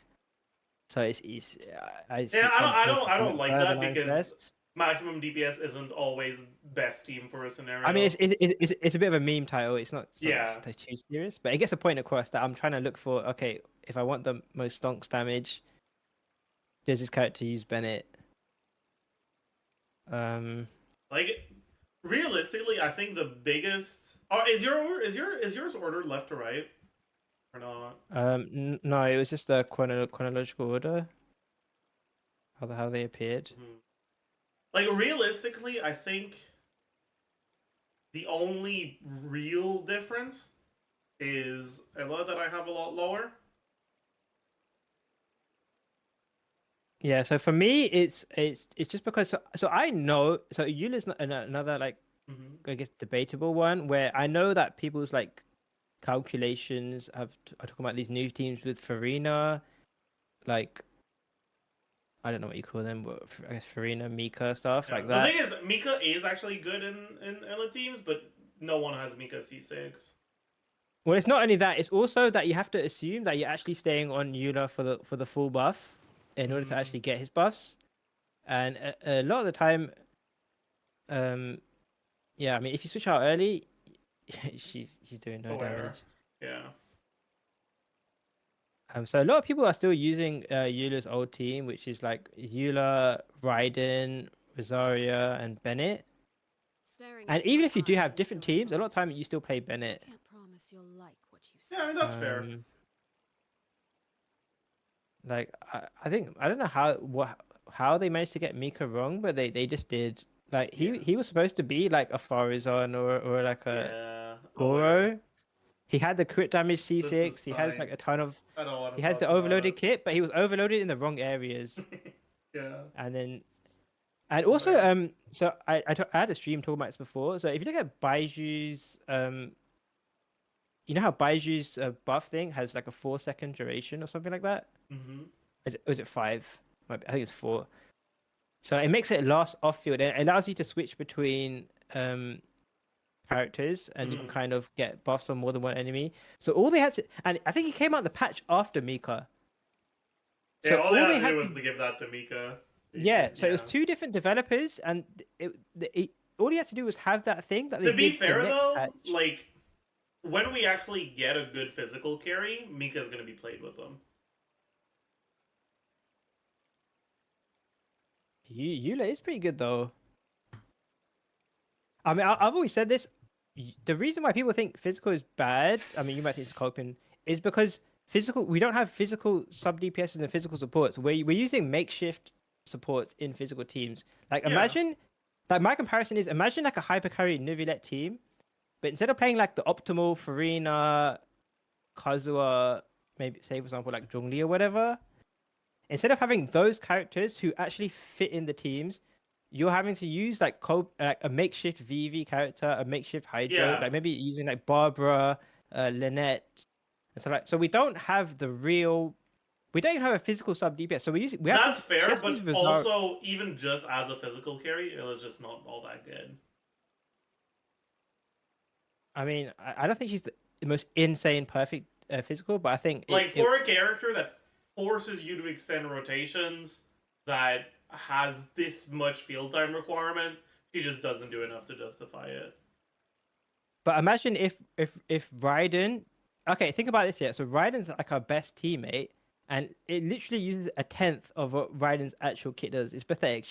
All she does is apply Electro. She carries Favonius Lance, she carries Tenacity, and she gives the burst buff. And that uses less of her kit than Hyper Bloom teams do, which is like pathetic. Imagine if there was like a Wait, physical what sub team are you talking DPS. about? Raiden Eula. Oh, yeah. So Raiden's her best Electro support. Yeah.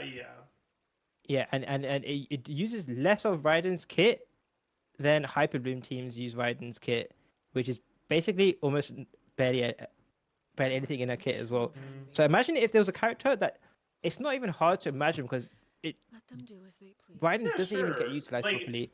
That does the same thing Raiden does, but she does like 200k DPR or something. People's perception, even just that one character, which is not even But that wouldn't be unreasonable. enough to make the team good. Like, it made the team Yeah, better, but but it still that's just wouldn't be one good. character. That's just one character though. There's also like the other 2 slots. I mean, you could get like you can get a real fit. Mika but done right would be a big difference as well.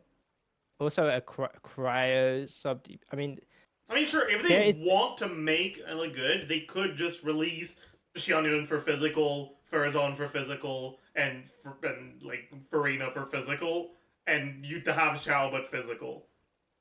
But like, I think it's a lot more likely that they just release a real physical carry.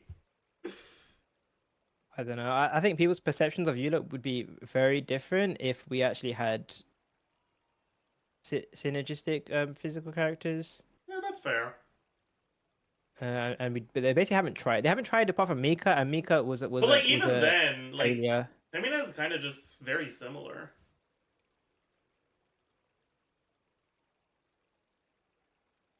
Yeah, maybe. I mean, it's hypothetical at that point. I have to see how they would all fare. You could even Razor probably would be good. Like Zhongli on field would be good. Oh, hard to say, but I think physical overall, yeah, it's just I don't think a lot of people realize how held back it is by the amount of copium you have to do. Like, there's a lot of too much copium that physical teams have to put in. That Mhm. is nothing to do with the actual DPS. Like even the fact that Rosaria is like the best cryo buffer, and all she Yeah. has is like 10 crit rate or whatever, and the C6 which barely does anything. And then you've got Faruzan, who gives like a shit ton of everything. I mean, Mika's better than Rosaria as a buffer, like significantly so. But people But use people still Rosaria use because Rosaria Ella though. sucks so much that Rosaria's damage matters. No, Rosaria, I don't think her damage contributes that It's much. not But that much, but your team DPS is low enough that it's enough to make her better than Mika in some situations. it's that I think it's more that like you've already got Bennett as a healer, so then anyway, it main issue with Mika is that you can't swap out of Eula. Yeah. But anyway, yeah, I guess I like Eula. I'm a Eula. Okay, not a full-on enjoyer.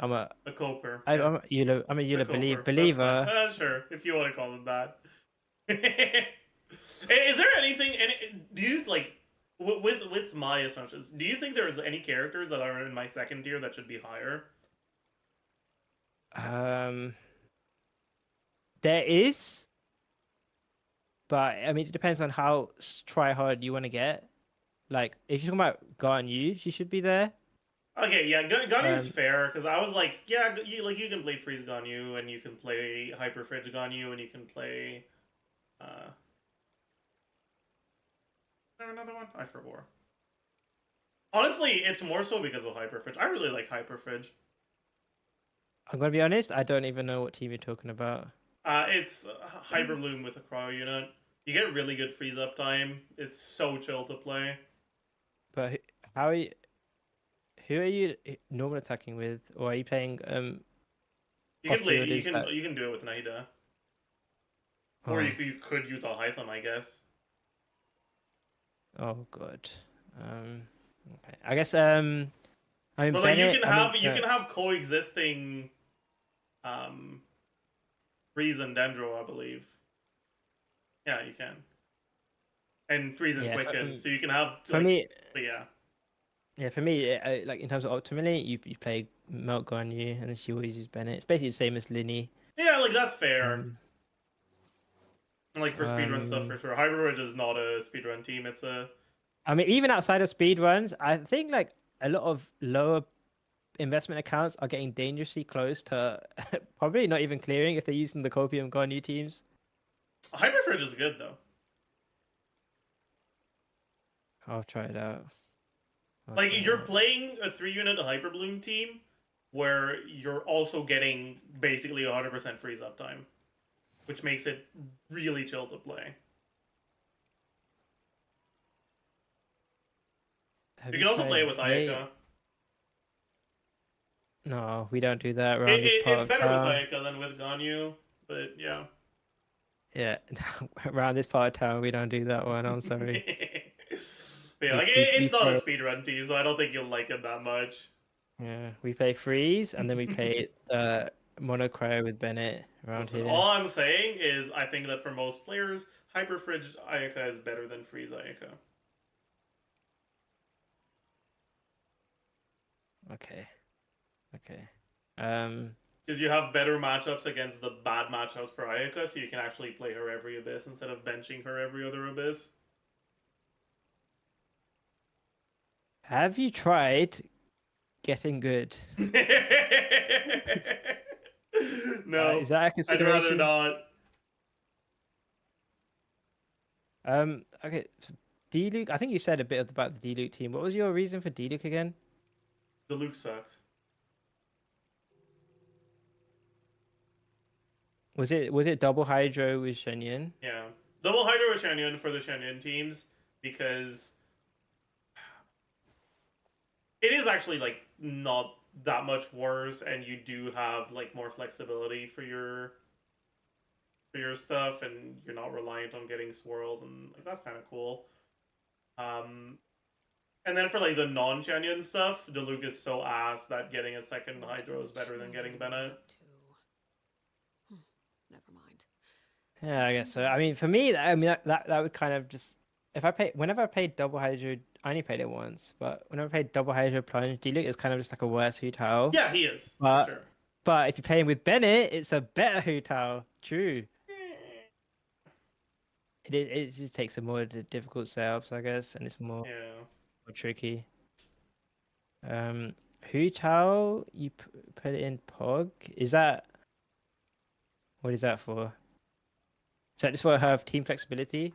Yeah, yeah, because she has a lot of good teams that don't use Bennett. Yoimiya as well. I mean, I guess. Yoimiya Yeah, I doesn't say have that. any good teams, but she has a lot of teams that are similar in performance to the Bennett teams that don't use Bennett. Yeah, but you do know that. I mean, I'm sure you do know that the Bennett teams for Yoimiya are probably like her best way of playing her if you want the most damage. Yeah, generally, yeah. Yeah. Risley, I guess. Yeah, you're probably talking about free stuff. So I would say Arlecchino, Navia, and Garming. Actually, honestly, I would probably change my Xiangling to the Raiden section if we're talking about the Raiden teams without Bennett. So I guess I probably would change my I Xiangling think down both one. like it was already the case that like Sucrose teams, like Sucrose official teams, right? Like the soup teams with Sucrose were pretty good with Shangling. So No, don't say it. Don't say it. I'm sorry, it's true. Are you talking about But the with Sukoka one? Shanglers, there's even more teams that are not that Bennett reliant. Like Shangling is really good as a Something you wish to if you want to play electro carries and that don't work that well with Bennett. Like Shangling is the pyro unit you want in the slot.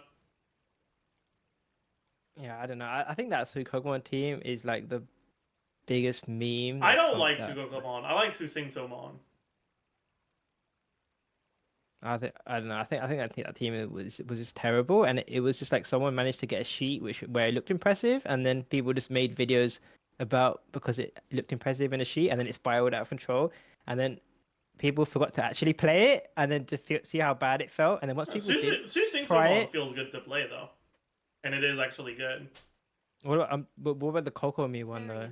I don't love it. I think it is actually a spreadsheet team. It's Yeah, because I think once people actually tried it and then tried to see how it played, and then realized it felt awful, and then no one played it. But it got a lot of promotion. It yeah. like, Like, basically got a lot I've of never paid been a promotion. huge fan of Sukokomon. Like I saw it and I played it actually for a little while on my Taiwan account back when I still played it because I kind of just didn't have great options, and it was fine and it worked, but like yeah, it is what it is.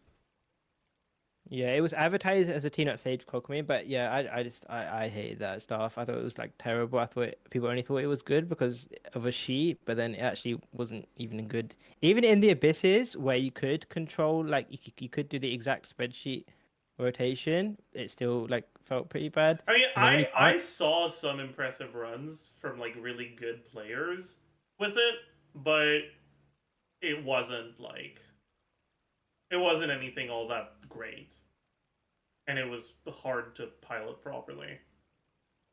Sometimes that difficulty was like out of your control. Sometimes it just okay, well, get fucked, and the enemies like decided to be cringe. yeah, like the whole thing with getting was it what infusion do you have to get on the Sucrose's burst? That whole thing Yeah. there was complete random that they managed to get it in game. And that's then... why I actually like the Susing Tomon version. Because, like, you just fucking have infinite Hydro because it's Singto. Yeah, I guess is that a national team with Fisher replacing Bennett? Yeah, basically. Okay. Like, it's harder to play the national because you don't have a healer, but it's still it's. I guess it's actually a fun good. alternative. I can see it being more fun just because it's a bit more playable than trying to do crazy stuff with Kokomi, but it's probably not still a great team right anyway. You also put Navia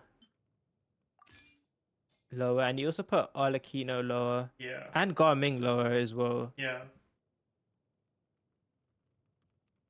Yeah, I think honestly, Gumming is just such a cringe character to play. And I think the only team with Gumming that doesn't feel like ass to play and that doesn't force me to reset 83 times is Gumming double Hydro with Shanyan. But if he feels cringe to play, how much worse does he feel if you're being cringe and you're also doing no damage? You're doing good damage with double Hydro though. Like, it's actually good. I don't know. I've never seen it. I can't believe it. I mean, I guess the most cringe one is like the double cryo, like circle impact sort of stuff. But Yeah. I mean, for me, he's in a similar boat to like Linny and Arlecchino, where you can play different play styles, but without Bennett for these characters, you don't get the. You have, I guess, you don't get the reward. You have the risk, but you don't get the reward. I mean, the non-Bennett teams kind of remove the risk, basically. They do lower the reward as well, though. Like, I get what you're saying.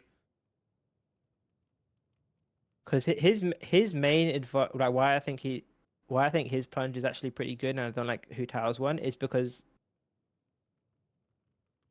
obviously there's a lot of like resetting and things that can go out of your way. Like everyone knows that with Garmin is like very like you won't get the results you see it in a YouTube video. He's probably the most extreme character with that. You'll see some insane videos with him, and you probably aren't going to get close to it.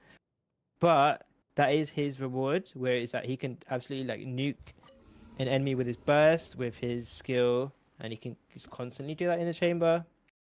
And to do that, you kind of just have to go all in on the cringe, and you kind of have to just optimize him as much as you can.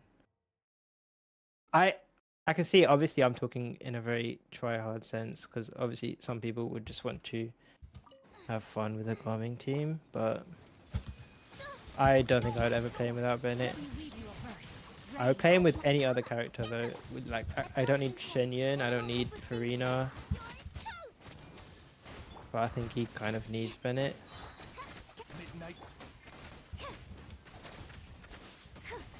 Oh, this is the team you're talking about? Yeah.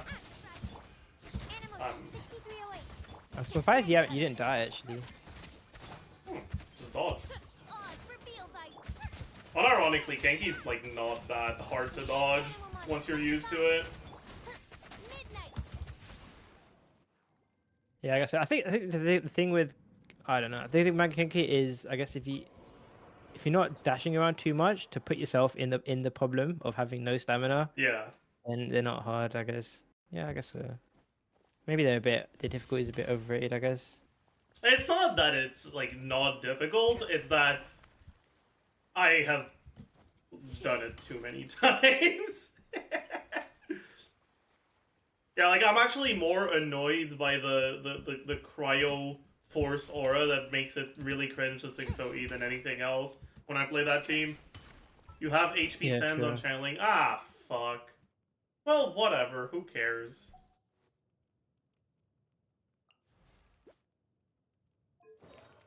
Yeah, I do. Shit. It's fine. She didn't get low HP. It didn't save me. It just made my damage worse. And so your thing with Navia and Arlecchino is probably just because they do have other teams that exist. But do you think that the other teams are competitive damage-wise? Depending on the situation. I think in this Abyss, Bennett is gonna feel a lot better because the enemies just all spawn really close to one another. Like you're never having to carry a rotation into a new wave of enemies that is spawning in a different spot. Like we have a 4-wave chamber where every single wave spawns in the same spot. You know, like that is better propaganda if I've ever seen it.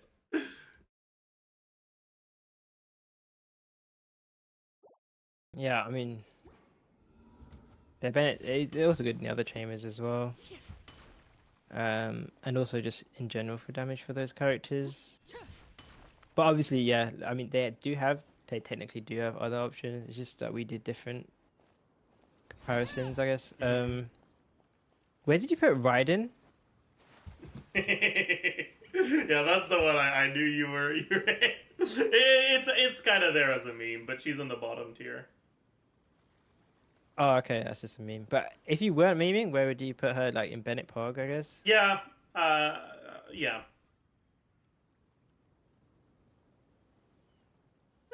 Okay. So you got Shao in. Okay, so are you aware? Are you aware of the whole Shao Shenyun thing? What do you mean by that? That the real upgrade for Shao was C6 Farazan, and like Oh yeah, Shenyun for sure. Shenyun Farina is kind of like, it's not always actually the best option Shannon for was him. great because it was a Farazan banner that wasn't Wanderer. Like 100%. Yeah. I mean, Shannon does help. And like, especially like for me, at my level of investment, the Bennett teams don't have enough DPR to one rotate, whereas the Farina teams do. Like the Shannon Farina teams do. Okay. So like with Bennett, I have to start a second rotation, and that's just so cringe. Especially if you kill the enemy at the start of the rotation. With Shao, like your energy gets fucked. Yeah, but also, well, I was actually thinking about making a video on this, but then there's also like, I guess it's more speed running focused, but it's like the setup time differences. Yeah, like between the setup time is obviously like pretty damn long with that team. So when you're looking at like speedrun stuff, it's obviously Yeah, when gonna be when you're killing enemies before a certain amount of plunges, Mhm. like I was saying before, right? So like, if playing Farina Shenyun has like a 2 or 3 second longer setup than playing Bennett Xiangling or something, if you have like a 1 or 2 plunge head start on the other team, unless you're going like all the way with your plunges, then Yeah. it won't make up the difference. The And then reason there's why AoE I as like well. the Shenyan team, like the Shenyan Farina team more, is because generally, if you're in AoE content, it doesn't matter what Shao team you're gonna play, Shao is gonna clear it. And if you're in single Okay, fair target enough. content, Yeah. Shenyan and Farina is a lot more likely to get you the DPR breakpoints that you need. Yeah, so it depends on the investment. Mhm. Yeah.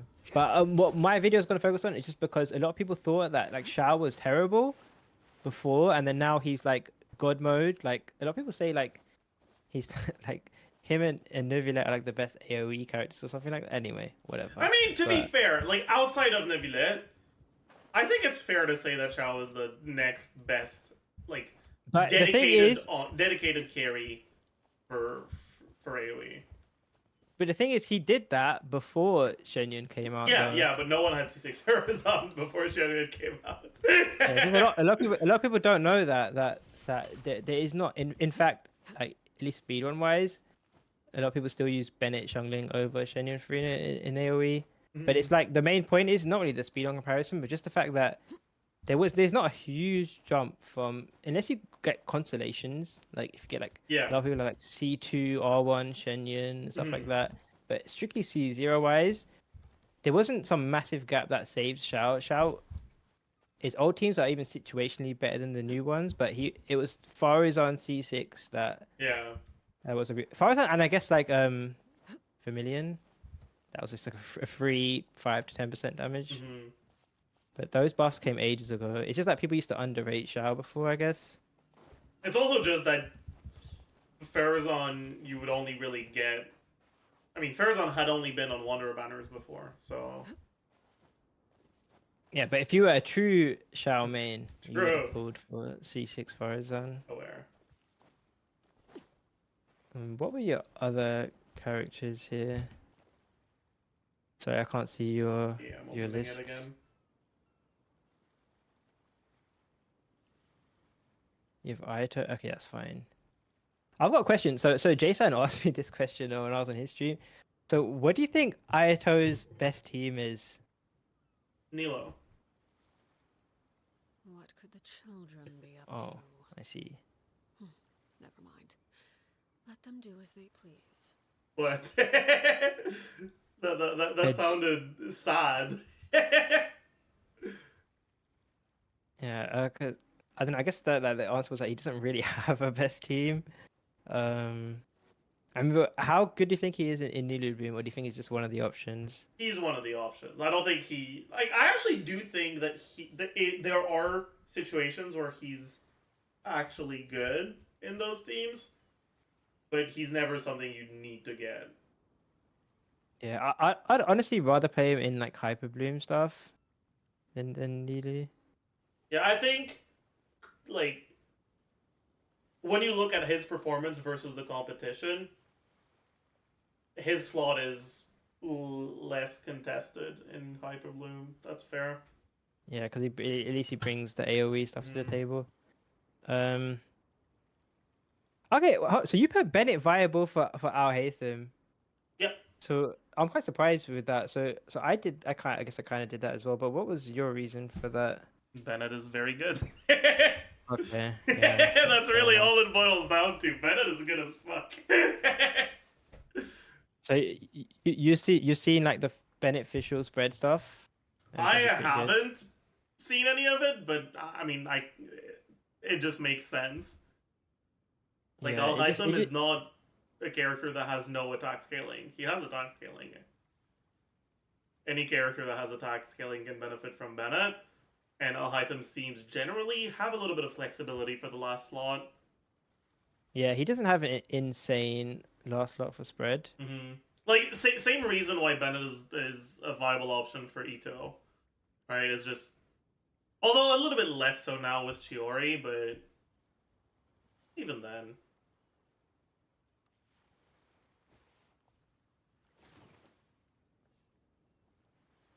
Okay, then I guess the rest of our stuff is pretty similar then. That's fair enough. There's no real any apart from the meme stuff, there isn't really anything. Seems pretty objective, I guess then. There's not really any debates. I will stand behind You have my undivided or attention.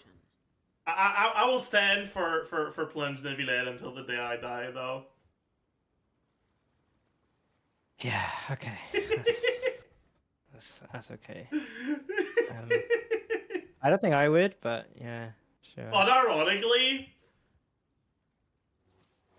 for like single target bosses, it's pretty similar in clear speed to his best teams for me.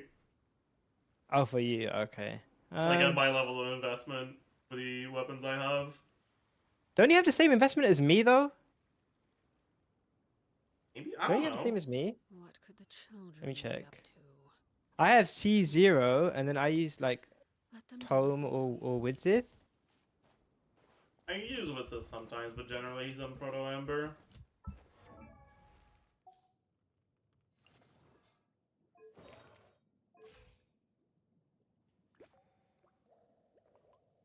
I don't even think my artifacts are that insane either. It's like 240 CV.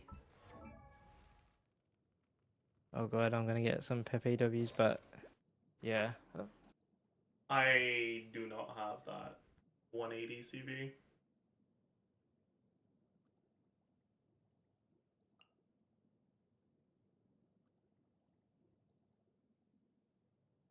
I have 50 and then 320 I have and 40 41. and 180. Oh, 50, 180. Oh no. Yeah. Nice little 140 crit damage that you have over me. just a little bit. Oh, thanks, Hey, for the first time chat. Thanks for that. I mean, I don't know. I guess it's your experience, right? So I guess if it worked out for you, that's cool, I guess.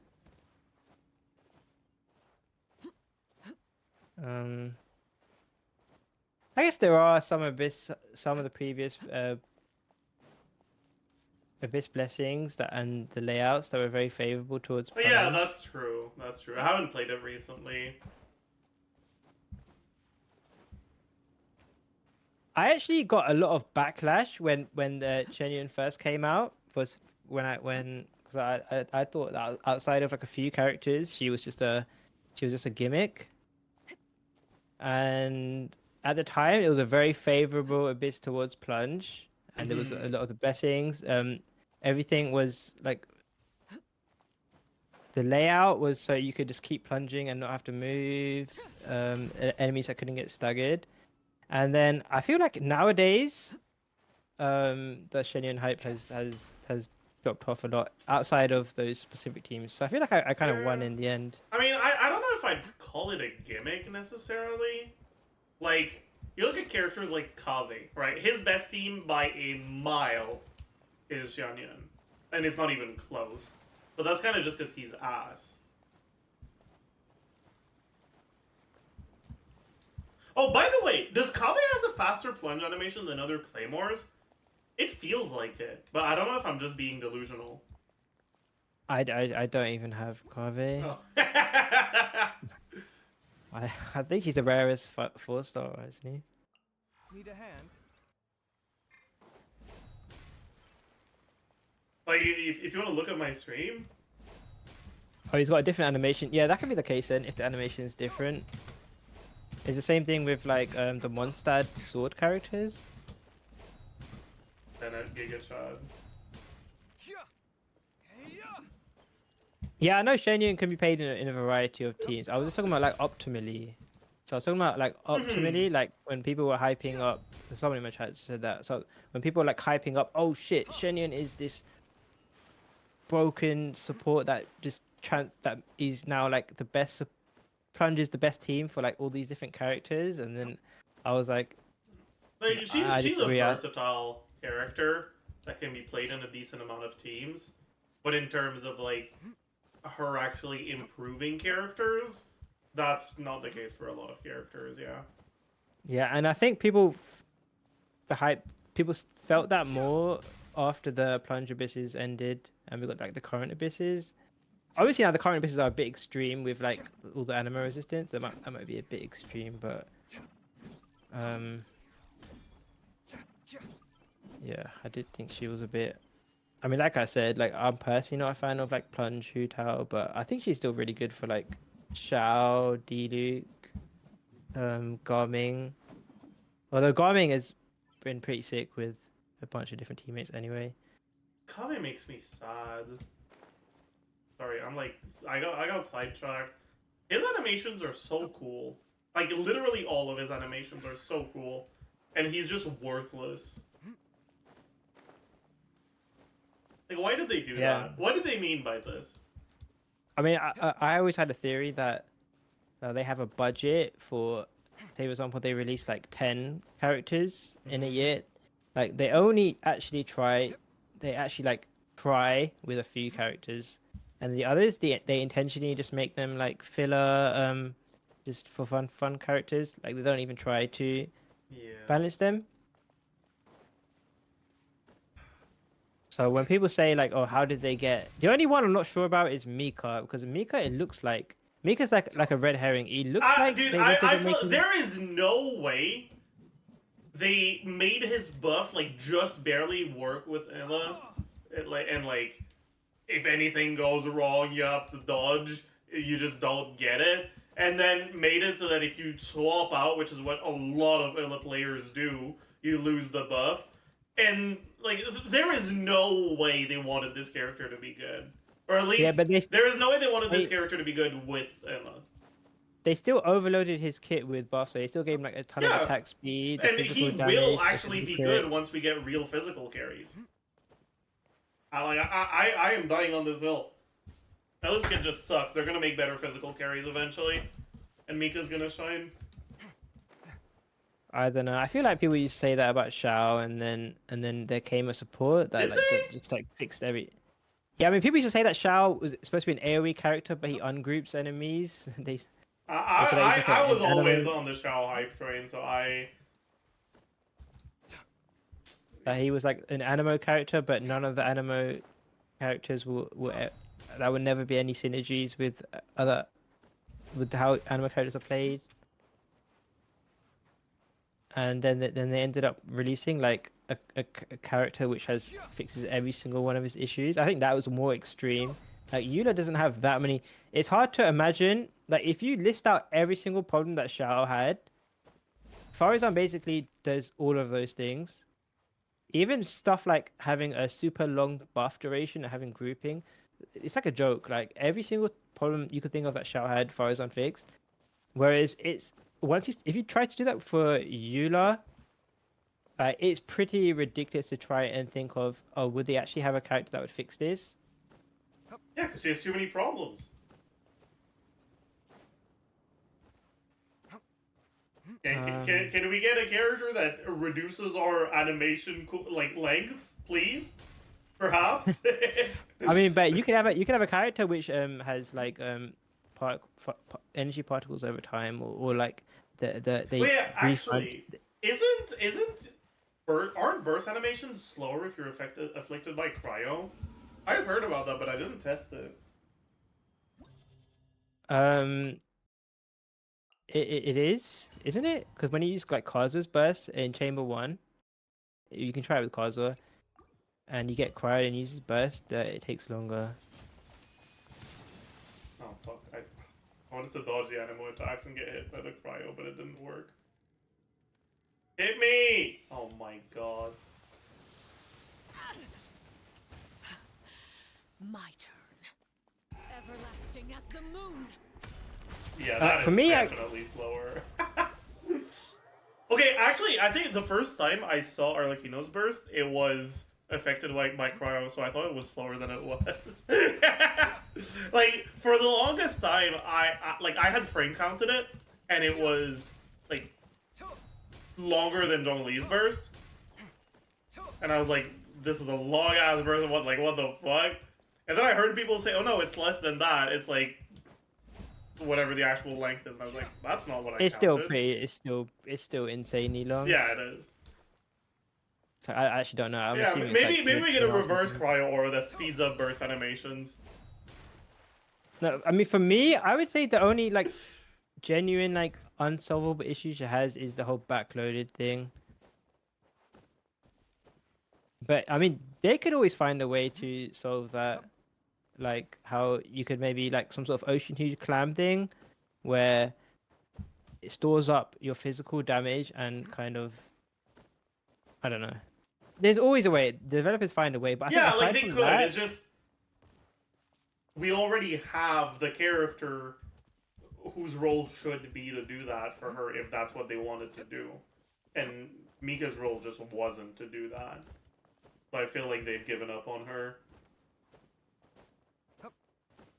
I don't know. I don't think anything else in her kit is like objectively scuffed, apart from the burst thing. I think the things that people associate with Eula issues are just physical issues in general, like not being able to use a Grupo, or like superconduct doing no damage, or there being no like sub DPSs or synergies, stuff like that. I mean, she has really long heal time requirements, and her damage, looking at her field time requirement, and the fact that she doesn't provide any sort of useful auras or buffs to the rest of the team, just isn't enough to make up for it. No, but that third one is just that can be that's a team issue. That's not a Eula issue. I mean, even if they release teammates that are good with her, she's still not going to give them buffs. But she could be like the hyper carry, or yeah, but like actually, her kit is like pretty specifically designed as a hyper carry kit, and she doesn't have hyper carry damage.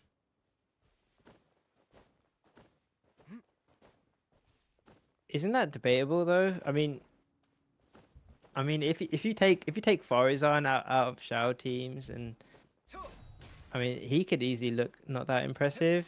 Like all yeah, the, but at least he has a lot of hyper-carries. like his AoE gives him a lot of utility, anyways, right? But it used to give him anti-utility before. That's not I even remember it. true. Like that's actually just like nah. No, but it was because do you remember? Do you remember at the end of 2.0 they changed a lot of enemies, so like the Rift Hounds, so that they wouldn't get staggered by Shao anymore. So there was a time when Shao would actually push the wolf, and I mean, those guys used to be in every single I abyss as well. guess. So there used to be a time every single abyss Shao would anti-group the wolves, which would completely grief you.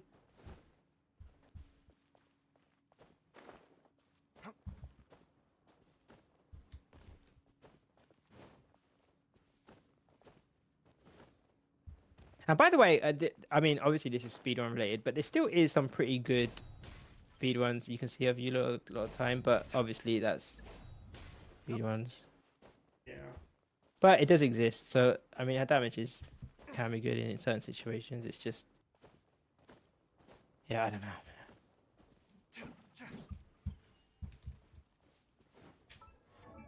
You know what I should do? I should level my Kave to 90 and get his normal attacks level. I should play Plunge Kave. So that's my next arc.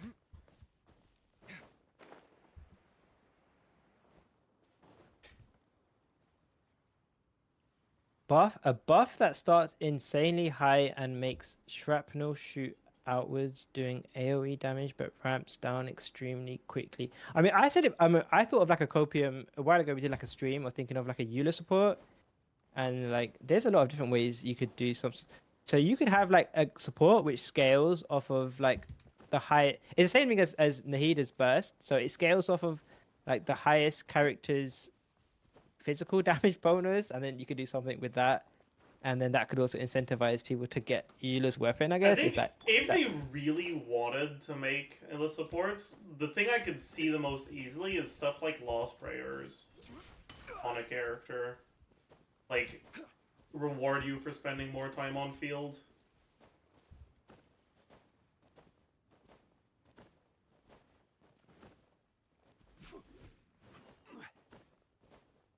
Because of her backloaded damage profile. Honestly, her physical damage, like if you're in Bennett's burst and you got superconduct and the boss, it's not even Yeah, that it's bad. not bad for sure, but like It's half pretty her good. damage is at the end, right?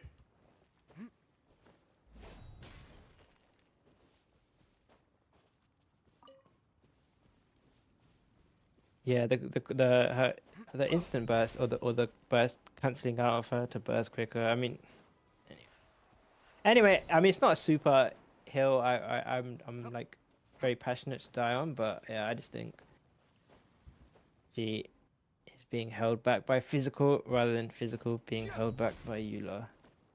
Yeah.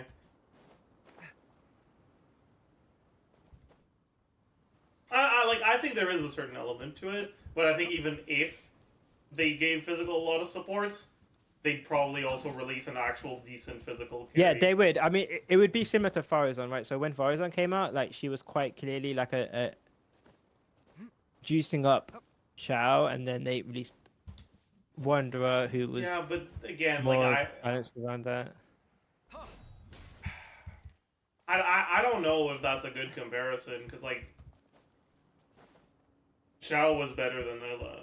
Like it's I don't know. I don't know about that. It is speedrun wise. Shao was actually pretty. It was actually not bad. Honestly, it was not bad. If you played like Shao, Sucrose, Bennett, Xiangling, and you knew what you were doing, it wasn't bad. But I don't think he was bad. But I thought he got an insane buff with Farazan. I think that's more of my point.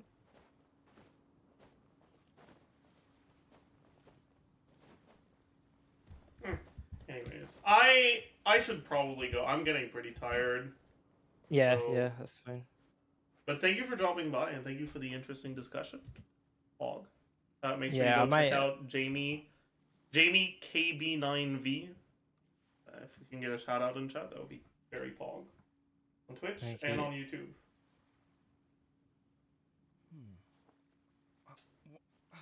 But Thank yeah. you. Nice talking to you. Yeah. I think what I'm going to do is I'm probably going to. We're planning on finishing the Star Rail story. What, today? Yeah, that was in my plan. You're 7 hours into a stream. Yeah. All right. Well, good luck. Grind. It's good to Have fun. legs once in a while. People aren't made to stay cooped up Yeah. inside all the Thanks for time. that conversation. It was quite Yeah. good. I will see you around. Bye bye. All right. See you later. Okay, business. So I am actually down to. Is the music loud or is it just me? Am I an idiot? I think Jamie was quiet. Wait, let me turn. I turned him up for you guys. I'm gonna turn the volume for my desktop back down.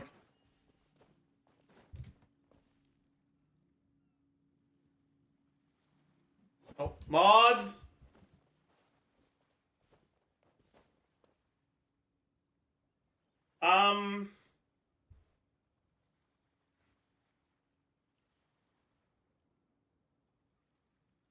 You promised pre-release tomorrow.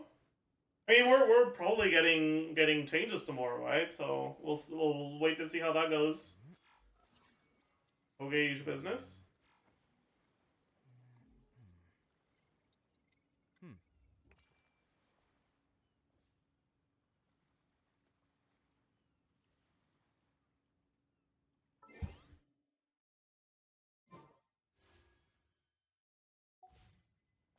I should wait until the new banner comes out before posting the banner review, right? Or like post it right as it goes out.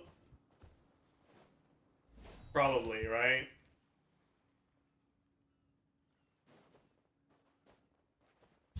And I think that's gonna be it for the day, honestly. I hope you guys enjoyed your stay. I hope you all had a nice time.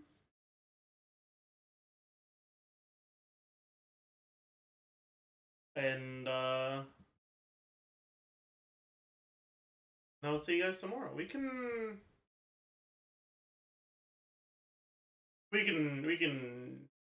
raid Jamie.